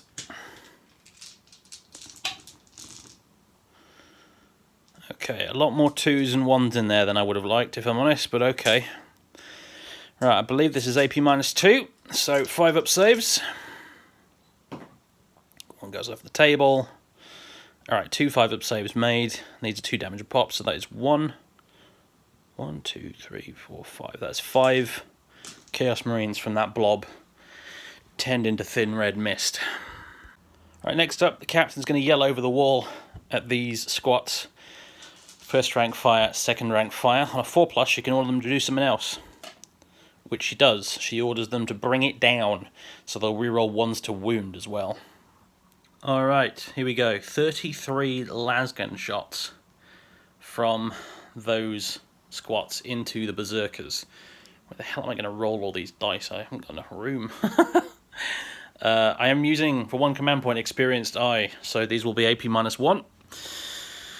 And we'll reroll 1s to wound, because of bring it down. The captain is yelling at them, bring those monsters down! And the AP -1, you know, we can choose, I suppose, to interpret that either as the squats being quite experienced indeed, or maybe it's just simply the pattern of their las carbines they've got. It's a bit better than the average. Who knows? They will hit on 3s, though, because they are veterans. Now the tricky part. Wounded on 5s, rerolling 1s. Okay. I have thought about using Vengeance for Cadia on these guys, but the truth is, they're not really Cadians, they're squats, in my mind, so it doesn't seem right. Okay. Right, let me sort all these out. Okay, the berserkers have this many 4-up saves to make. Okay, 1 dead berserker, another dead berserker, 1 berserker on a single wound. Okay, 2.5. Not bad. Not completely over just yet, though. We've still got a grenade launcher in that squad, and we have the veteran Space Marine Sergeant with his plasma pistol. So, grenade launcher. Firing a crack grenade. Misses, but we can re-roll, because... Actually, can we? No, we can't. No, I didn't use Vengeance for Cadia on them, did I? Alright, so that misses, and then the Sergeant with his plasma pistol hits. Wounds on a 3+, it wounds, and... it's -3, does that unlucky berserker make a 6-up save? No, he does not. 1 more berserker is killed, so we got 3 from that round of shooting. That leaves 4 of them left, and because they've lost 4 in total. The Psycho got 1 of them. The veteran squad, the squat's got 3 more of them. That leaves 4 berserkers left and that exalted champion. Jolly good. Next up, veteran squad, or rather pretty much just this plasma gunner you can see through that window right now. Gloria's going to order them to take aim. On a 4+, she can order them to do something else. Yep, she can order them to bring it down, I guess. Yeah, why not? So this plasma gunner, he's going to overcharge because he's a hero. Shoot one of these Shoot one of these berserkers right in the face. Rapid fire. 2 shots coming up. You can reroll ones to hit and wound now. That's totally cocked. Alright, reroll. No. It'll wound on a 2+. No, you wait. No, you can reroll that because of the order. Yeah, there we go. Just about good. You made a real hard work of that, didn't you, mate? Okay, 1 6-up save for the berserkers, which they don't make. Okay, so another berserker is killed. Puddle. You're a puddle now, mate. That's what you are. A glowing blue puddle. Alright, it's going to be this Leman Russ Exterminator next, the newly repaired one, ready to rock and roll. And it's going to be levelling its autocannons and its heavy bolter at the Chaos Marines in the ruins. Now, I'm going to use for 2 command points the Cadian stratagem that I sometimes forget exists, called Overlapping Fields of Fire.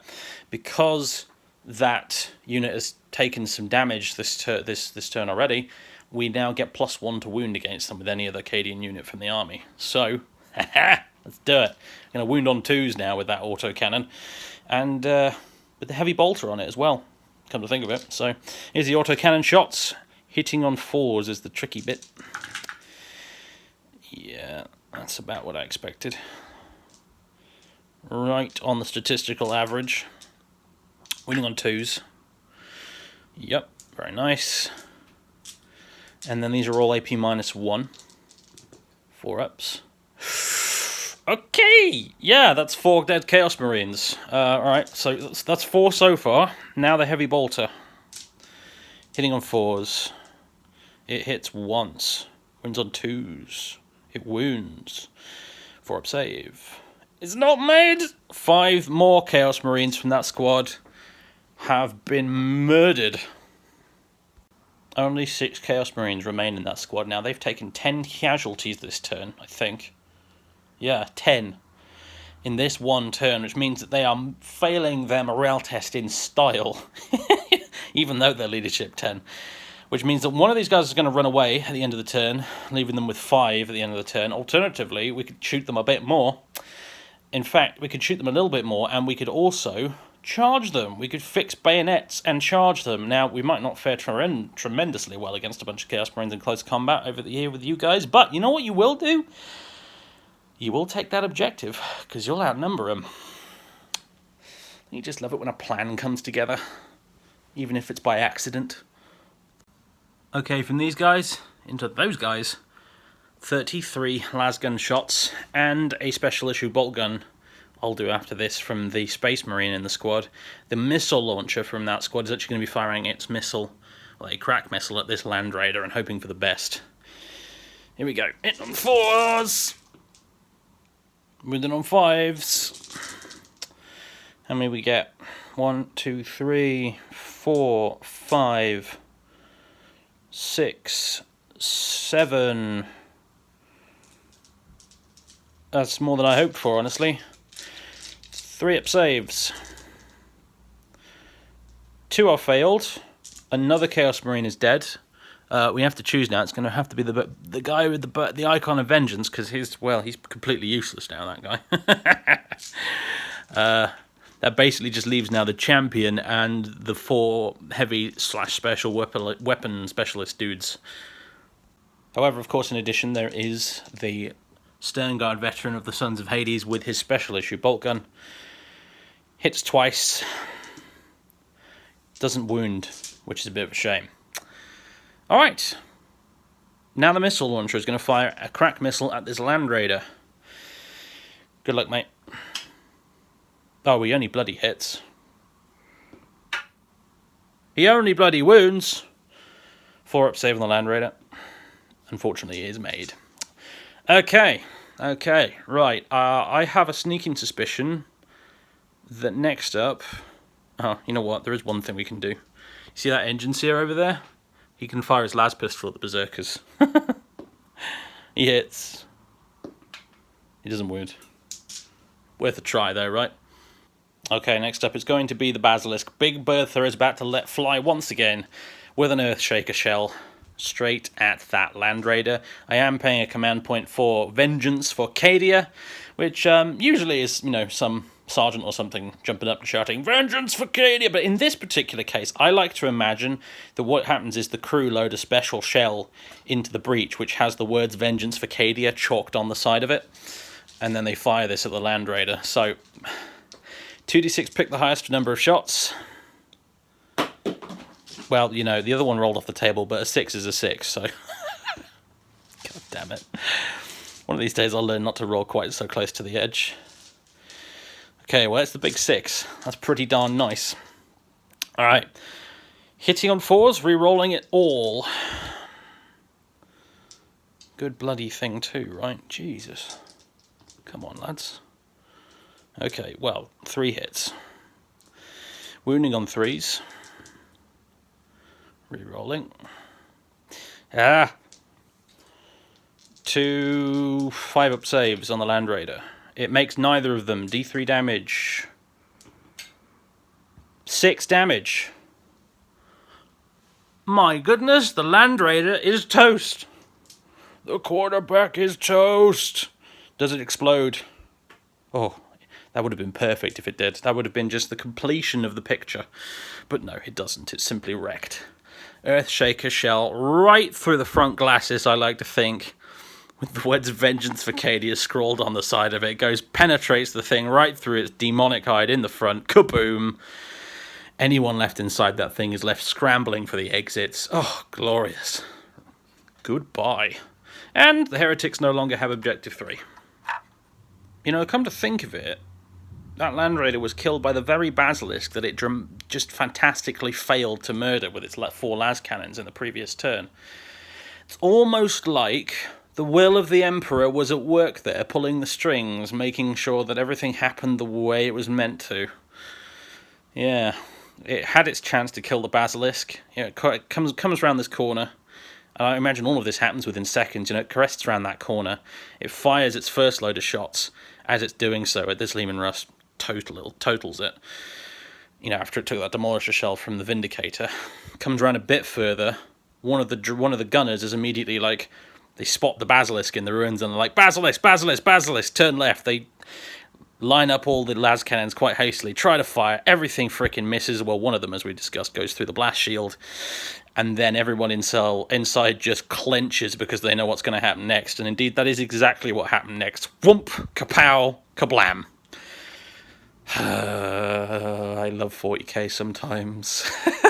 Anyway, the last thing we have to do over here now is the lieutenant has a bolt pistol he's going to shoot a berserker with. He hits. He doesn't wound. Right. That's it for this side of the battlefield for now. There's obviously the charge phase later where some shenanigans might happen, but... Oh, probably will happen, actually. But, talk about the turn of the tide, right? Bloody hellfire. I think bringing the knight in this direction was the correct life choice there. Killing 5 Chaos Marines was a game changer, as it turned out, on this side of the battlefield. And we had some serious luck elsewhere as well. Those veterans, man. Those squats. God. Killed like 3 berserkers with las guns. You legends.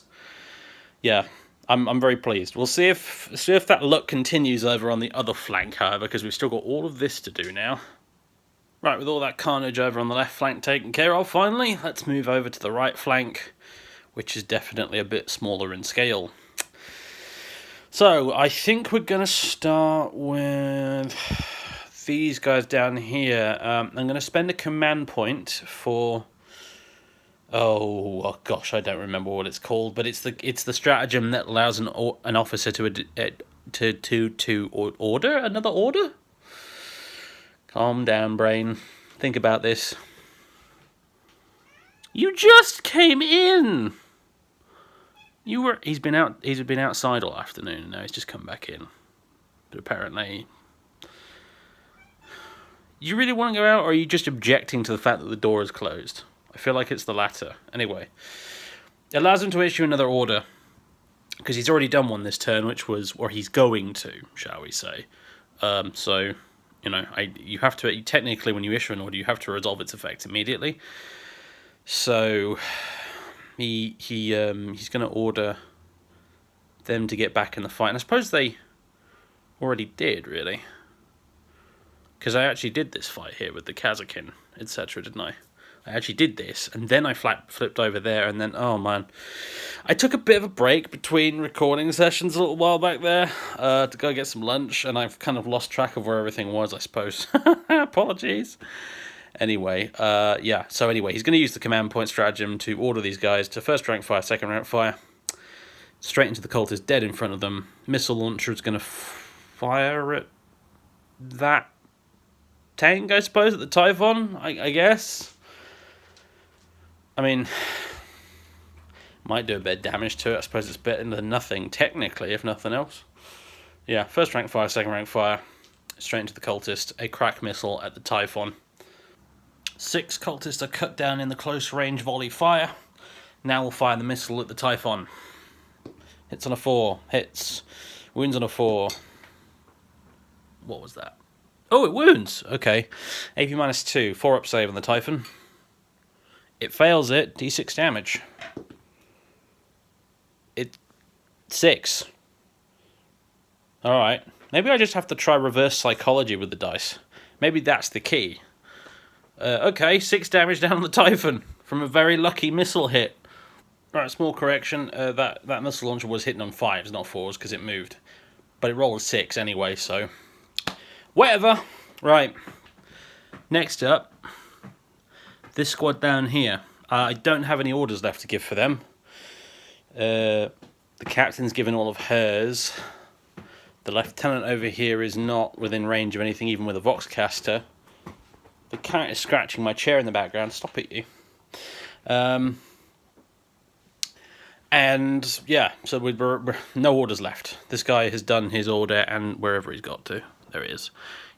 This lieutenant has done his order, plus an extra one with the stratagem, so... yep, they're just going to be doing regular rolled rapid-fire shots, which at this range is probably just going to be 1 shot each. But they do have 2 heavy bolters in that squad. 1 from the heavy bolter team, 1 from the veteran Space Marine. So, let's just do those first. Alright, firing at the cultists in the square. Space Marine first. He hits twice. And then the second one's going to be hitting on 5s, then we'll add them together. Yeah, 1 hit there. 3 in total. You're whinging at the door being closed again. Stop it. In between camera takes, I let him out, took him downstairs, opened the back door for him. He looked outside, turned around, and was like, nah, I'm not interested. He's being maximum cat today. He really is. Anyway. 3 wounds. Ooh. 3 6-up saves, because that Iron Warrior is definitely not taking any hits on his armour to save damn cultists' lives. No sir. Alright. 1 is made, 2 have failed. 2 more cultists are dead. Marvellous. Right. Okay. I think that's all the shooting done. I think that is in fact all of the shooting done. So now it's the charge phase, and big charge over here is going to be the Knight. I think it's a 9-inch charge or 10-inch charge to get to the Demon Prince. As much as I'd love to, it's probably not going to happen. So instead he's going to charge the Khorne Berserkers around the corner. This infantry squad is going to bravely fix bayonets and charge into these Chaos Marines to snatch Objective 4 away from them. These 2 can't charge because they fell back, as much as I'd love them to. And could the lieutenant charge the Berserkers as well? I think he's smarter than that, really. Just get out of the way. Get Knights coming through to stomp all over them. Just get out of the bloody way, right? Yeah. Over here, I think the Kazakin are going to fix bayonets and charge that last remaining Iron Warrior, because if they can kill him, that's another unit killed this turn, so that'll count towards getting some victory points. And then obviously the fight between these 2 will continue, so that's what's going to happen. Oh, yeah, you guys are going to charge there as well, obviously, so let's do you first. A 4-inch charge will do it. Do they want to Overwatch? They've got a Flamer in that cultist squad. Where else would they Overwatch with all the charges this turn? I suppose the Chaos Marine squad over here. my Overwatch. They've got a missile launcher, 2 heavy bolters, a melter gun, and a combi plasma. In fact, yes, these guys are going to be Overwatching, because if they get some lucky kills, it might allow them to keep the objective or just deny it, so that could be game-changing, that. So these cultists will not Overwatch. So they've made their charge. The Kazakin charging this guy. Yep, that'll do it. And the Knight charging the Berserkers. I don't know exactly what he needs, I haven't measured it up yet, but here we go. A 7 will probably do it, maybe? I'll have to check. Right, we're going to start here in the fight phase. I did roll the Overwatch off camera, and unfortunately the Chaos Marines got no hits whatsoever with any of their guns on the charging guardsmen wailing and hollering with their bayonets raised in the air. So, yeah, bad luck. We're going to start here because I don't want Chaos Me to interrupt with 2 command points and kill these guardsmen. So, right. I'm going to start with 3 attacks thanks to Shock Assault from the veteran Space Marine there. He gets 3 hits. He gets 2 wounds. 2 3-up saves are both made. The Sergeant has 3 attacks. He only makes 1 of them.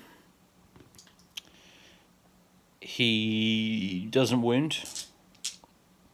And then we have all the other guys. 9 attacks in total. Slightly more hits than you would have expected. Got a wound on 5s though. 4 wounds. Okay. Ugh. 4 3-up saves. The Chaos Marines only fail 1. One of these guys takes a wound, and that is it. Okay. Let's move on elsewhere. Well, let's see. I'm Chaos Dave now, and I want to interrupt a combat. Where would I do it? Maybe with the Berserkers, question mark? Or maybe with these cultists over here? Nah, I don't think so. No, it's going to be with the Berserkers. Berserkers are going next. Alright, thoroughly lost to the butcher's nails. These Berserkers are just going to howl and wail away on this massive monstrosity, this huge miniature titan that's come stomping after them. I'm going to roll the chain swords and the chain axes together, because in this scenario the difference to wound, well, there is no difference to wound, so hit on 3s. Do you know what? We'll spend a command point on Let the Galaxy Burn so we can reroll those 1s. If I'd thought of that earlier, that might have been a good idea, but let's say we did. There we go.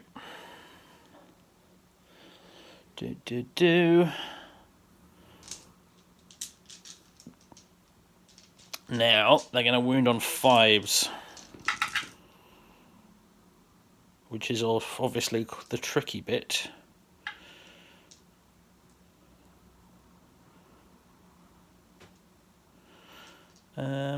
Okay, 3 wounds.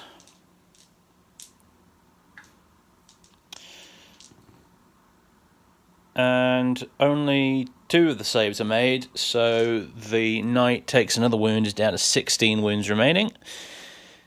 Where's the 16? There it is. Okay, and now it's going to obviously be the Knight's turn to stomp back at them. Alright, the Knight in return is going to stomp on these Berserkers, these puny Berserkers with its gigantic feet. Make 3 hit rolls for every 1 attack with the Titanic feet. It's going to put 3 of its attacks, and therefore 9 attack rolls, into the Berserkers, and the last attack, so 3 dice, into the Exalted Champion. So the ones against the Berserkers first. We have 5 hits. Wounding on 2s. 4 wounds. These are AP -2. So 5-up saves on the Berserkers. They failed 2 of them. These are D3 damage each. So 1 Berserker. Well, no, actually, no.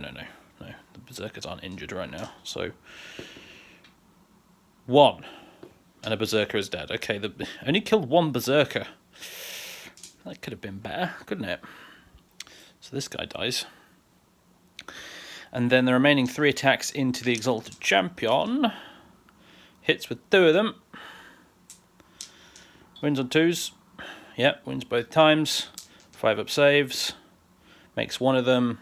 D3 damage for 2. Okay, so 2 wounds on the Exalted Champion and 1 Berserker killed. A bit underwhelming, I think you might agree, really. I'm just now realising a couple of things. As the Chaos player, I could have totally used... what's it called? Veterans of the Long War. Could have used that. Could have used that either previously when they were attacking that tank, or this turn when they were attacking the knight. Sorry, Chaos fans. I'm sure you were probably screaming that at me, at your screens, but I just totally forgot. There's just too much to remember. I got my brain full trying to remember just the Imperial stratagems, let alone all the Chaos ones as well. It's hard bloody work. Do you know what? Okay, bit of a tangent time, but stratagems are my least favourite thing about 9th edition, and by proxy 8th edition. There's too bloody many of them. Nobody can remember them all. Even pro tournament players cannot remember all the stratagems, which I think says a lot, really. There's way too many. They could do with being like a page or 2 of core generic stratagems in the core rulebook that everybody knows, and then maybe give each faction, each codex, 3 stratagems in the codex that are unique to that faction. Make them nice, good ones, but only 3 per codex. Then you'd actually be able to keep track of everything. But I struggle in these Solohammer games to remember all the goddamn stratagems, and it never happens. I always end up forgetting a really useful one. And I'm sure it's happening with you guys out there playing your own games too, to be fair. So anyway, rant over. I'll just, remember to use it on something else this turn instead then. I don't know, like those cultists over there or something. I don't know. There's Fury of Khorne, actually. There is Fury of Khorne. I could spend 3 command points as the Chaos player to make the Berserkers fight again. All 2 of them. But again, that would have been good last turn as well, against the tank. Oh well. Sorry, Chaos fans. I feel like I've let you down there a bit, really. Could have done with the Demon Prince as well. Oh, sad times. I mean, I've got enough command points to do it all in this game. So, damn it. All right, never mind. Moving on. We'll go over here. We'll have these guys stab the cultists with their bayonets. And with all the dice rolling taken care of, it's a story we've seen repeated already in this game. All the cultists are dead, but the lone Iron Warrior left behind stubbornly refuses to die. So he's still alive, although it's fairly safe to say the Imperial definitely control Execution Square now. For how long, is the question, I say as I look at that tank over there, but still. Right, that brings us now over to the inside of this ruined building, where the Kazakin and that Marine are going to be taking on that lone Iron Warrior. Right, the Sergeant fought first with his power sword and failed to wound. Now the veteran Space Marine's had a go. He's inflicted 2 wounds on the Iron Warrior, who now has 2 3-up saves to make. And he fails them both. The Son of Hades guts this, well, maybe not guts him, manages to slip his fighting knife right into his gullet, right between his chest plate and underneath his helmet, and he goes down, unable to use that fancy corrupted power fist of his. The Imperium has taken the building, and the last Iron Warrior defending it has fallen. Good news for the Imperium, I suppose. So with those combats out of the way, now we go over to the Chaos turn, and obviously the Chaos player is not going to select the Exalted Champion over there fighting the Knight. He's going to select the Hellbrute. So, Hellbrute, Mr. Hellbrute, you get 5 attacks, good sir, with your Hellbrute fist against this chaplain here who seeks to stop you. Okay. You hit you hit with four of them this time. And now you're going to wound on 2s, which you do 4 times, which means the chaplain now has 4 Rosarius saves to make, 4 pluses. He makes them all! Chaplain Bale, you badass! Excellent. Right, now he's going to strike back. So he's got 3 attacks. I think a Dreadnought has 5 attacks, right? Not including Shock Assault. Well, it doesn't matter anyway. Passed all the saves. Solid. Right. The Chaplain has 3 attacks back in return because it's no longer the first round of combat. Hitting on 2s. Winning on 5s. I looked it up, by the way, and Halberds are actually toughness 7, not toughness 6. So I made a boo-boo earlier with that. 1 successful wound. 5 up save on the Hellbrute is failed. 2 more points of damage. He's still have 2 wounds left. I think Crozius Arcanums do 2 points of damage a pop, don't they? I'll double check that, but yeah. The Hellbrute's down to 2 wounds. It's nearly dead, but unfortunately for the Chaplain, not quite. Alright, next we come to the Exalted Champion. He's got 5 attacks with his Power Maul. 2s to, you know what, those Berserkers earlier, they could have re-rolled because of the Champion. I forgot it again! Oh well, they weren't going to win anyway. Right. Maybe I'll make them fight again with Fury of Khorne just to try and make up for it. We'll see. Actually, you know what?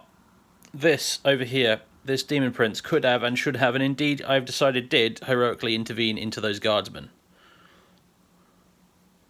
Job's done. Don't know why I didn't think of that earlier. Right.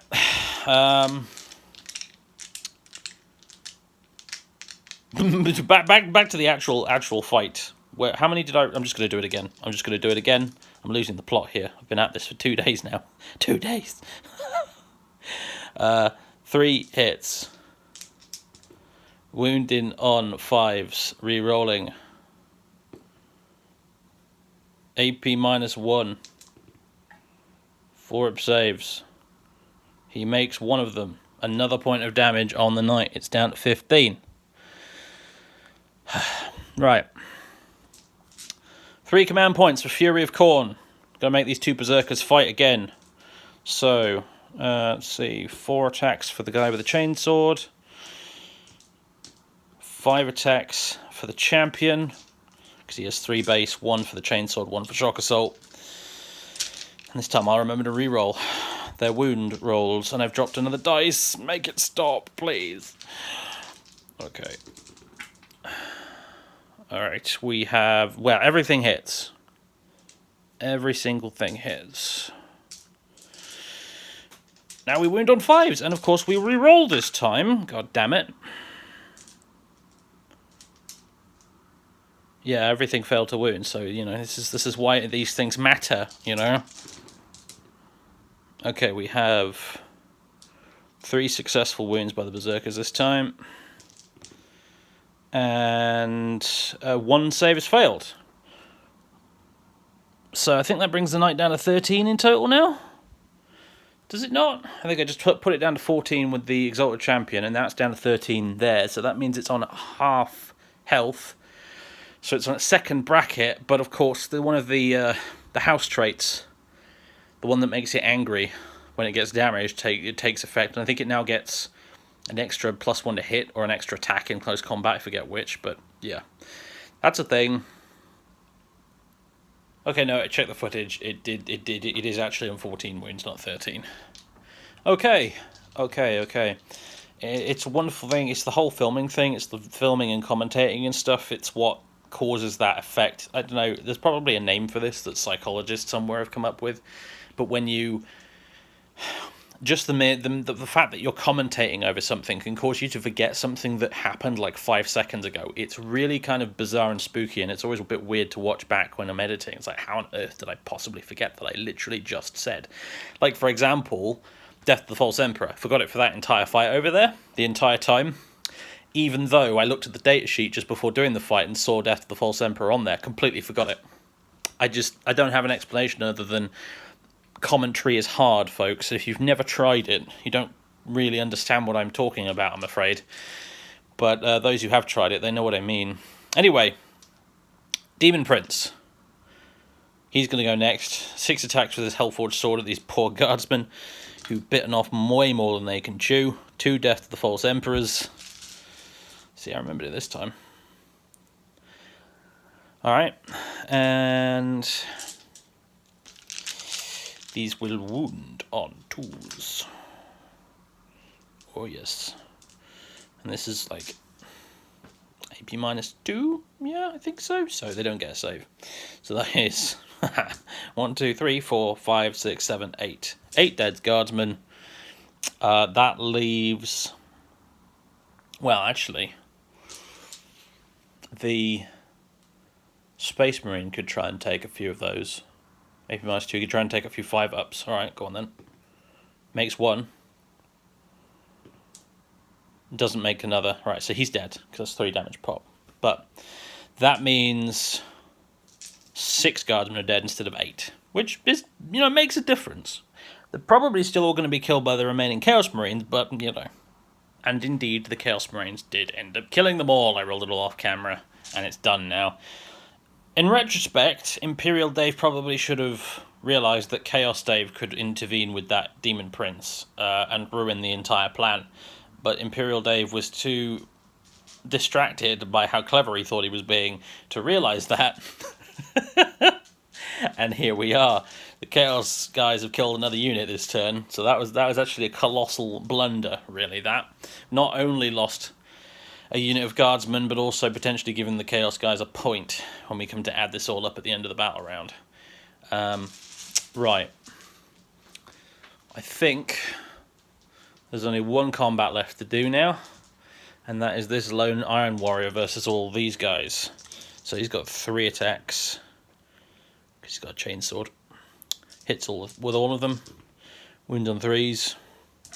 Wounds once. The Son of Hades will take it on his 3-up armor save. Although actually it'll be a 4-up because it's an Astartes chainsword. So it's AP -1, but he makes a 4-up save anyway. So, okay. Right. Now morale phase happens, and this morale phase actually is quite significant. So the Berserkers lost 6 guys this turn. They roll a 1, which means they automatically pass their morale test. So fair play. I mean, that's Berserkers for you, right? They're lost to the Butcher's Nails. They don't care. Blood for the Blood God. These guys, these Chaos Marines, well, they lost 10 dudes this turn. So, unless they roll a 1, yeah, no, they fail their leadership test. One of them runs away. Let's have the heavy bolter guy decide he's had enough.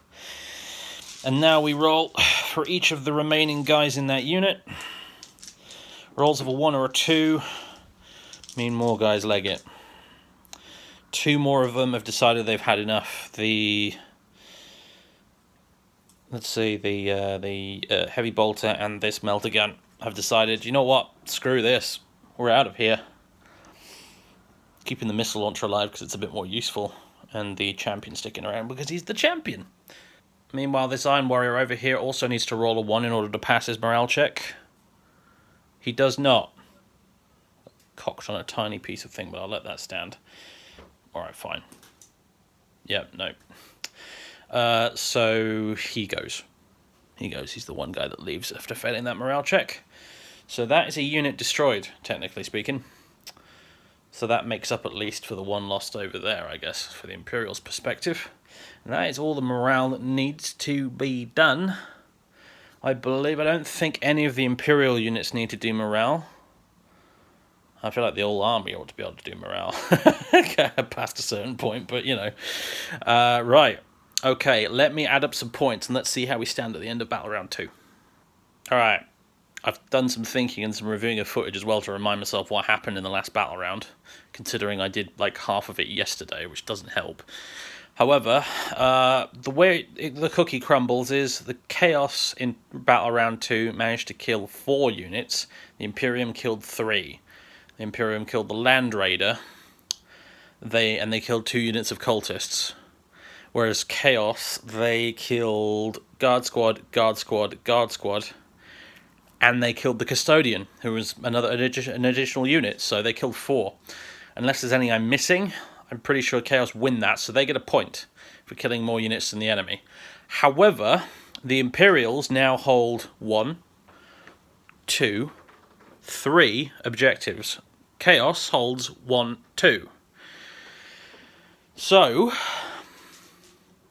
basically, it's a draw. 1 point aside, the score stands at 1-1 at the end of Battle Round 2. It's a draw so far. It's even Stevens. And, yeah, we're going to head into Battle Round 3 very shortly, where the Chaos will be making their moves. And I think Galmar and his Terminators have to come in this turn, don't they? Otherwise, they're not considered, you know, they're considered not. You're not allowed to use them in the battle for some weird reason. You know, if you don't bring them in by turn 3, they don't exist anymore. I don't know why. Perhaps it represents the teleporter malfunctioning. I don't know. But you have to bring them in on turn 3 for some reason. It's a rule that I may consider ignoring in future, if I'm completely honest. But there it is. So Galmar and his Terminators are going to be coming in. Where exactly? I'm not sure. But, yeah, well, there's a lot of corpses. There's a lot of corpses. The battle on both flanks has been very bloody indeed. The Imperials certainly have control of their right flank at the moment, big time. They hold the square, they hold this ruined building, they have a Hellbrute to contend with, but the Hellbrute is currently very much losing that duel with the Chaplain. However, what they do have going for them is 2 characters and an absolutely gigantic tank, which could quite easily take the square back for them if they wanted it to. Or they could simply drive in into this building, you know, they've got options. Yeah, so that's a thing. Over here on the left flank, it briefly kind of went massively over to Chaos. Now it's flipped back to the Imperium, mostly thanks to the Knight making an appearance on this flank. What have they got right now?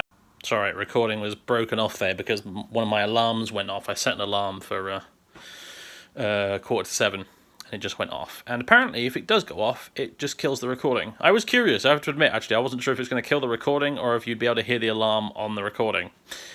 Anyway, let's see, what have Chaos got over here? 2 Marines, a Demon Prince, 2 Berserkers, an Exalted Champion, versus 2 damaged tanks, 4 fairly puny characters, and they've also got the Vindicator as well, which is completely undamaged, completely combat effective at the moment.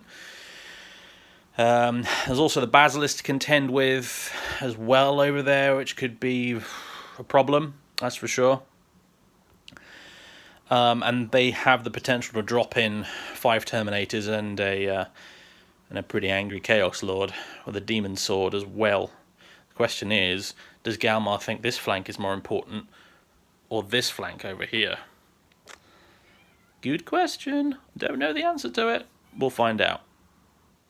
Right, I've done a Fallout stream, I've had a curry for dinner, I've watched some Red Dwarf. Let's get started with Battle Round 3, shall we? This battle has taken forever, absolutely forever. Yeah, there's a reason I don't do Solohammer games that are more than about 1,000 points usually. Because otherwise it takes 2 whole freaking days to record. Because the thing is, unlike a regular bat rep, it's like twice as mentally taxing, and so I have to keep taking breaks in order for my brain not to just, you know, completely overload. And so it takes way longer to do. And quite often it's also I don't have like an entire afternoon free to be able to just, you know, get the whole thing sorted in one go as well. I have to go off and do other stuff. It's not like when I've got a guest and I've just basically booked the whole day off to just do that, so... yeah, a little behind the scenes chat, I suppose. Anyway, Battle Round 3. One thing we got to do first is Chaplain Bale's chants, prayers, catechisms, whatever we're calling them. Now, he's more than 6 inches away from both of these units, so what he's going to do is... the first one he's going to do is... I don't remember what it's called. It's the one that all chaplains get, the one that allows him and nearby units within 6 inches to reroll all failed hit rolls in combat. So that'll be on a 2+. There it goes off. And then he's going to do Catechism of Fire on himself. So he'll get to roll +1 to wound with ranged attacks on himself. There you go. So he's got +1 to wound with ranged attacks. And he rerolls failed hit rolls, along with anyone else within 6 inches of him. So that's good. Friendlies within 6 inches of him, obviously. Hellbrute's not going to benefit from it. In case that wasn't obvious. I know there's some people who watch my battle reports that They don't actually play 40k at all. So sometimes I feel obliged to explain things like that would be obvious to anyone who actually does play the game. If that makes sense. Anyway, right, that's done. Time to crack on with the Chaos turn. Alright, ladies and gents, it's the end of the turn 3 movement phases for the Forces of Chaos, and something of a plan has been conjured. So, first things first, Galmar has arrived. Galmar and his Terminators have arrived to secure Objective 3. Now, what have I also done? Well, I was loath to do it a little bit, but I've withdrawn the Berserkers and the Exalted Champion from combat with the Knight. I don't like Khorne Berserkers withdrawing from melee, but the game rules presented me with a bit of an annoying problem here, because basically I want to be able to shoot this Knight. Galmar wants to be able to shoot at the Knight, particularly some of his Terminators, specifically that one there with the Melter, would like to shoot the Knight. However, in the game rules, I can't shoot the Knight because these 3 little dudes are technically in combat with it, and I mean, Galmar doesn't care if he accidentally shoots a few Berserkers. He doesn't give a toss. If it means he can do some damage to the Knight, screw it. He would shoot anyway, but you can't do that in the rules. It's absolutely forbidden. So, yeah, I've withdrawn the Berserkers. I mean, I suppose I could leave them in combat. What would I shoot? What would I shoot the Knight with this turn? Now that I actually think about it, a combi melter over there. The Demolisher's probably going to shoot one of these tanks. Although, maybe the Demolisher should consider shooting the Knight instead. It's certainly a much bigger threat. Could shoot the Knight. I mean, because Galmar might consider charging it. This Demon Prince, I think, is going to want to charge the Knight. What he's moved over here into the corner of this ruined building, because what he wants to do is actually shoot this Psyker with his Warp Bolter. He's killed a Custodian today, and as a Demon Prince of Khorne, he considers that a very good start, and he'd now like to have the blood of a Psyker on his hands as well. So he wants to kill that Psyker, and then probably charge into that Knight with his Warp Sword, his Hellforged Sword there, and try and chop it up a bit. The thing is damaged. It's on 14 wounds, which is just slightly above half wounds. So the Demon Prince, combined with maybe a missile launcher, a melter, and then Galmar himself charging in. I think he probably he's going to leave his Terminators on Objective 3. He could try and charge with them. It's a 9-inch charge anyway, so it's not very likely to happen, but he could charge with them, but then that would leave Objective 3 unclaimed. And Galmar is a sensible fella. It's all about playing the long game with him, so he might try. He might take his demon sword and look at this Knight and say, you know what, I reckon I might be able to take that. But he's smart enough to leave his Terminator bodyguards behind to keep the objective held down. So, yeah. I'm thinking maybe this turn for the Chaos should be Operation Destroy the Knight. If they can destroy the Knight, what have the Imperial Guard got left over here? A couple of damaged tanks, a few characters. There's a Basilisk over there. Then there's the Squats, which could die very, very quickly. In fact, these Terminators with their Storm Bolters are going to be... Sorry, they're not Storm Bolters, are they? They're Combi Bolters with Chaos. They're going to be shooting the Squats, for sure. We've got these 2 Chaos Marines here. One of them has a rocket launcher, although they did move. They moved into that crater to get the benefit of cover. But that obviously means that the missile launcher guy is going to be hitting on 4s instead of 3s. Over here... Yeah, over here. Anyway, yeah, to sum up, basically, yes, I withdrew the Berserkers, even though I didn't want to, but I kind of had to, unfortunately. Let's call it, they're momentarily stunned by the stomping onslaught of the Knight and the fire they took from the Squats, and they are momentarily stunned for a moment. They've stumbled back from combat with the Knight, ready to charge back in to something else immediately afterwards. But that will allow us then to shoot the Knight, do all sorts of stuff. I've never shown you the Middle-earth strategy battle game on this channel. It's the Lord of the Rings game that Games Workshop sells, and in that game, they have a really fun little rule that you can shoot into combat with friendlies in combat with enemies.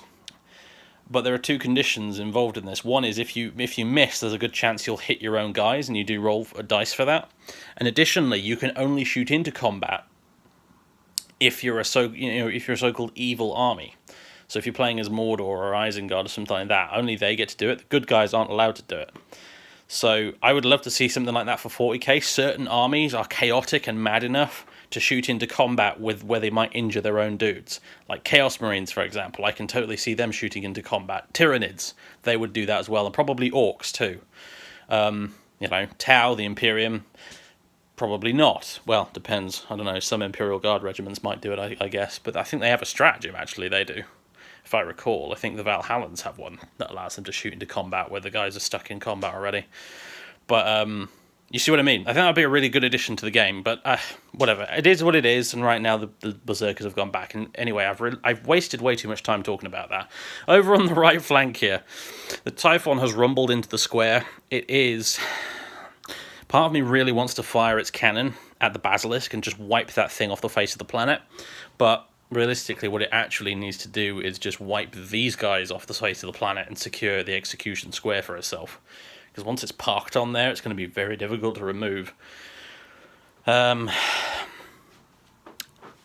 on this flank over here, though, as well, the Warsmith and the Hellwright have both moved in this direction. They're going to charge the Kazakin in that crater over there and try and kill as many of them as possible. Hopefully the Hellbrute will finally get lucky and murder that chaplain. I don't know, though. We'll see. But in an ideal world, the Iron Warriors will secure this objective in the building here, as well as the square itself. These cultists are still remaining put on Objective 5. We have Objective 3. We have Objective 4. If we can keep them, that's another point in the bag. And along the way, we might be able to kill some stuff. Killing a knight would be great. Unfortunately, as Gimli once said, it still only counts as one. But in terms of the long game, it would be a huge boon for Chaos if they can bring that thing down, because it's the biggest threat the Imperials have on the field at the moment. Additionally, we might be able to kill a character here. Yeah. In subsequent turns, if the Berserkers aren't all killed, they can run amok and just murder characters over here and stuff. Murder this command squad. Lots of things that could be done. Lots of things that could happen. But I'd be lying if I said the Chaos Forces aren't on the back foot right now a little bit. We'll see what happens. I will do my best to actually remember most of their bloody stratagems this time. See what we can squeeze out of the forces we have left.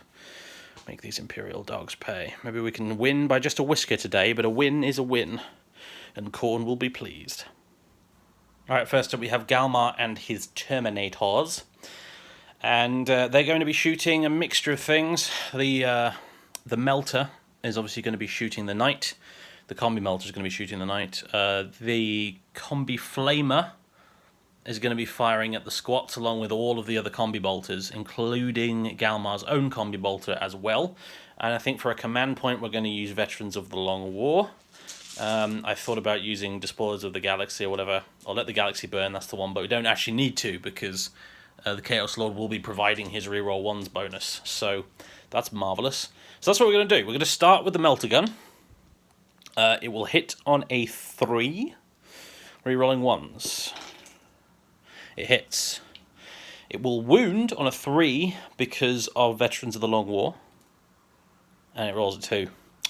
Typical. Bloody typical. Okay. As the Imperial player, I would have rotated Ion Shields then, and I will consider it that I have. I will consider it as if I have rotated Ion Shields. So, command point spent for the Imperials. This thing has a 4+ invulnerable save right now. Even though the Melter missed in the end, we've still done it. Right, now all the other stuff. Let's go with the Flamer into the squats over there. D6 auto hits for 2. Not particularly brilliant, but hey. 2 wounds. 2 5-up saves. That's cocked as all hell. That's also cocked as all hell. There we go. 1 mate. 1 of the squats is dead. Now all of the combi bolters. Alright, here we go. The Terminators are letting rip with their combi bolters, and because of bolter discipline, or malicious volleys, or whatever the Chaos equivalent is called, they will be firing full auto from this distance, which is great stuff. I think they would be anyway. They were within 12 inches, aren't they? So they're hitting on 3s, re-rolling 1s, thanks to Galmar's presence. Cool. So let's get rid of these 2s. And Galmar himself will fire as well. He'll hit on 2s, re-rolling 1s. He hits with everything as well. And then we're going to be wounding on 2s because of veterans.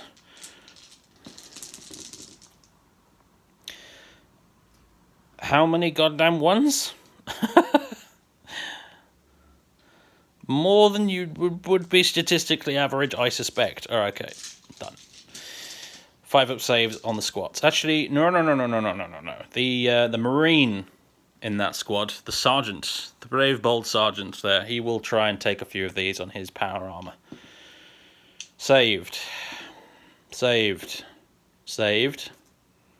Failed. Saved. Saved.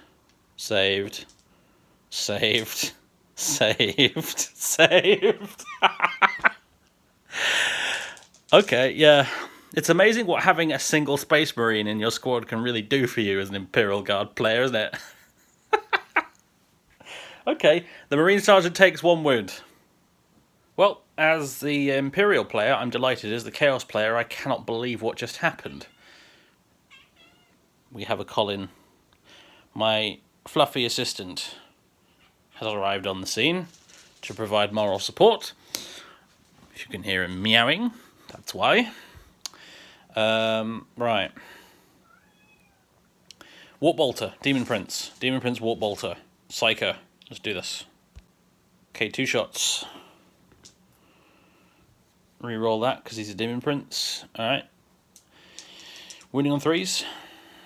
Okay, 1 wound. AP -1. I don't know what the save is going to be. 5 probably isn't good enough. This is 2 damage, so the Psyker takes 2 wounds, but is in fact still alive. Okay, next thing we're going to do is over here, because I forgot to do it during the movement phase, because I think that's when you're supposed to do it. The Hellright wasn't close enough at the end of the movement phase to try and heal some damage on the Typhon, but the Iron Warriors have a lovely stratagem called Unholy Vigour, which means that for a command point, one of their vehicles regains 3 wounds. So the Typhon has now only taken 3 damage instead of 6. That's a bit pokey, isn't it, really, if you combine it with a Hellright or a Warpsmith? Good grief. Right, next up, the Vindicator. The Vindicator. He is going to be shooting at the Knight with his Demolisher Cannon. We're going to be using the Tank Hunter's stratagem on him, and we're also going to be using Methodical Annihilation. So, 3 command points spent so far. 4 actually spent this turn so far because we did veterans over there as well. Okay, so Methodical Annihilation gets to reroll the number of shots and also reroll the damage rolls. So he's going to fire as he's moving up this way. He pivots to the left. I guess I can pivot him now. There's nothing in the rules that says you can't pivot them on the spot. It pivots that way. Whomp. With a thud, off goes the Demolisher Shell. Number of shots, well, number of hits, I guess. Well, not really hits, but, you know, it's like a shell and you're exploding to see how many shell fragments hit the target, I guess. It's the big 6. No need to re-roll it. Okay. Right. This will hit on 3s. No re-rolls available. Okay. 4 hits. This will wound on 4s, but we can re-roll because we're Tank Hunters. In this case, we're Night Hunters. Okay, 2 successful wounds. 2 4-up invulnerable saves on the Knight, because it has rotated ion shields. It fails 1. D6 damage, and I can re-roll it. 4. That will take it down to 10 wounds. I don't want to... Nah, you don't re-roll a 4. A 4 is good enough. You don't do that, you know, you're just going to re-roll that into a 2 or something if you do that. It's down to 10 wounds. It's in its second bracket now. It is well and truly injured. Right, okay. Could have gone better, could have gone worse. That's the Chaos Turn in a nutshell so far. Next up, let's fire a missile at the knight as well. Hitting on a 4+. It misses. The champion has a combi melter. That is he going to be foolish enough to try and overcharge it? Actually, you know what he might do? I think the Commissar and this Psyker are equidistant right now. I think he's going to try and pop a shot over the shoulder of that Demon Prince at the Psyker with his combi plasma. So we're definitely within 12 of that range. So 2 shots. He's not going to overcharge. He hits twice. He's going to wound on a 2. He only wounds once though. Gosh darn it. Should have overcharged, but never mind. Psyker doesn't get a save. I don't think Primaris Psykers have an invulnerable save, so he's just got 1 wound left now.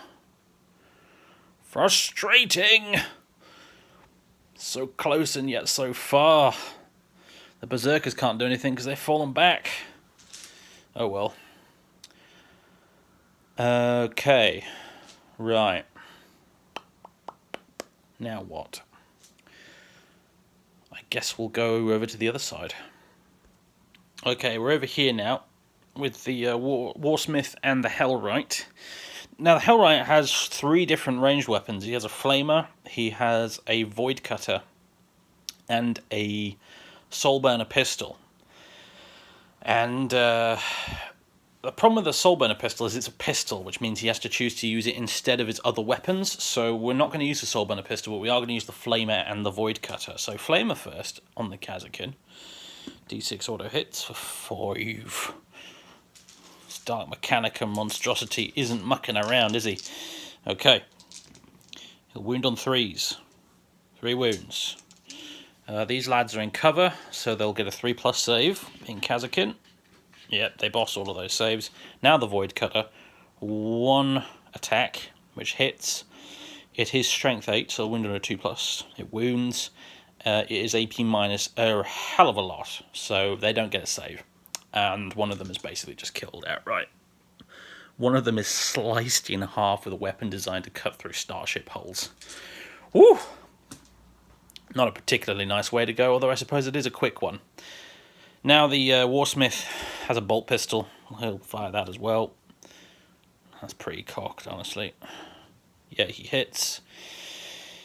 Fails to wound, though. Okay. Now the big tank. Shooting at these lads right in front of him. He's going to have 2d6 shots.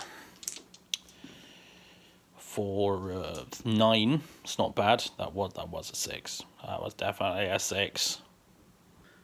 Right, he's hitting the troopers in front of him on 3s.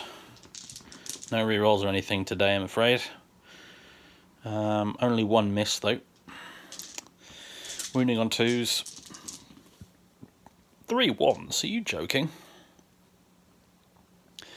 Okay, and these are AP minus tons, so I think even if the Marine wanted to take it on himself, it would still go straight through his armour, and this is 3 damage a pop, so 1, 2, 3, 4, 5. I'm going to say 5 guardsmen are dead, and the Marine still is surviving, and the only reason he is surviving is because of his power armour.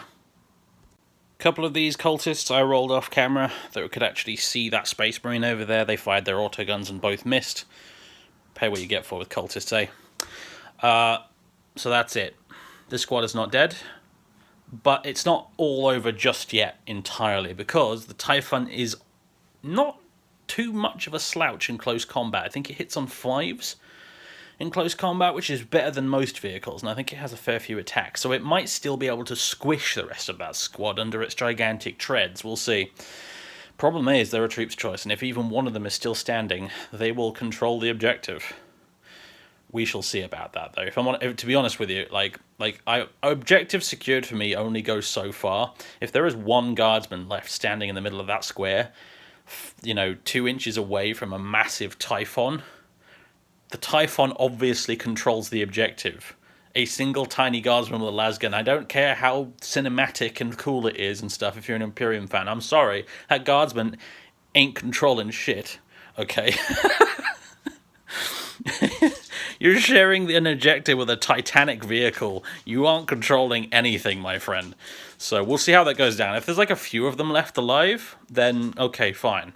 I'll let the Imperials have it. But if there's like one dude left in that squad next to a Typhon, the Typhon controls the square. I don't care what the rules say. Let's apply some common sense, shall we? Right.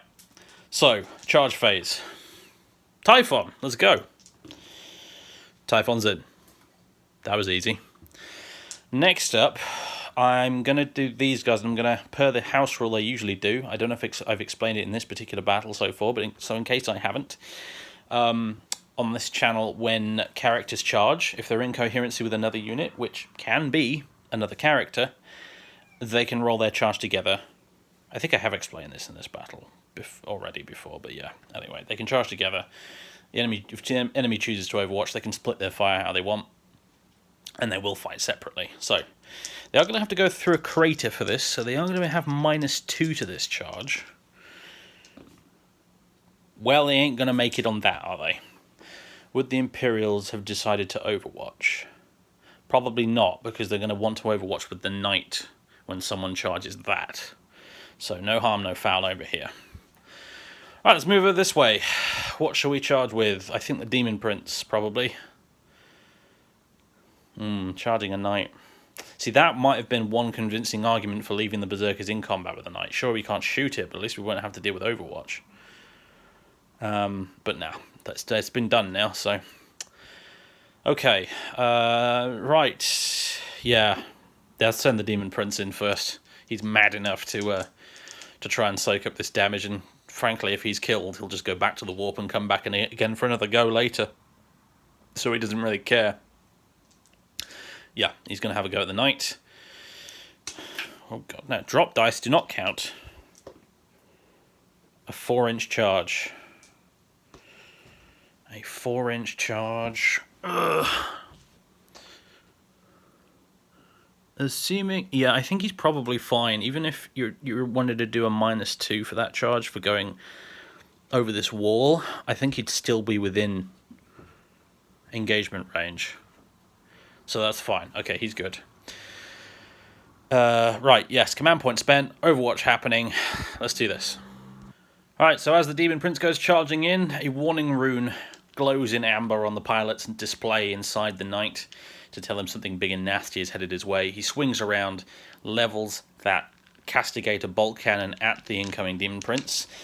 But the question is, does he hit anything? At such short notice. He hits only once. Lucky Demon Prince. Okay, this will wound 5+, I think. Yeah, doesn't wound. Okay. Demon Prince is in. No damage on Overwatch done. Galmar's going to take his chances now. I think he fancies his chances. He's going to do it. He's going to try and make a 9-inch charge. He's not going to bring his Terminators with him for reasons previously discussed. Let's see if the Blood God fancies it today. Will he get that 9-inch charge, or will the Blood God say no? He must wait. The Blood God says yes. Alright folks, before we kick off the fight phase, we're going to do a little bit of time travel. Yes, we're hopping back in time to the shooting phase, where I completely forgot to fire this Reaper autocannon at the squats. We get 3 hits with it. Wound on 2s. 3 wounds. This is AP -2, damage 1, I think. So, yeah, 5 up saves on the Sergeant, I guess. On the Space Marine Sergeant, that is. Made. Failed. Okay, the Space Marine Sergeant is now down. He's mortally wounded, if nothing else. And, yeah, well, you don't get a save, do you, if it's AP -2. So, the Space Marine Sergeant is killed by the Reaper autocannon, along with one of the squats. Okay. Speaking of time travel, here's a little bit more. During this turn, it hasn't applied until now because he's not actually been on the battlefield, but this turn, the Chaos side spent 4 command points. And because of his trusted war leader, warlord trait, Galmar can get some of those back on 5+. So he gets 1 back. Brilliant. So we're refunded a command point there, thanks to his tactical genius or whatever. And it's immediately going to be spent now in the fight phase on Veterans of the Long War. So, now then, Galmar gets 5 attacks in total, I believe, with Shock Assault. However, before we do anything, we need to roll to see if his demon weapon, Zal the Wrathful, his sword, is behaving itself. So on a 2+, yeah, it's fine. Now, when you do this roll with Zal, you add this number that you've rolled to his strength to determine its strength. So he's actually going to be striking at strength 6 right now, which is not very good. A 2 is a pretty pathetic roll, but never mind. It's a demon weapon. It's a bit random. It comes with the territory. It's called Chaos for a reason. So he'll be hitting at strength 6, hitting on 2s, re-rolling 1s against this knight, and we're using Veterans of the Long War because, you know, that'll improve his wounding. So he'll wound this knight on 4s at least, because, you know, he's Galmar. He's been around a long time. He is a veteran of the Long War. He was there the day Horus slew the Emperor. He was there, and he's faced worse odds than this. He is rolled. Did I actually roll the dice then? I was so distracted by that little soliloquy there that I... Hold on. Yeah, I did roll them. Thank God for the fact that I'm recording this, I suppose. He's got 3 Death to the False Emperors to boot, which is nice. You can... All 3 are 1s, but luckily you can re-roll them. Okay. Still managed to roll a 1 into a 1. Come on, Galmar. Come on, mate. Right, wounding this knight on 4s. That's 3 wounds. This is AP minus a heck of a lot. So 4+. Ooh, no, knights don't get their invulnerable save in close combat, do they? So this is AP minus 4, I believe. So it doesn't get a save. And these are 2 damage a pop. So 2, 4, 6. The knight has a mere 4 wounds remaining. Galmar has not destroyed it himself, but my God, has he dealt it a lethal blow. Right, now the Loyalists have spent 2 command points to interrupt combat. I have turned the knight around for dramatic effect, and it is now going to strike with its Tempest Warblade there, big glowy sword, against the Demon Prince, which has yet to fight. Now, it's on its lowest damage bracket now, the knight. It's got 4 wounds left. So ordinarily it would be hitting on 5s now in close combat. However, because of Defiant Fury, one of the household traits of House Munro, it will instead be hitting on 4s because it gets to add 1. So, hitting on 4s against this Demon Prince with this many attacks with the Warblade. Okay. Yeah, that's actually... No, that's slightly less than average. Okay. This will wound the Demon Prince on 2s, amazingly, because it is 14, strength 14, this. And, okay. Now the Demon Prince has 2 5-up invulnerable saves. Ooh, shall we let that slide? I don't know, man. I don't know, man. I think that's a bit cocked for me. Alright, let's do it again. Oh, come on, don't do this to me, dice. Let me roll it somewhere else. There we go, 4. Okay, it's not made. Fails both his saves. So this is 3 damage a pop, 6 in total. The Demon Prince has had it. He's dead. Only 4 wounds remaining on that Demon Prince. He's finally been whittled down and then sliced in half by the massive Tempest Warblade on that knight, and sent screaming back to the warp, his job unfinished. Okay. With that taken care of, let's go that way and deal with a certain gigantic tank trying to crush some little guardsmen. Alright, the mighty Typhon has 6 attacks, hitting on 5s with its crushing treads. It hits only once, however. Oh dear. Okay, it'll wound on 2s. It does. And it's AP minus 2, I think? 5-up save on the Marine? Well, he fails it, whatever, in that case. Okay. The Marine has been crushed under the treads. He was the closest to it, so I'm going to kill him, I think. However, the Typhon did not manage to kill all the guardsmen. You know, they've got a missile team there and 3 others. I'm going to say they still just about hold the square. I suppose the missile still represent a semi-credible threat to the Typhon, I guess. I'm not going to give that objective to the Iron Warriors right now, because it just, yeah, I'd be breaking the rules anyway, and I don't feel justified enough in doing it with these guys still standing. So the Imperials still have control of Execution Square. And that would be the end of the fight phase. Well, not really though, actually, because there's still some ongoing fights to do. And actually the only ongoing fight is over here. And because it's the Chaos turn, the Imperials now get to strike first. So Gideon is going to strike at this Hellbrute again with his Crozius Arcanum, trying to finish the thing off. Hit on 2's re-rolling. Re-rolling. Thanks to his own prayer thing that he did. Right. This is going to be wounding at 5s. It wounds once.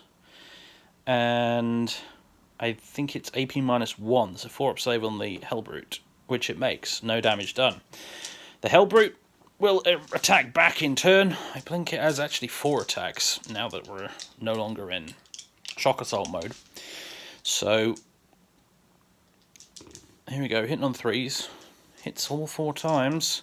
Running on 2s. Wounds all 4 times. Can Gideon make another 4-up invulnerable saves with his Rosarius Force Field? He makes 2. He takes 2. That is 6 damage. Boosh. However, I think he might actually still be dead. A captain in Terminator armor would have 7 wounds, but I think a chaplain has 6. Let me check. Okay, yeah, no, I've checked. I've double checked. Space Marine chaplains in Terminator armor actually only have 5 wounds, apparently, which surprises me. Yeah, he only has 5 wounds. And a Hellbrute Fist is a flat 3 damage. So unfortunately for Gideon Bale, he is very thoroughly incapacitated. I don't know whether he'd teleport back out in a teleport flare, like Abaddon in Saturnine. Minor spoilers there, I suppose. Very minor. Or what, but he's definitely out of the fight for now.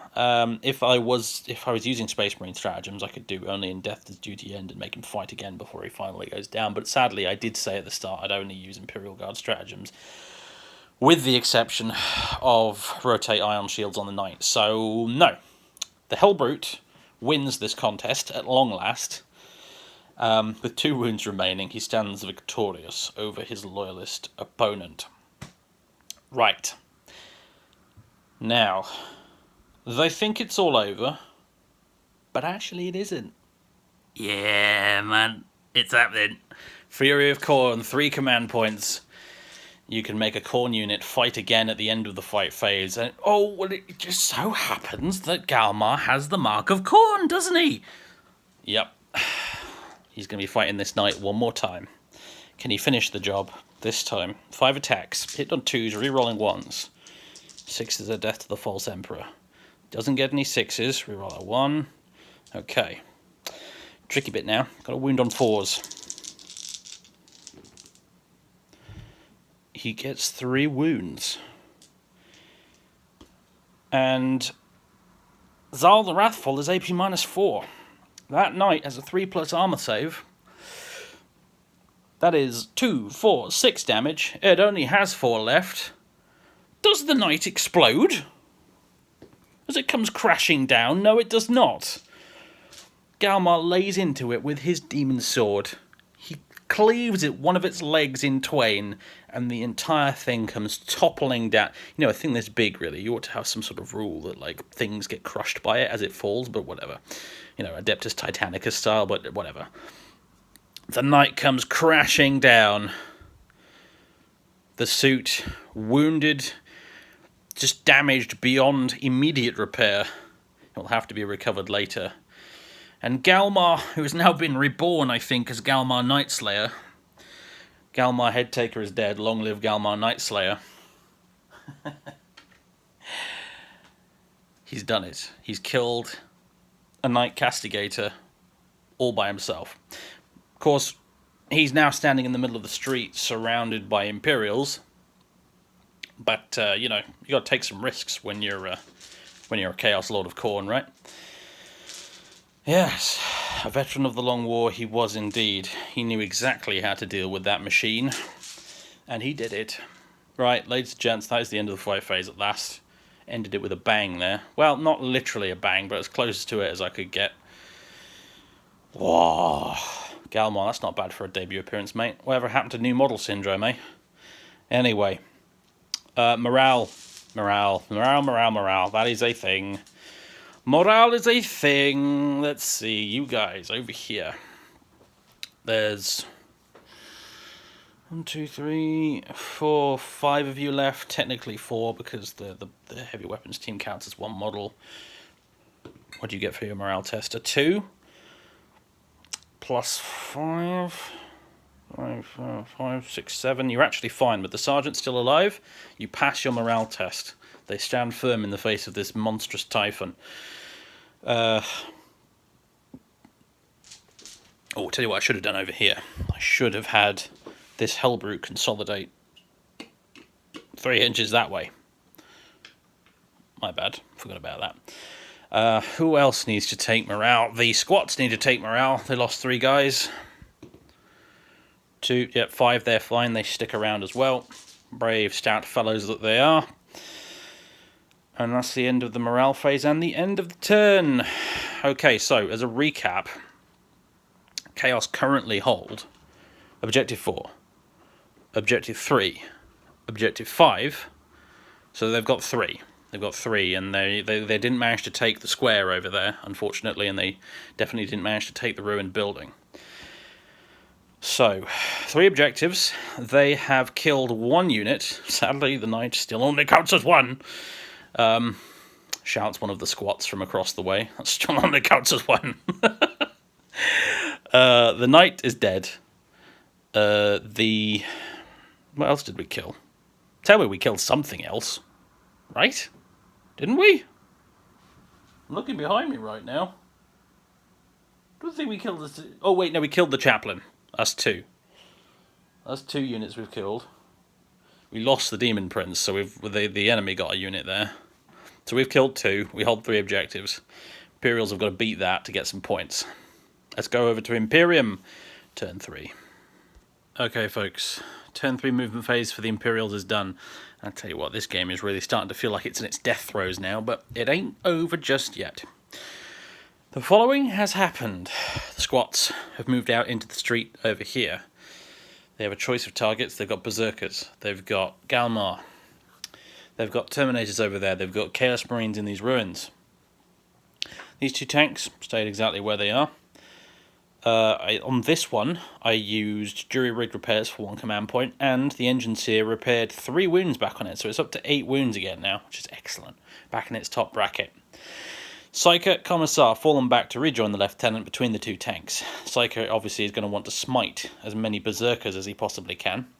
The Command Squad and Gloria von Stier, that's her name, don't wear it out, they've piled out of here through the window and into the street just in front of the tank, and they're going to unload some supporting fire from their lasguns and also the plasma gunner at the front. And the plasma pistol that the captain's got herself into these this heretic scum here. Let's see if we can try and finish them off. The Basilisk has rumbled over here, poking its gun over the wall there into the street in the direction of those Terminators. He might not actually shoot the Terminators, though, we'll see. He mostly moved that way, though, basically just to get away from the Typhon. Now, the Typhon's not going to be able to shoot him in the upcoming turn, unless he gets very lucky, because he's still in combat with these guardsmen who have not fallen back. And usually, I'm not a huge fan of leaving, little units like that, tying up a massive tank like that. And I have checked, and apparently the Typhon, it doesn't have any ability that seems to say it can fall back and shoot, which is annoying.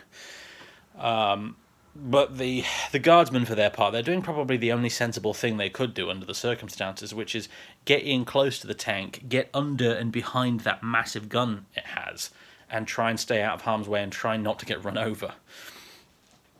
They go anywhere in this direction, they're going to get blown to pieces. So What they're doing right there strikes me as probably the best of a bunch of bad choices available to them. Now, I know some of you are probably screaming at me about the las cannons that I forgot it has again. Yeah, sorry.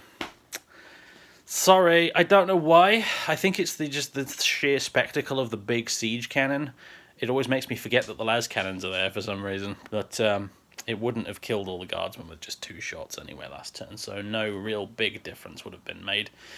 And it will be able to shoot the guardsmen if it stays in combat with the las cannons and then try and squish them again, of course. It just can't use the siege cannon because it's a blast weapon, so it can't use that while stuck in close combat. Over here... it's this second squad? I think this is second squad, first platoon. They've moved down this alleyway to confront the Hellbrute, and they are all basically hoping that this Primaris Psyker here can get his mojo in order and actually smite this Hellbrute and destroy it with his psychic might. Otherwise they're going to have to try and bring it down with heavy bolter fire or something. Kazakin obviously staying put right there on the objective, facing off against the Hellwright and the Warsmith.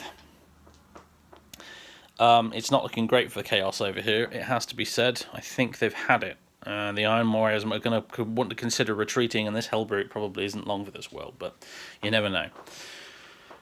And that's about the shape of it, really. That's everything that's happened movement-wise.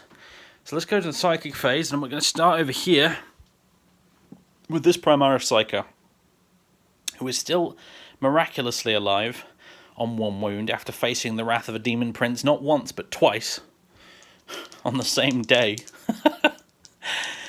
He's going to try and smite the Berserkers. Casting on a 5. Yep, he gets it. D3 mortal wounds. For 1 mortal wound. So one of those Berserkers takes a wound. Moving over to the other end of the table, this Primaris Psyker is going to try and do the exact same thing. Well, hopefully a little better than the exact same thing, because he needs 2 mortal wounds to kill this Hellbrute. Casting on a 6. Gets it. D3 mortal wounds. It's 2. The Hellbrute is toast. Do Hellbrutes explode? Well, even if they did, this one didn't. The Hellbrute goes down to Psychic Lightning from the Primaris Psyker. I know I didn't actually use Gaze of the Emperor there, because it wouldn't have done enough damage, but in my head he used Gaze of the Emperor. He shot lasers out of his eyes and destroyed this Hellbrute. Yeah. Anyway, okay, that's done. Psychic phase done. I'm going to go to the shooting phase.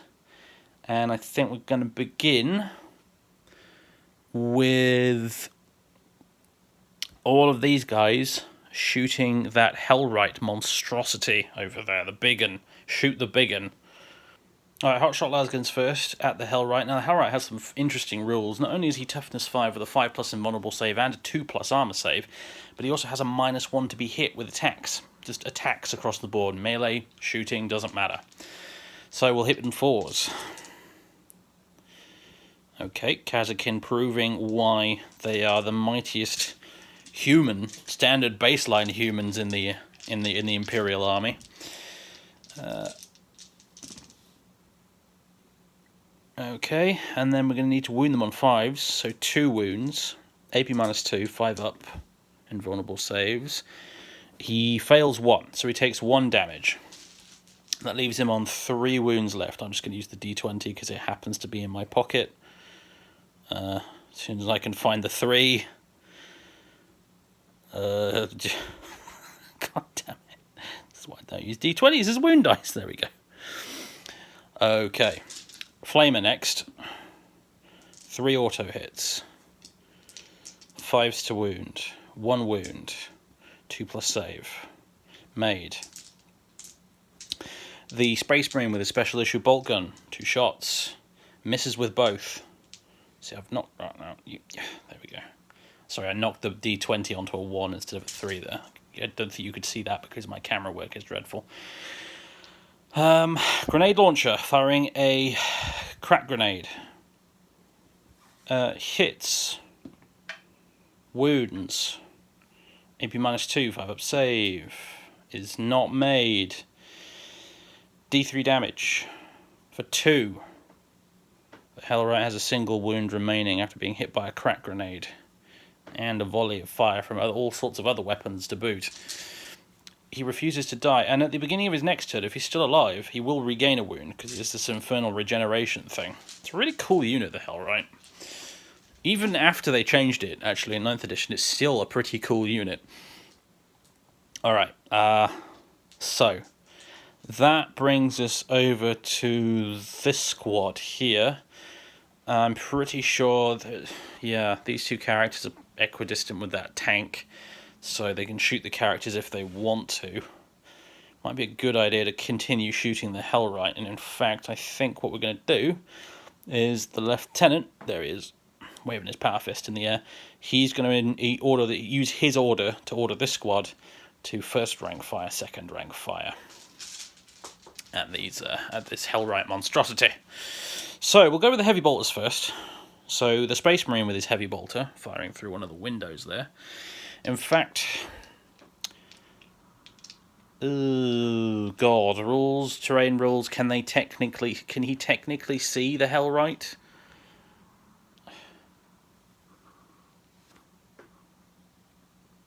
Bollocks to the official rules. He can. Right through that window. He's right here. We're going to shoot him. Yeah, terrain rules. Poofed, I say to that. Hit on 4s. Actually, 5s. Wait, no, you can only modify it by -1 or +1, can't you, in 9th edition? To counteract some of that Alpha Legion shenanigans we used to see back in the day. Some of the long-time viewers of this channel will remember those. Freaking unhittable Lord Discordance, etc. Oh, I miss Alf sometimes. Right. 2 hits. And then wounding on 4s. Because he has toughness 5. 2 wounds. AP -1. 3 up saves. Fails at both! The Space Marine takes the Hellright out with his heavy bolter, proving why he's a Stern Guard veteran. He does this just for giggles. Killed a Hellright before breakfast. Okay, rest of the squad. Their shots are effectively wasted because I decided to shoot everything at the Hellright. Okay, that leaves the Warsmith standing here, possibly regretting a few of his life choices. As he should, the heretic scum. I don't think he's going to be sticking around for very long. Okay. He won't be getting charged, at least, because these guys do need to maintain control of this objective, so he lives to fight another day for now, but for how much longer? That is the question. Okay, more shooting. More shooting. Let's go over here, and let's fire a few pistols. Commissar, bolt pistol, at Berserkers. Hits. Does not wound. Lieutenant with bolt pistol, Berserkers. Hits. Wounds. 3 up save. Made. Last pistol on the, what do you call it? The Primaris Psyker. Hits. Does not wound. Last pistol on the Engine Seer. Does not hit. Okay, all those little ones out of the way. It occurred to me, by the way, as I was looking at things over here, I don't know why, as Chaos Dave, I didn't move this Vindicator onto Objective 4. That would have been a really good idea, and I have no idea why I didn't do it. I think at the time maybe I was pondering that I wanted to get a bit more movement in this direction or something, but really, no, in retrospect, I should have plonked this Vindicator right on top of Objective 4 to make it really difficult for the Imperials to get it. Oh well. Right. Okay, we've got 2 tanks that can fire, and a veteran squad. Let's go with the veteran squad. First up, Hero Plasma. The captain is going to order them to take aim. That's the one, so he can reroll any ones he gets. So, rapid firing, actually 4+, she gets to issue another order. No, she doesn't. Okay, no laurels of command this time. Okay, so rapid firing his plasma, overcharging into the Berserkers. He rolls a 1. He can re-roll that 1. He hits twice because he's a veteran. Yeah, 3s to hit. Excellent. 2s to wound. He wounds once. 6 up save. Failed. Berserker dead. Okay. Now the rest of the guys with las guns. We have... And I picked up the D20 again. No. 2 shots. for the banner guy, 2 shots for the medic, and 2 shots for the Voxcaster. Re-rolling the 1. Into another miss. Jolly good. 3 hits. 1 wound. 3-up save. It's failed. 1 wound left on this Berserker. He's actually the Berserker champion, come to think of it. Right, now the captain, she has her plasma pistol. She's not going to overcharge it, but she will fire it at that Berserker. 1 shot, hitting on a 3. She misses. Huh, wait a minute. Do captains have a ballistic skill of 3+ or 2+? Let me find out. No, she hits on a 3+. I think I was getting confused with commissars who have a weapon skill of 2+. Right, anyway. Okay, that didn't go totally according to plan, which is a bit of a shame. A bit of a shame. What shall we do next?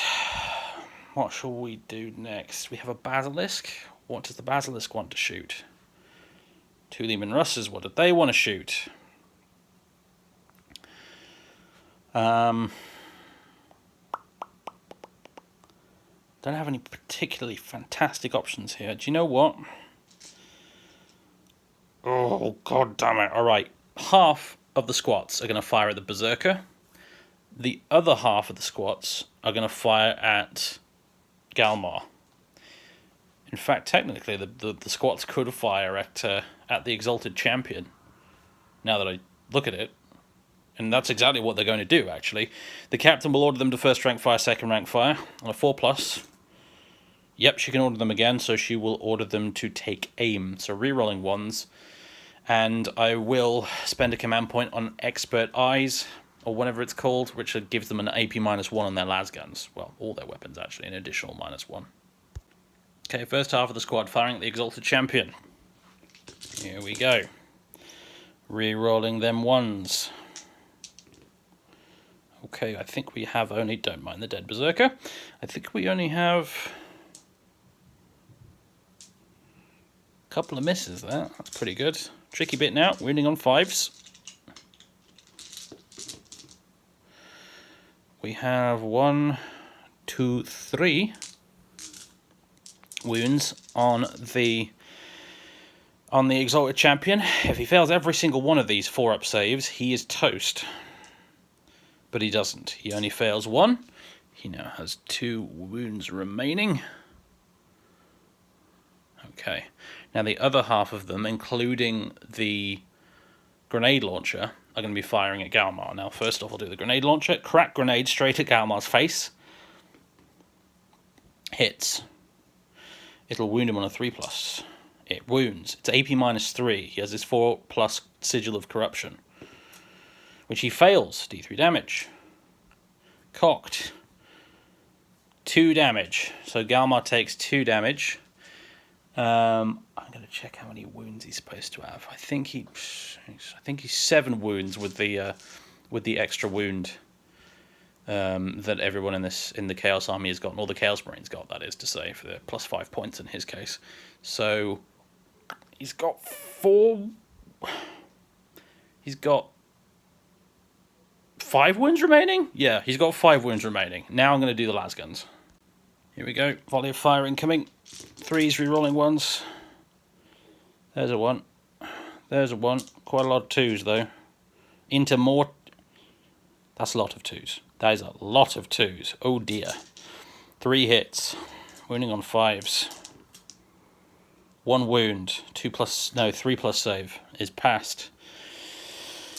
Yep. Galmar's not going anywhere anytime soon. Not unless you shoot him with an Earthshaker cannon, which might not be a terrible idea now that I think about it. Although there's probably better targets, if we're honest with ourselves.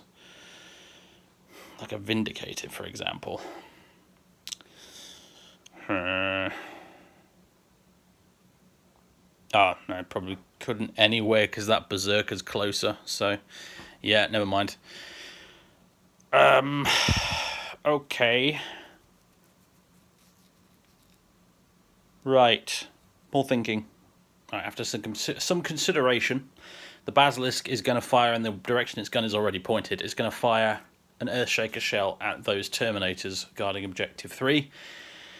And it's going to do it with vengeance for Cadia. Load another shot into the breach, gentlemen. Let's do this. 2d6, pick the highest for number of shots. It's going to be 4 shots. Hitting on 4s, rerolling everything. Reroll both of those. Everything hits. Wounding on 3s, rerolling everything. Okay. 3 wounds. AP -3. These Terminators have a 5+ save. None of them are made. D3 damage. 1 dead Terminator.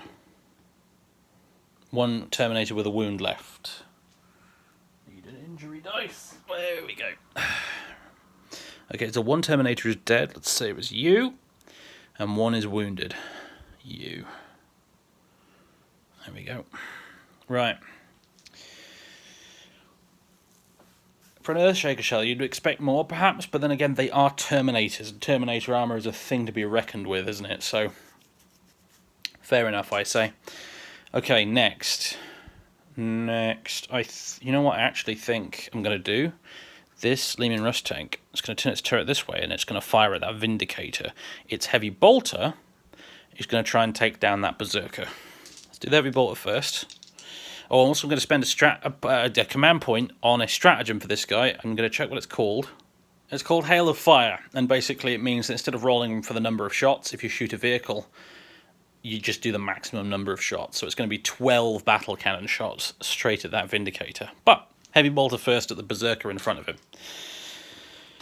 Hitting on 4s. That is 1 hit. It does wound. 4+ save. Is failed. Berserker is dead. Only the exalted champion of Khorne stands remaining amidst a large pile of corpses, many of them his own brothers. Okay, now the battle cannon. That is going to be 12 shots because he's firing twice with grinding advance. Don't ping the dice off the table, please. Right, here we go. Hitting on 4s.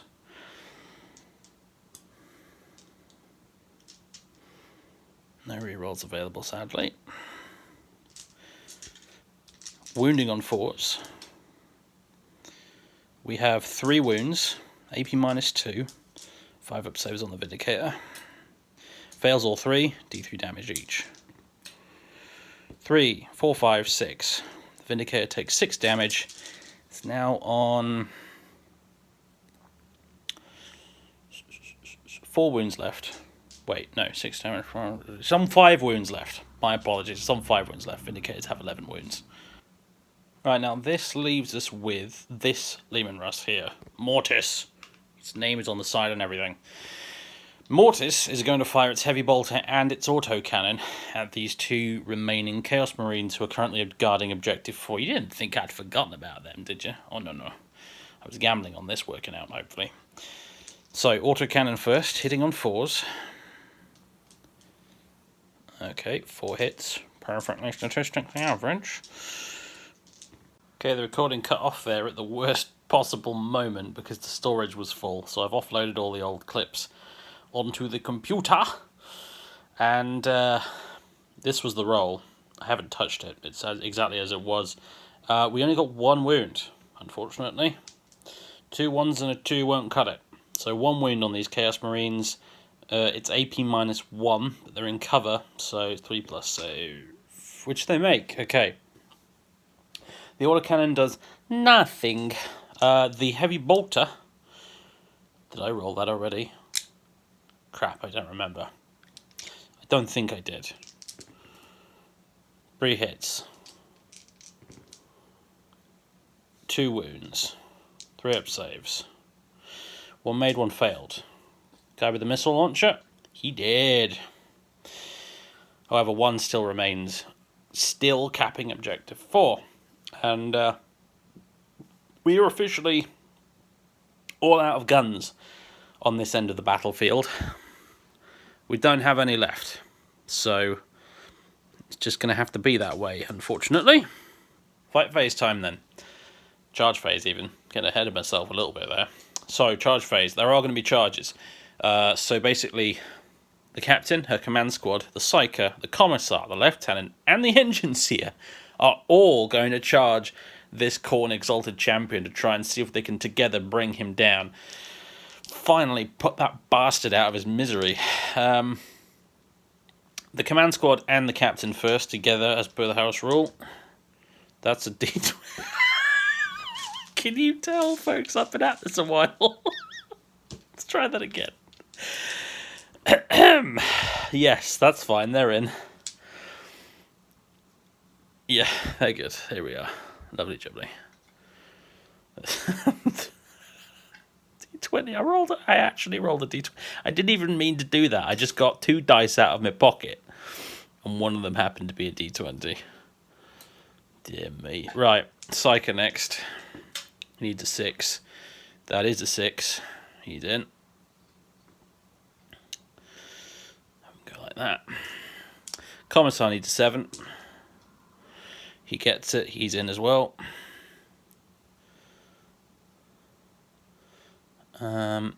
Yeah, I think that's all we can fit in, actually. The engine seer and the lieutenant are going to have to hold back for now. Psyker has his 1 wound remaining still. There we go. Right, okay. So my camera work's been a bit off a little bit now. I've been looking past the camera and not through the camera enough lately. I've noticed that as I get more and more tired and the battle goes on and on and on. So that's all those charges done. There's no charges anywhere else right now. So let's begin. I think we'll start with the Primaris Psyker. And I need to check his stats. Okay, we're ready to fight. Will the Psyker bring down this Exalted Champion of Khorne after cheating death at the Demon Prince's hand twice? Witness your doom! 3 attacks. He only hits once, though. This is strength 6, so wound another 3. It does wound, AP -1, 4 up save. Is failed, D3 damage. It's a 2. The Psyker has killed the Champion of Khorne. Oh, what a way to go. How ignominious. A Champion of Khorne, no less, brought low by a puny mortal human Psyker. Oh, it's delicious. That's probably one of the few occasions where Khorne probably won't be particularly pleased from whence the blood flowed. But, whatever. This Psyker has been an absolute champ this game. He really has. This little guy, crooked over, leaning on his staff with a las pistol. He's been at this a while. But he keeps on fighting, even with only 1 wound remaining. I love it. What a hero. This is why I play Imperial Guard. I love it when the regular humans do cool stuff. Anyway, well, the Commissar and everyone else, their services were not required, apparently, in the end. And that concludes the fight phase. So, morale. Let's see. You only lost 1 guy, didn't you? So that's an auto pass right there. You lost 1 guy, so you're fine. I don't think there is any other morale to do, as far as I can see. Now, we come to the end of battle round 3, ladies and gentlemen. Time for me to add up some scores. It's not actually time for me to total up the scores, because I forgot. There is actually a fight in progress over here. This big old tank is going to try and squish some guardsmen. I almost forgot. Hitting on 5s. Once. Fails to wound. Well. That's that then. Let's see. The guardsmen, for their part, it's not even worth doing, is it, really? It's like, whatever. But, okay. There's the sergeant and the guardsman. Hitting on 4s. Wounding on 6s. They get 1 wound. 2+ save. Is made. Yeah, that was a waste of time. Okay, now the turn is done. Now the battle round is done. And I have totted up the scores now, actually. And it didn't take very long because... well, on the kill front, the Imperium ran away with it. They killed 5 units in their turn. 5 units! They killed the Berserkers. They killed the Exalted Champion. They killed a Demon Prince in the previous turn, in the Chaos turn. And then they killed... what else was it? They killed a Hellbrute. And they killed the Hellright. So that's 5 in total, which beats the Chaos 2 kills by a country mile. Chaos currently hold 3 objectives, and the Imperium hold 3 objectives. So on the objective front, both are tied. So the Imperium squeaks into the lead with 1 point for killing more units. So it's 2-1 to the Imperium as we head into battle round 4. Alright, folks, turn for Chaos movement phase is complete. This is what's happened. The Vindicator has moved on to Objective 4 like it should have done in the first bloody place. This Chaos Marine champion has remained in his crater, locking down Objective 4. The Terminators over here have done something tremendously sensible, actually. They've retreated behind this barrier to take advantage of the cover there as they continue to secure Objective 3, and as I continue to knock over terrain pieces with the dangly ribbon bit on the handle for this phone camera thing. Anyway, Galmar has done something interesting. He's veered off in that direction. He's trying to get himself out of line of sight of those tanks for one thing, but mainly he's spotted an opportunity. That opportunity is getting a good charge roll and getting up here to where this Basilisk is, and or the what's he called? Artillery officer, Master of Artillery, Master of Ordnance? Was that it? Master of Ordnance? Yeah, it's been a long day. Anyway, I think what he's going to try and do is shoot the Master of Ordnance with... Oh, wait, no, he can't, can he? Because the Basilisk is in the way. And look out, sir, rules apply because he's a character. Bother. Okay, so he was going to shoot the Master of Ordnance with his combi bolter, but he's not going to do that now. He's going to shoot the squats instead, I think, probably.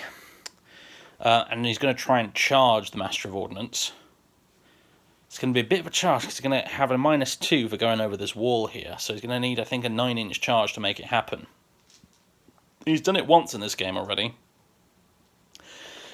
Let's see if he can do it again. But yeah, he needs a 9-inch charge to get all the way up there, I think. But if he does, he can quite easily kill that Master of Ordnance. And then he'll be contesting Objective 6 with the Basilisk. So no points for you, Imperium. You've got to come over here and fight me for it. In fact, he'll probably multi-charge both. Or will he, though? Yeah, he'll have to. If he wants the shortest possible distance to go, he's going to have to multi-charge both of them, which means he's probably going to have to take Overwatch from a Basilisk with a flamethrower on it, which, you know, I joked about it never becoming relevant earlier, didn't I? Game's made a fool of me. Anyway, he'll just have to do it, though. Big risk, big reward for Galmar. I mean, the alternative was just basically ploughing straight into a bunch of squats and then eventually being killed in the counter-attack, I think. This way, he might be able to do something useful before he gets teleported out of here. So that's that. Over here, the Typhon is still in combat with the Guardsmen. I'm going to try and shoot them with a pair of las cannons that I've now remembered exist. I'm still kicking myself over a little bit, because if I had remembered to fire them, it might have changed things quite a bit, actually, this turn. Because I might have killed 2 Guardsmen, in which case there'd be only 2 of them left now. Bollocks, is all I can say to that. Never mind. This is the price we pay for forgetting things. Right.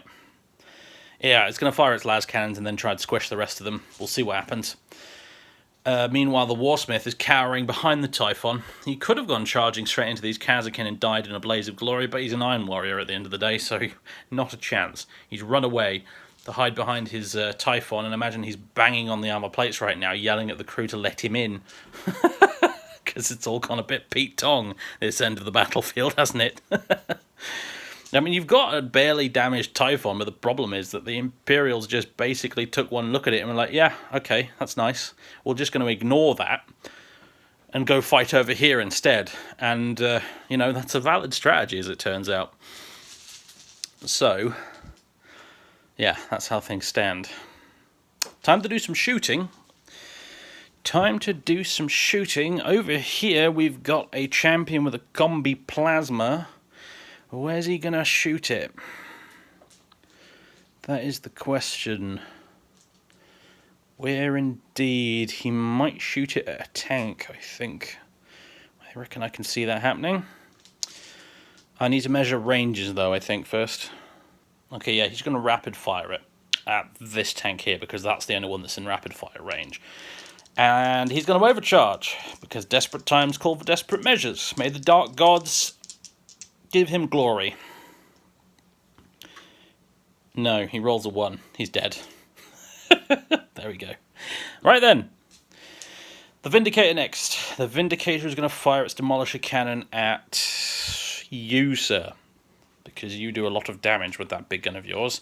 Well, you did a lot of damage to me last turn. Anyway, so yeah, we're going to fire at you. We're going to use Tank Hunters and Methodical Annihilation while I busily drop more dice on the floor. So, D6 shots, we can re-roll it.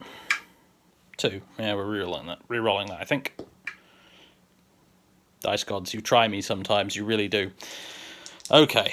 Right, hitting on 4s now because we're damaged. 1 hit. Wounding on a 3+. We wound. And it is AP -3. 6-up save for that tank. It's not made. D6 damage and I can re-roll it. 4. Yep, desperate times. Re-roll it. Into a 5. Okay, this tank takes 5 damage. It has 3 wounds remaining. Boosh. Hit it with a ruddy great demolisher shot. If we'd had just slightly better number of shot dice there, or better hits, that thing could be dead. Damn shame. Never mind.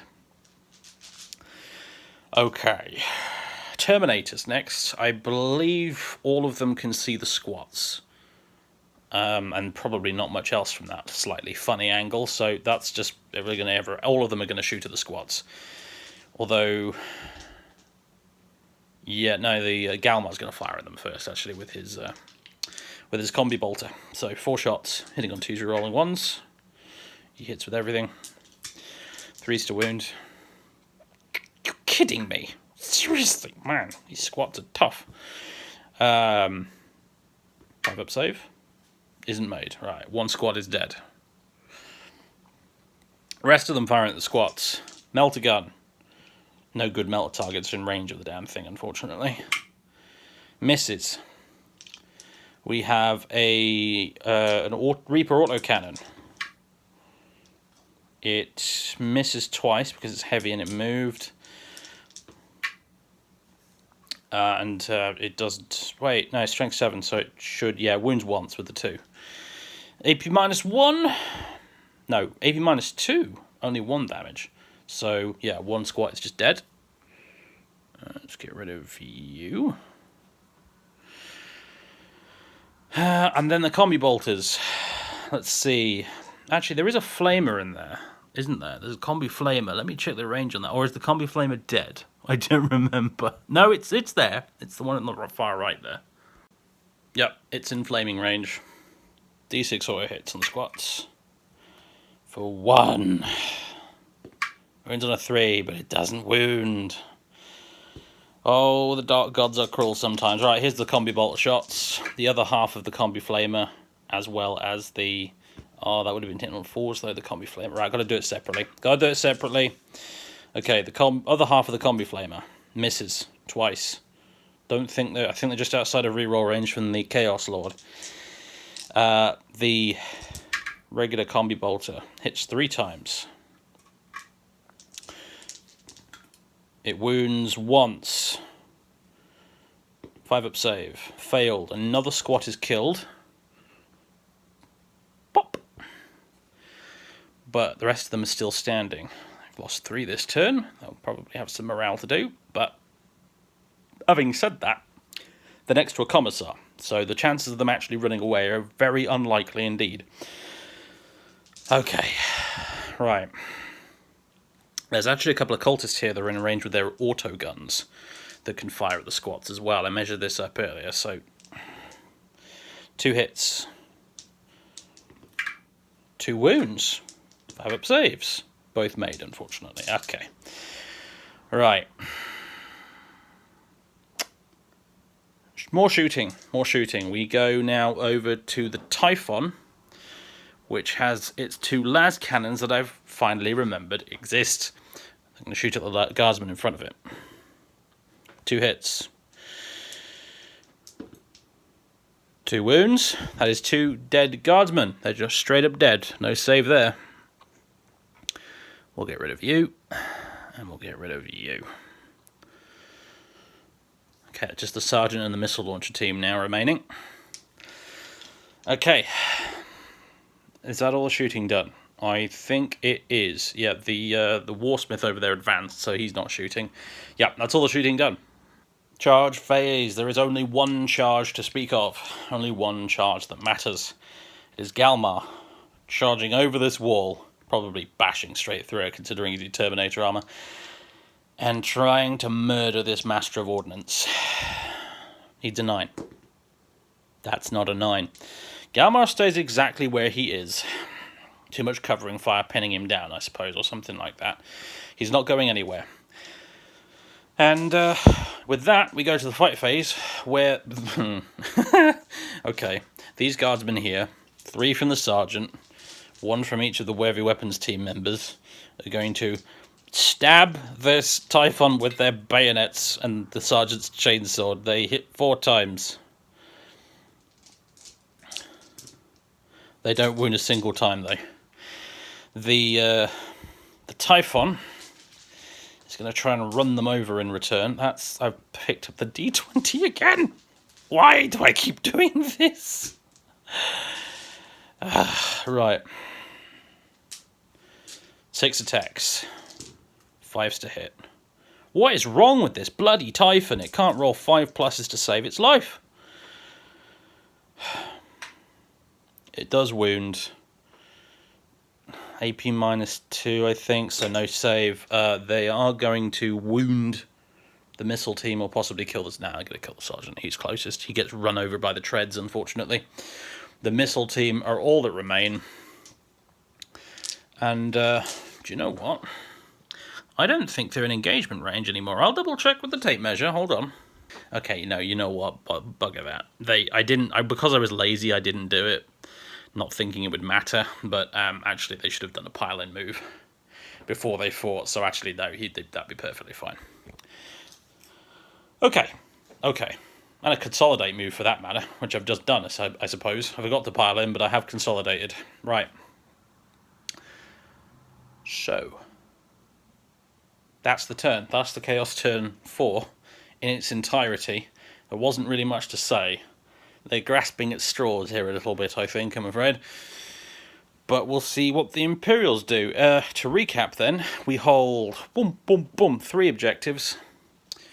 And over here, unfortunately, the Imperials still hold the center, because I'm going to let a missile launcher team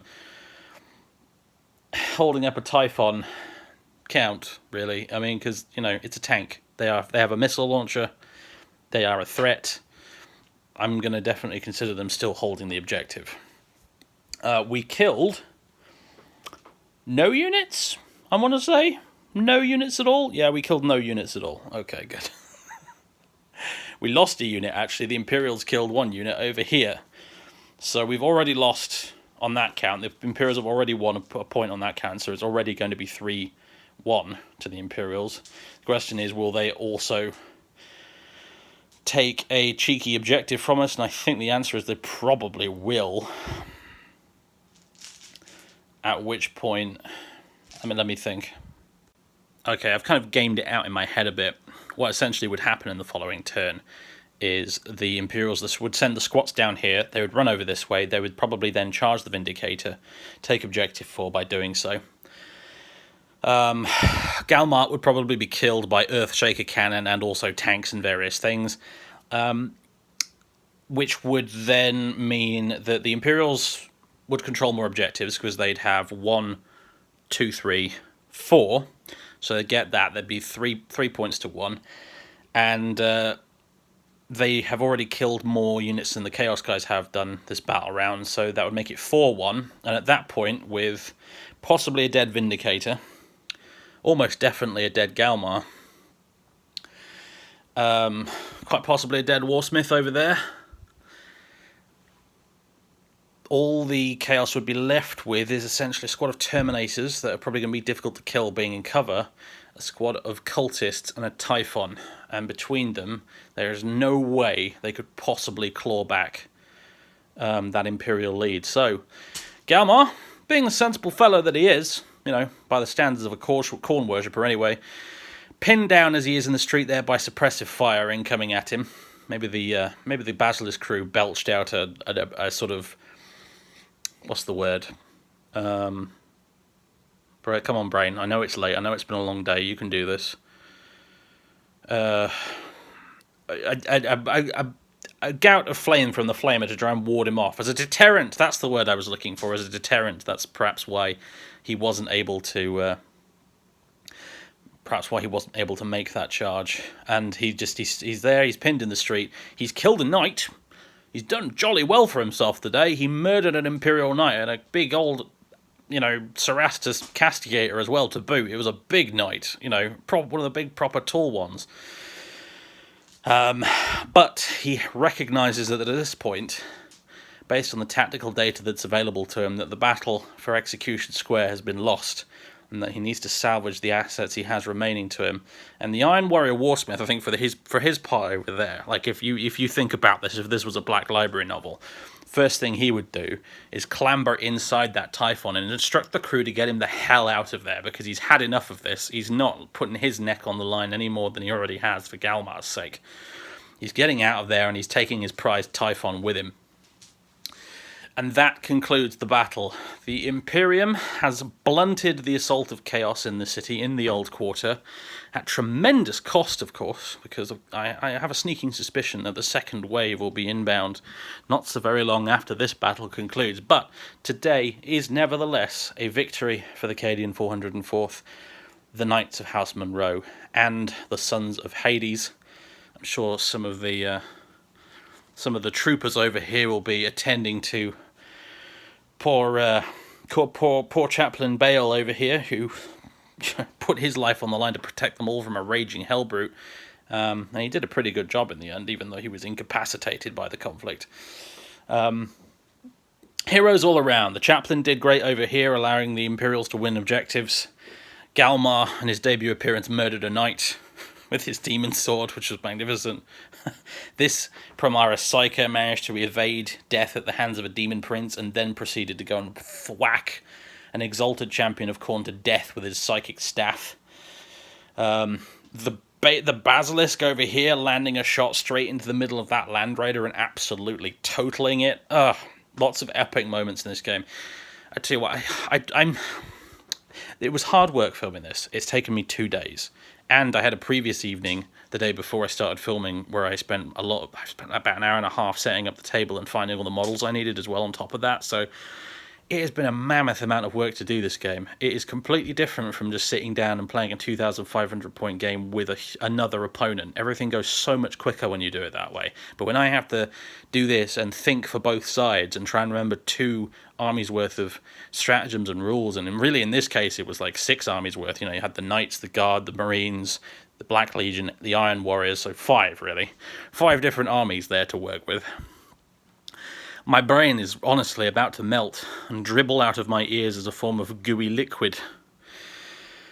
But it was a lot of fun. Occasionally it is really cool to get all the toys on the table. And I could have gone even bigger. Like, I could have done a proper full-on apocalypse game. I could have got the Word Bearers involved. I could have got more Knights involved, more Space Marines, the Sisters of Battle. But I think I probably would have had a cardiac arrest. So... And at the very least, it would have literally taken me a week to film. But nevertheless, I had a lot of fun. It feels like this game was almost like a special occasion, even though it really wasn't. It wasn't marking any particular special occasion or milestone or anything, but it felt like a special occasion. And I really enjoyed it. I had jolly good fun. Excellent stuff. Jolly excellent stuff. It's going to be a lot of small, low-point solo hammer battle reports in future, though. Just I need a bit of a while to recover from this one, I think. Next week, or within the next 2 weeks at least, I'm going to be back with continuing the new Eldar and Necron campaign. Echoes of the War in Heaven, going to be continuing on with that. I just wanted to throw this one in the mix as an interlude, because like I said, I finished reading Saturnine, and I was like, I want to do a big Chaos versus Imperium bash with mixed forces on both sides and a kind of pseudo-siege setting. And we did that, and it was glorious. It was absolutely glorious. It was hard work, but it was flipping fantastic. I really enjoyed myself. So, folks, closing thoughts. 20-man Legion squad was cool. They were very difficult to shift in the end. Part of me wonders, though, if I'd gone for 4 squads of 5, I might not have been better off, because then I could spread them out to secure more places and then free up more assets for fighting. 6 of one, half a dozen of the other in it, really. But they did good. They held that objective for an absurdly long amount of time under withering Imperial firepower. Kazakin over here did well for themselves. Obviously, they got a big bonus, a big, really technically illegal bonus from benefiting from a Space Marine chaplain's prayers, which you're obviously never normally allowed to do. I really enjoyed having Space Marines dispersed amongst the Imperial Guard squads. I thought that was really cool, and I loved the way a lot of them managed to save a lot of troopers' lives by laying down theirs, by, you know, shielding themselves, shielding the troopers themselves with their own power armor. That was marvelous. The squats had their first game, and they kicked ass in it. They refused to die, and they killed a bunch of dudes. So well done them. Yep. Not much else to say. Not much else to say, really. The Berserkers had their first game as well on the channel, actually. That's, in fact, their first game, period. And they did berserkery things, as Berserkers are wont to do. They kill lots of stuff very quickly and then die very quickly. That's Berserkers for you, really. Yeah, it was good stuff. It was good stuff indeed. I've said good stuff about 6 times in the last 2 minutes. I'll shut up now, shall I? Ladies and gents, I hope you enjoyed this. There are plenty of other battle reports on my channel. I've got a big backlog of them now that you can go back and look at. Both Solohammer ones and me playing with my friends. I highly recommend quite a few of them. We've got the Reuvengrad campaign that will be continuing at some point in the near future. We have the Morgan's Reach campaign, which is absolutely superb. That's Imperial Guard versus Tyranids with Dan. It's one of my favourite video series I've ever done. Some other one-off specials like the Stompathon, 3 Orc Stompers entering an arena Robot Wars style with some audience participation in the form of all the Orc clans that gathered in the stands. That was hilarious. That was with the Claw and with Dan. Loads of other great stuff. I do these battle reports basically just for fun. There's no way I could possibly recoup the costs of like, you know, the camera and the lights and the table and all the terrain and models and everything just through ad revenue. So this is basically, I just do this for fun, not for profit. However, I do have a Patreon if you want to chuck me a few quid to pay for Colin's cat food, or to just, you know, soften the blow of some of these new box releases that I end up buying all the time. I don't know, it's up to you. If you want to donate me a few quid on Patreon, please feel free to do so. There's also YouTube memberships if you prefer that for whatever reason. Yeah, that's the stuff. Give the video a like if you haven't already. Give me a subscribe if you haven't already. I don't just do 40k stuff. I do lots of video game Let's Play videos as well. That's kind of me bread and butter. But I also do these, and I do love them. So, yeah, that's it. Ladies and gents, I hope you enjoyed this as much as I did. Have a good one. Happy wargaming. And I'll see you next time. Toodaloo.